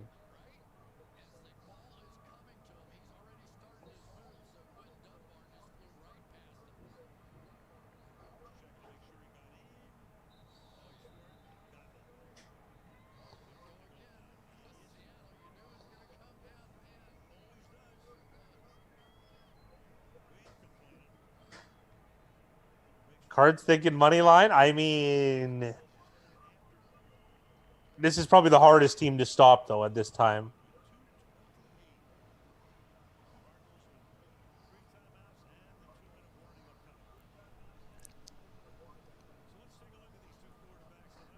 Dustin H. When I go to Canada, they always make me Caesars until we were drunk enough to eat ketchup chips. So take that as you will. they are an ultimate drunk food, though. So did I, Mickey, about the Pat. Big time. I would expect it August of next year. I've added more to it. So, and I have to do more research. and I have to find things that back up some of my stuff. So it's going to take a long time. The standard stuff like explaining terminology and explaining what like point spread is, all that type of stuff is very easy to write. It's harder to break it down and get it consents, which I think I have a good first draft. But the theory stuff is really hard to write. So I've spent a few hundred on research material on books, almost like a bibliography to kind of back up some of my claims. A lot of them aren't even necessarily sports gambling books, right? Like they draw from everything, psychology and whatnot. So I've got a pretty good. There's one book on there, the economics of sports betting, that was like $170, and it's not even that big, but it was. It's basically like an economics textbook about it. So it's very like it's been very hard to digest properly. I've taken notes and stuff, but I've had to look it over a couple times. So it's gonna clearly let me define how the sports gambling markets work, rather than just the way I orate it through these streams. I can write a lot better than I speak, which I hope. So I hope that's everybody. And my Here we strength go. is public speaking. What's that? I just said my strength is public speaking. Yeah. Did he get a first down there? Just short. No, they want a first down though. If you're Arizona. Arizona still has all 3 timeouts. They're going to let this go to the 2-minute warning. Yeah, but you just let him get it. Well, he slid. Like, he gave himself up. It was I know, but in the quite next down, let him get there. Yeah. Oh, Big Ry will be involved. Corey Andy, like I'm gonna have some of the guys look it over. Like I'm gonna have Mickey Hill look over stuff too, if he has the time. Like it's, because one thing I learned when I was reading Stanford Wong's book, he said that one of the biggest thing is, I'd probably even you if you'd like to, if you send us your email, I'd happily send you passages of it, because it's good to have different sets of eyes look it over. And Stanford Wong said that his book wouldn't have been possible if his community didn't look over it. So, yeah.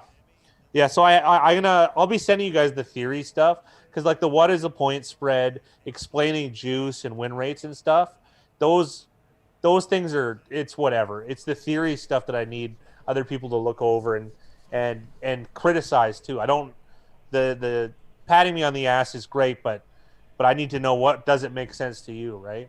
So and then I have to find a way to have someone like my mom, for instance, understand what I'm talking about.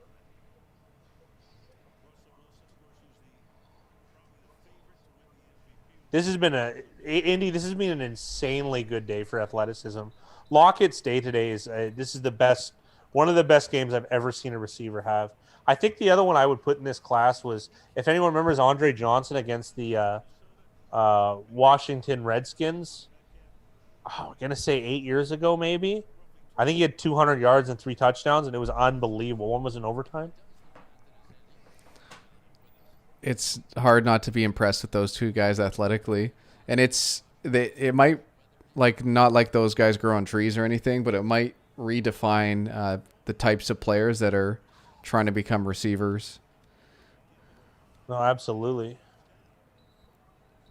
So Hyde picks up the first down, and Arizona's going to take their first of 3 timeouts. Mickey's right. They are both Ole Miss.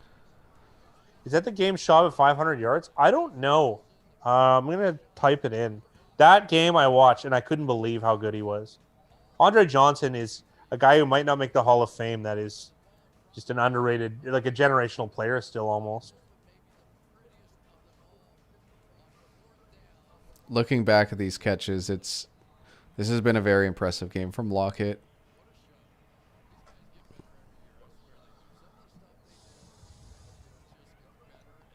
Have a good night, Untouchable.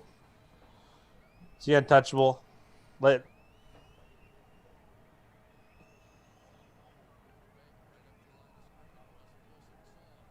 Audible at the line from Wilson. It's going to pick up 1 yard here. 1:48 on the clock. Arizona's going to use their second timeout. And it's going to be, I think it's second down now for Seattle.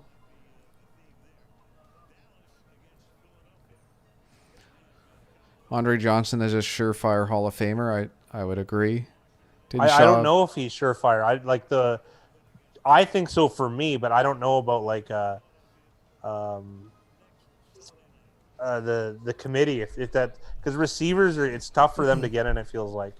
I feel like he's done enough, and he was one of those guys that was like, it's like Fitzgerald, where it's like they've done enough on the field and I feel like off the field to deserve it.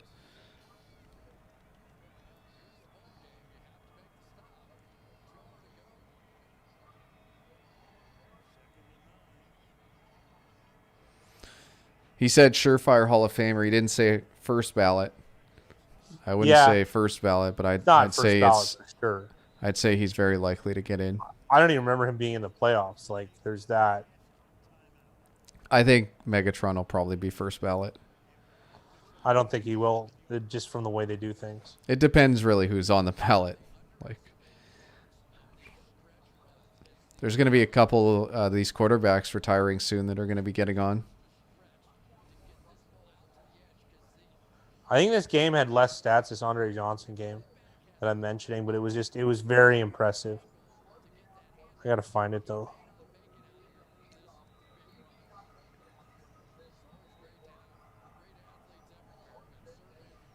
So Arizona's out of timeouts. It's going to be 3rd and 2 for Seattle. I'm expecting the ball to be in Wilson's hands here.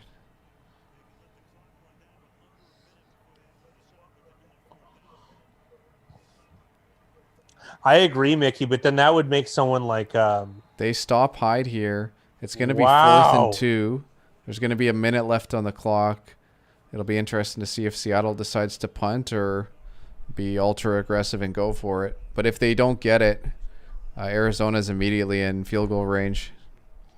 I'm assuming we're going to see a punt here from Seattle. They've already got the Cardinals would have covered for sure if Seattle got that first down, oddly enough. So Mickey, someone like I'm trying to find Patrick Willis. He got a very short career as a linebacker with the 49ers. I think he's a Hall of Famer, and that would and under those, it's the same type of guideline.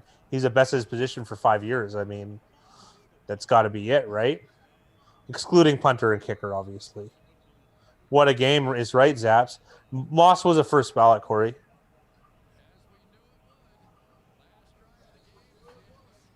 Randy Moss was so good. Like, so good. Patrick Willis was Ole Miss? Wow. This is a 5-star entertainment. This is 5-star entertainment. Patrick Willis is one of my favorite players of all time.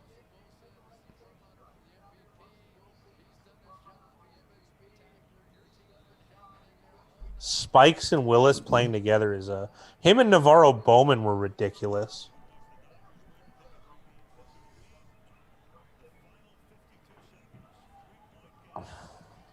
He did go to Ole Miss. That's great.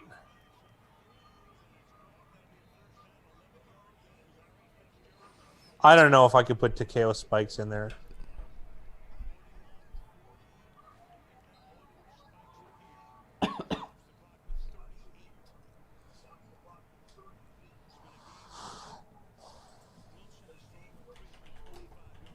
Good job on the Cardinals keeping this fight alive, hey?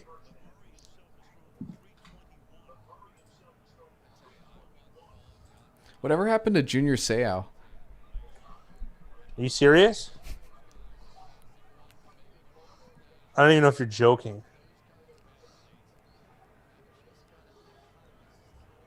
Big Rise trolling or something. Perfect for Hall of Fame. There were certain things he was the best at. Oh my goodness. I can't tell if that was a really good play call or a really bad play call. I'm going to say really good. Look at the time. What a job. What a job. I'm sorry. That was unbelievable. Too high safety. especially with how they're spread out. That They was sure are, Zaps. What a play. What a play call. Unbelievable. I'm sorry. That made my day, maybe. This game has been incredible from a football pedigree standpoint. We're pretending like we don't know this, and it's fun every time. oh.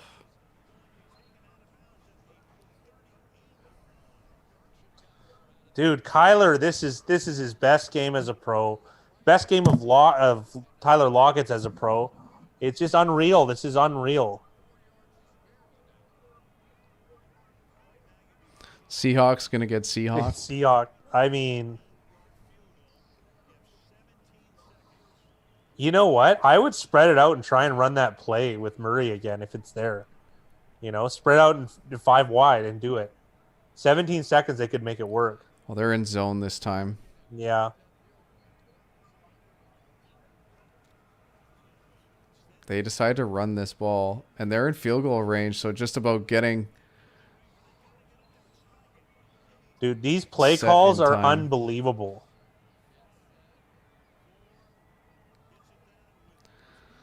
Wow, they've Wow. got what a tremendous job by the Unbelievable. offense.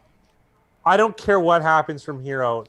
Have you seen a better 1 minute offense than that to get in a field goal range? I don't think I've seen one. I thought Cliff Kingsbury was a goof when he started last year, and this was masterful. It really was. It's so refreshing to see this. And then you see stuff like Detroit and Atlanta today. They're not capable of stuff like this. Excellent job by Cliff Kingsbury and co. Of course, everyone betting on Arizona wants them to miss.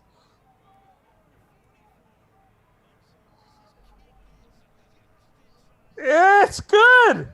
Free football for everyone. It's Says good. Corey. I was trolling about Junior Seau. It's a sad story. How about the Browns-Bengals game? Absolutely. That was unbelievable, too. Wow. They don't call it undertime.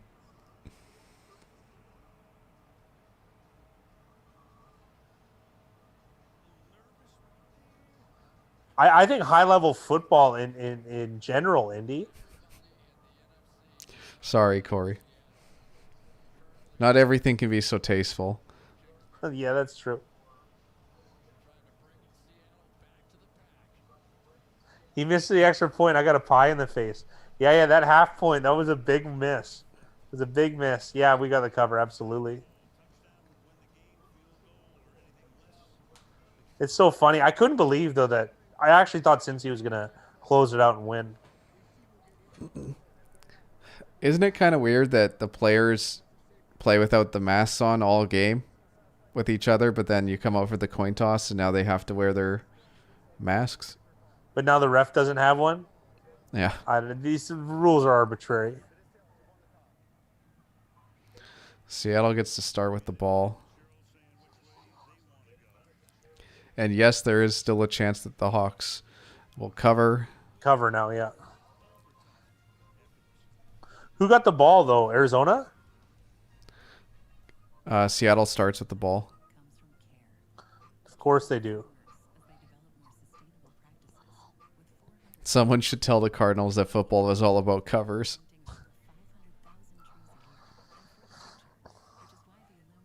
All right, Jake. I don't blame you. So you can downgrade it. Yeah, that's fair enough, Jake.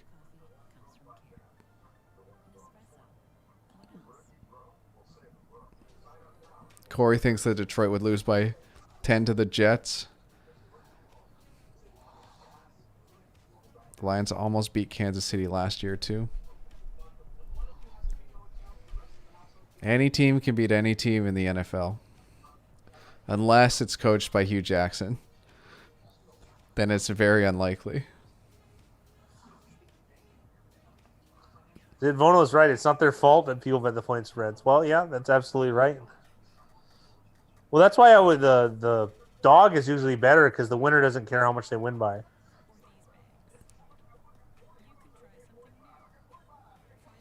Alan Chris got a call from the LA mayor's office for not eating for not masks wearing during the masks. not wearing masks I during the think that's actually broadcast. true. Probably.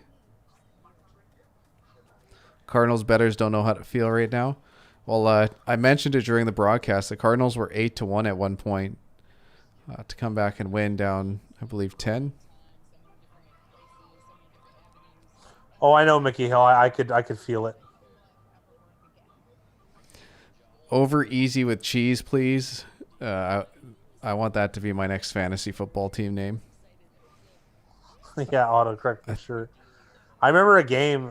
I was trying to explain. I was at one of my family's bars, and I was betting against LeBron as I usually did when I was betting on basketball. And they're like, "Well, I thought you bet on the other team. Why do you want LeBron to score?" I'm like, "Because then it doesn't go overtime. Because then they can cover." And I was trying to explain what a cover was, and then by the time I explained it, the overtime was over, and LeBron had covered for Cleveland. And I think it was the Bulls. I had Bulls like plus 7.5. They lost by 8 in overtime, and I felt like it just felt cheated. I'll split the But difference on the '07 Pats and say they'd go 8-8 with Hugh Jackson.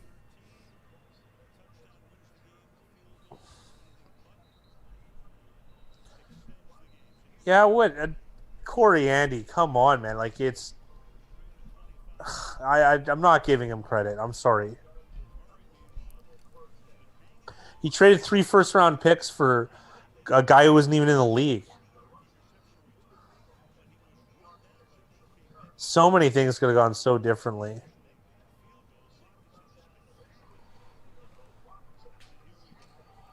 All right, Wilson starts with the ball.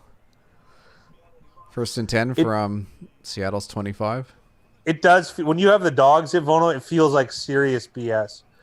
There was another one. It was Jets Browns, and I'm pretty sure I had the Browns, and the Jets scored a touchdown in the old rules in overtime, and I had Browns plus 4.5. That one really, really bothered me.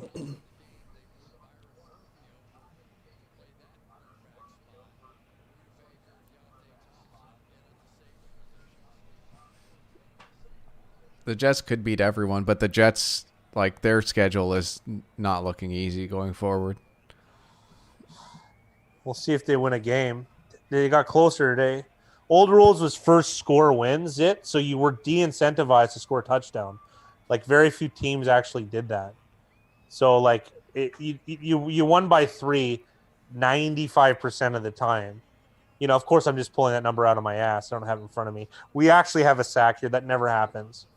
So yeah, the Jets got a touchdown because it was 2 guys ran into each other. Scott Fajita. He was a linebacker for the Browns and the Saints. I have a Scott Vagina Hallmark ornament hanging on my Christmas tree every year. Even though he brought me great misfortune that day. Well, $500 probably worth. I can't believe we just got a sack though.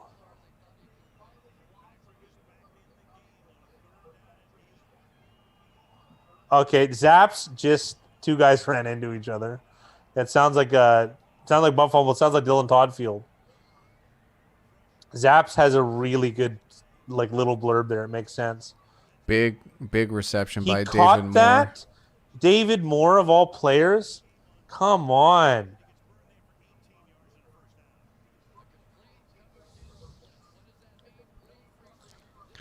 Yeah, the total for Philly Cincy this year was 46.5, and it headed into OT 23-23 and ended as a draw 22-23. That's got to be one of the worst beats ever. What are the chances of no score in OT? Exactly.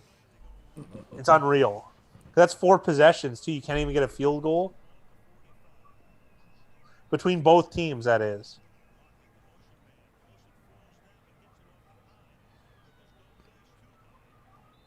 Oh, he's going back further. Can we get a stop just one time against the Seahawks when it matters? I've yet to see it in the last couple of years. These guys look tired, man. Buda Baker's really, really giving her.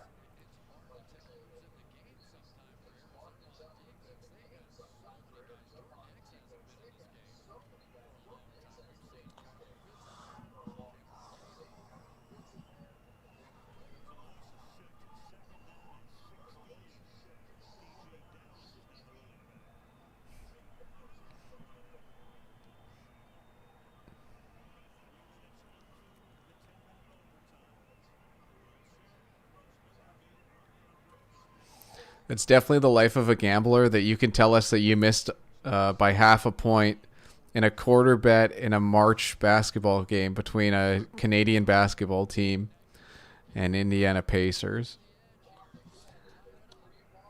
Everyone remembers the bad ones. Few remember the good. They remember very few good ones. I remember my first sports bet in Vegas was a Mavericks game, and I forget who else. And I took over like 160 or something for $300, and it took 3 overtimes to go over. I can't remember how lucky I was. Cash The, in that one. the It was at Seahawks the have Treasure Island Sportsbook. the Seahawks have Debbie Does Dallas in the backfield. Yeah, DJ Dallas. That could be a costly false start here from Brandon Shell. Double team DK. Not after the game, I hope, Mickey, but right now I think you're right. That sucks, Corey. It'll definitely put a dagger into you. Bets like that. Can we get a stop here, Big Rye? 3rd and 11. It's What are the likely that chances? big of a Honestly, stop 25%. of a stop. I'm so pessimistic about anyone stopping the Seahawks when it matters most. I don't know. I think it's like 60-70% chance they get a stop. I'm a There's jilted lover. single Big Rye. safety. It looks like they're going to bring pressure, or at least faux pressure, and drop back. Yeah, they're not actually coming. Oh, but Yeah, they do not get if a they free not if they rusher, get, and the 7 sack or is 8 there. yards. Yes, yes, it's human. Yes, I feel the same way, Indy. Oh, I can't believe it. Oh, this is going to ruin some survivors for some people. I can tell you that much. A Greg Williams fathead would be something.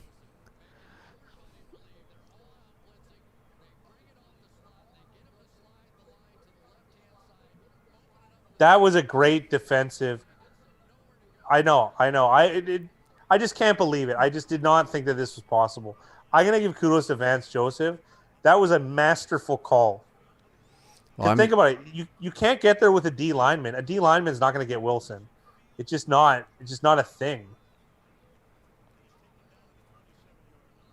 All right, let's not shoot ourselves in the foot, Arizona, and get a fumble. Just need a field goal to win. I've been trying to jinx stuff all night, Mickey, and it hasn't worked so far.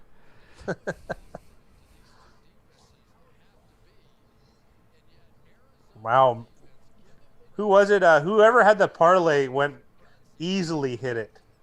Easily.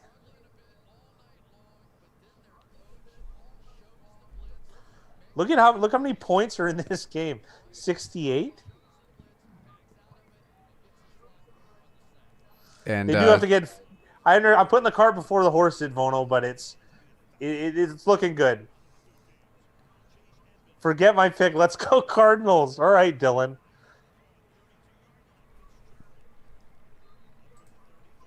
Fitzgerald cradling the ball to his bosom buddy as he goes down. What a game, man. How do they do this every Sunday night? You know that thing where all football's rigged? I almost believe it because every Sunday night, the highest viewed show, the best game.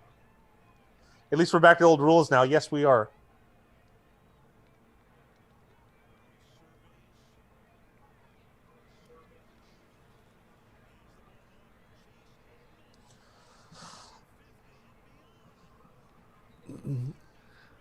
well, Yes. that was a huge bump in win percentage for the Arizona Cardinals.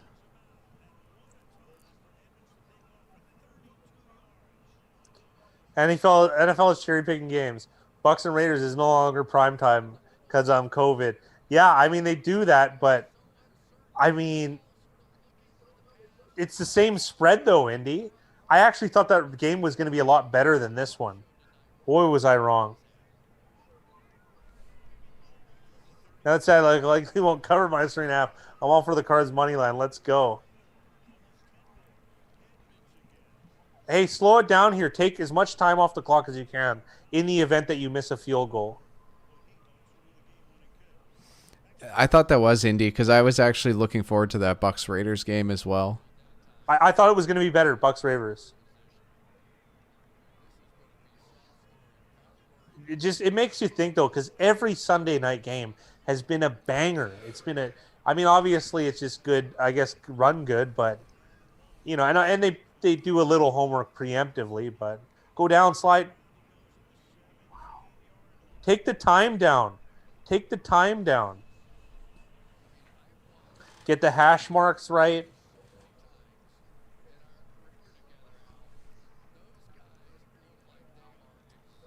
Yeah, like the next Monday game, like that, like Bucks Giants is not an exciting game. It's No, no, just that one not. isn't. And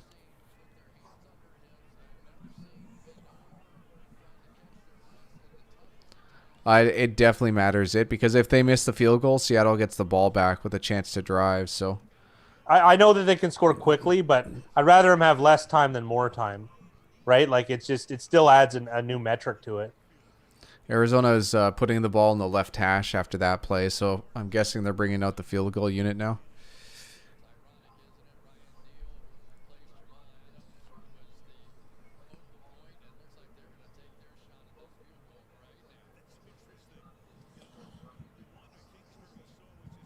It's not what I would do, but I guess they don't want to blow it.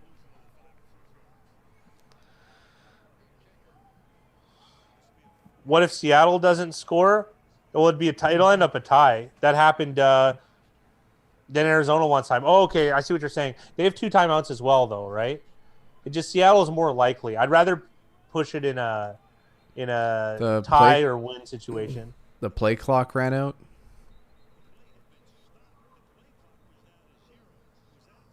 Yeah, Corey. I'll open up the Discord once. The fat guy and I have to put out that video, and then there's one other thing we have to do. Double check and let you know.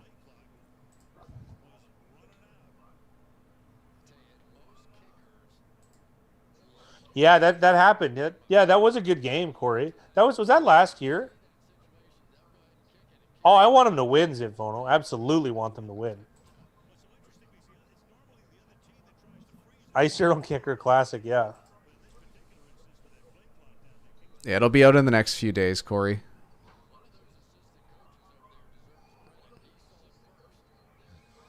A couple Hail Marys, Zane Gonzalez. Oh, no, I don't like that. Wow.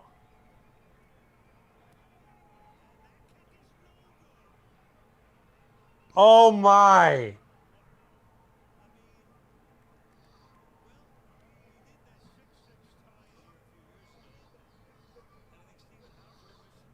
Oh. F and Seahawks, says Mickey. Dude, how they're just the luckiest team, man.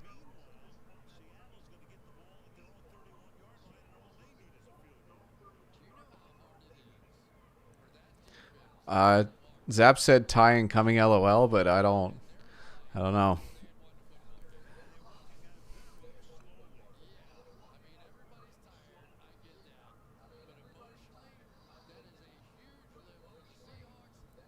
Death taxes Russell Wilson pulling wins out of their ass. Yeah.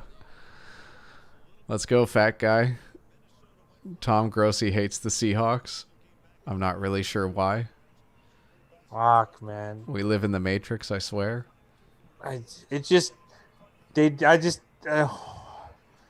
What? Yeah, let's go field goal. Yeah. Well, there's incentive for them to get a field goal. Like, unless there's a huge touchdown, it's going to be a field goal. Yeah, cue the music is right. Dylan Toddfield's going to show up right after the last points and tell us he knew. He knew all along. Oh, my goodness.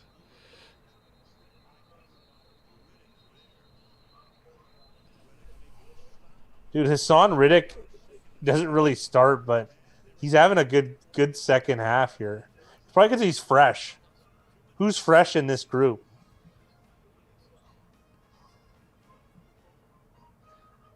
Well, Buda Baker got one play off, so he's got to be good now. Not really, Zidvono. Like, even in the old rules, it rarely happened. So, the only time, there was one time I think it was the New York Giants. They had a guy named Brandon Jacobs, a really like big booming running back, and the field goal kicker had missed a couple kicks, so they just ran it 3 times, or they ran it a bunch, got to the first and goal, and they just ran it and instead of kicking the field goal on third down, like they actually went for it.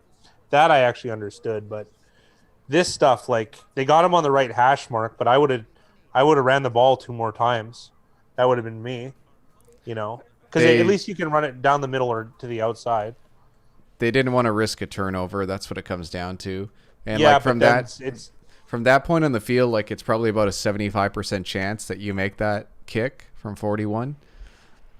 They probably Jake should does have have a good point. attempted That to get yeah, a on little third closer. down they did do it sometimes because of that exact. I forgot about that. They always used to You talk just about haven't seen that very many times. yeah, they always used to prepare for it, but like the only botch snap that I can ever remember was that Romo one in the playoffs against Seattle.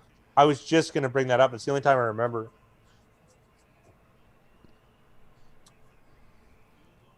Wow. Ah! Get him!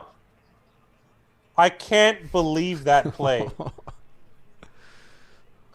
How lucky is that? And good. And good.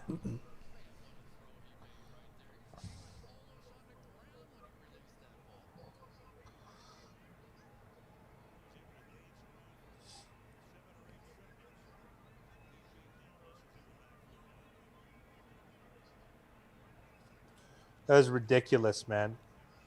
They had him again. Oh, this is trouble. Luckily, Wilson gets it out. How does he do that? He's gonna be sore tomorrow. I hope Sierra's got the ice packs ready for him.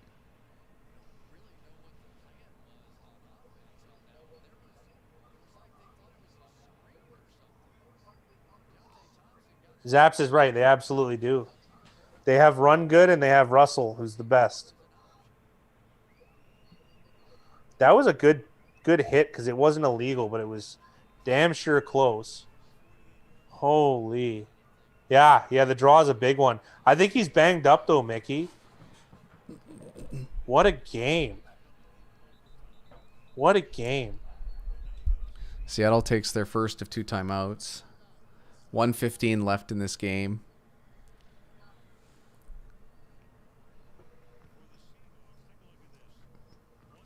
This is rowdy, this game. I gotta go to the bathroom. Be right back. Okay.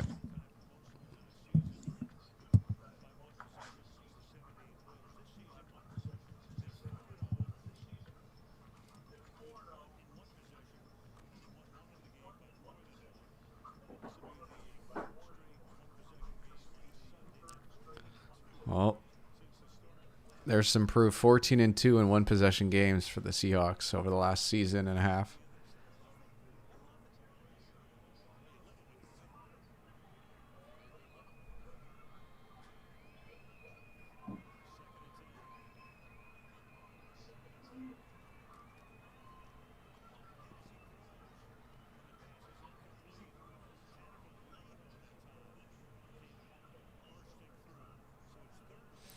There's not double overtime, so if they're scoreless at the end of these last minute 13, it's a tie.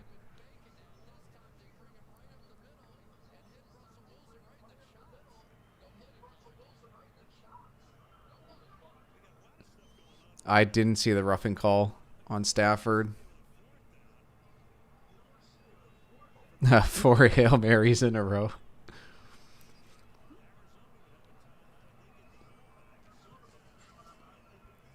So 3rd and 10 here for the Seahawks. Blitz from the Cardinals, and it's a wide receiver screen to Metcalf. Oh, my goodness. And Seattle. Flag right away. Mickey says it. Russell Wilson saying, come on.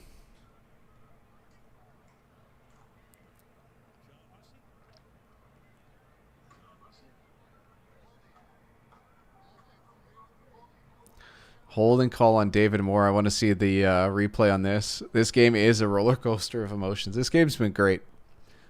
Best game of the year. Metcalf just scored a I say it every touchdown. Sunday. Metcalf just scored a touchdown on a wide receiver screen, and they called David Moore on a hold.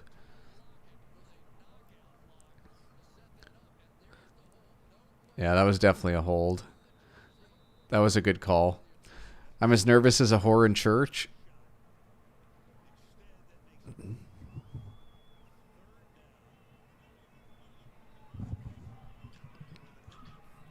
You see the play that Lockett made?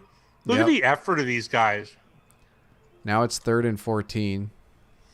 Oh my God. You guys are ahead of us. Something happened. Oh my goodness. Ah! Oh my God. First round rookie Isaiah Simmons with an interception. I'm not sure where Wilson was going with that. I want to see this replay.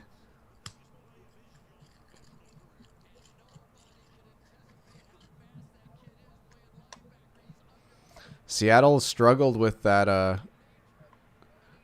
They've struggled with Cardinals lining up with blitzes and not bringing certain guys. So, again, kudos to his Vance Joseph, the defensive coordinator. Absolutely. This is a crazy game. Yeah, just Wilson I know people are saying he's superhuman, but a 3-pick game for Russell Wilson. Now there's 57 seconds and 1 timeout for the Arizona Cardinals to get in field goal range for another attempt.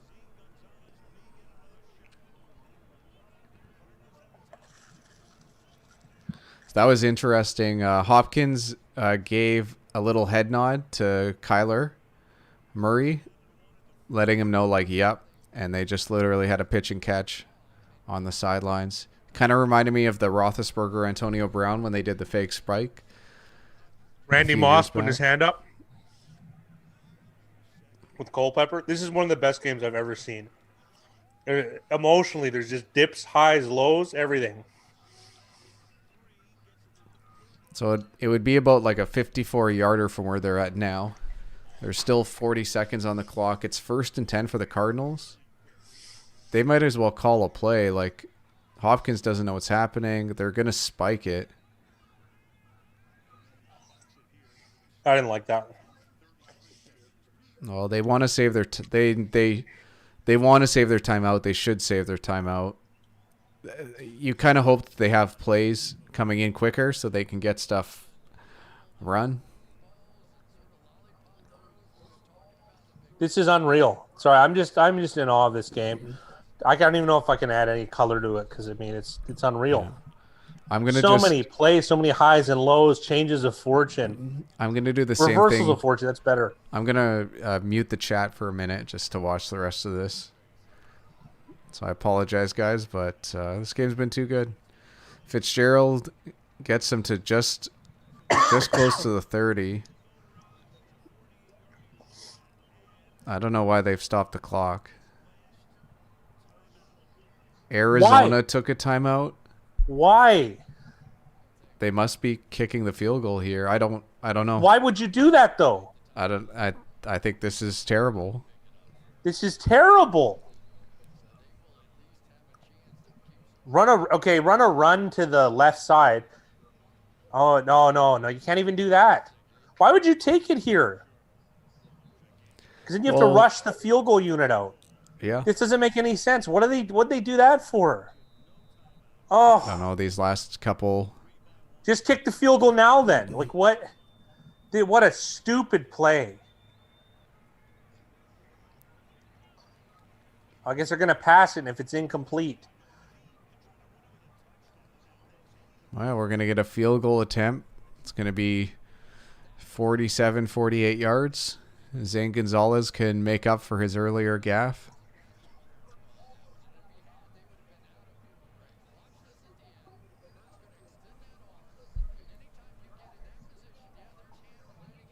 I can't believe they did that.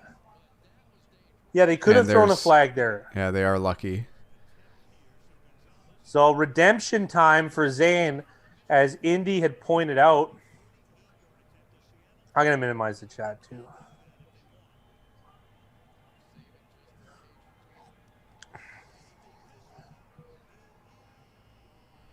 Yeah! Yeah! Right on! Cards win. The total of the game ends up being 71. Did that push it over? That pushed it over on the live line at halftime because the Okay. OU at halftime was 70.5. That's the hardest game they're ever going to win. Doesn't get any harder than that. Look at Kingsbury. He can barely He's got to it's be huge. elated. It's career defining a win like this. As far as regular season goes, doesn't get any bigger than this. What a game.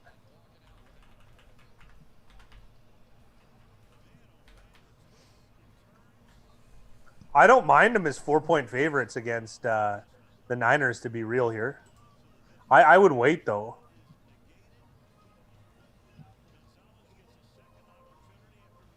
Steelers last undefeated? Yeah, they are, Mickey. Last one.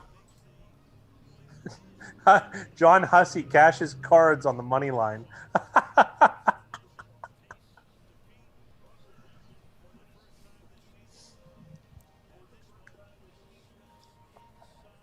Just wait and take the Hawks, Corey. Oh, cards on. Oh, that's 2 weeks away. That means the pros like San Fran 6.5, which I don't blame them. So wait, and maybe you can get 3 for the 3 for the Hawks. That'd be best. It was 5.5 stars. Unbelievable. Have a good night, Jackson. Sorry, -3. -3. That's what I meant. Wow. 5.5-star entertainment. Yeah, Hawks -3. Absolutely. This has been nuts. Today was the best day of football in a long time. The afternoon games were lackluster, but the early games and this Sunday night game was terrific. Dude, every early game, Cleveland, Cincinnati, unreal. Atlanta, Detroit was sloppy good. Who I'm missing a couple. Oh, Carolina, New Orleans was fantastic. This game was one of the best games I've ever seen. Bills Jets wasn't bad. No, it really wasn't. And then Steelers Titans was a doozy. That was unreal. I can't believe how good that game was.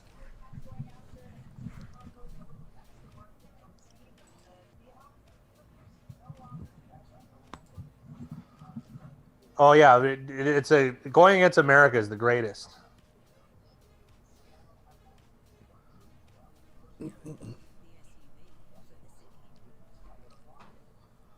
Oh, Pats got ruined.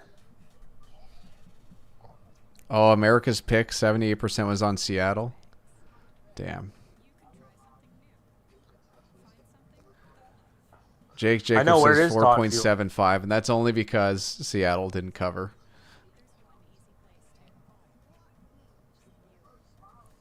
I emailed Dylan Toddfield, and he never emailed back, so he's probably getting it on. Sam enjoyed seeing the Pats get dusted. That's always nice. What else would make him do that? The Bears Rams. I don't have any money on it currently. I like the Bears though. The line's 6 right now. We had Rams 5.5 in the contest. We haven't bet money on that game. Let me just check the betting splits. The splits are pretty even, so there's not much value. It's not a game that I would bet right now, so I'm gonna check again tomorrow before kickoff. So we'll be live streaming the game tomorrow. So we'll be back on about 5 p.m. Pacific, 8 p.m. Eastern time, just before kickoff, essentially. So jump on and catch us then. And we're going to do the picks video tomorrow night. So the picks video will be out tomorrow night. And then sometime this week, we're going to set up... Tuesday morning. Yeah, sorry, Tuesday morning. And then we're going to be setting up the membership, guys. So if anybody missed it earlier, we're going to have a Discord where you guys can chat with us anytime, get advice on bets or whatever you guys want to talk about. And as well as the weekly picks or the weekly betting market preview that I do at the end of the week. I'm going to be doing those as well for membership. So we appreciate everyone stopping by and joining us for the live stream. And today's game was awesome. And no worries, Corey. Have a good shift tomorrow. And Big Good Dick night, Nick gentlemen. in No, the this was a house. great watching it with you guys, and this game was unbelievable. I had a great time. Unreal. All right, we'll catch you guys later. Cheers, guys.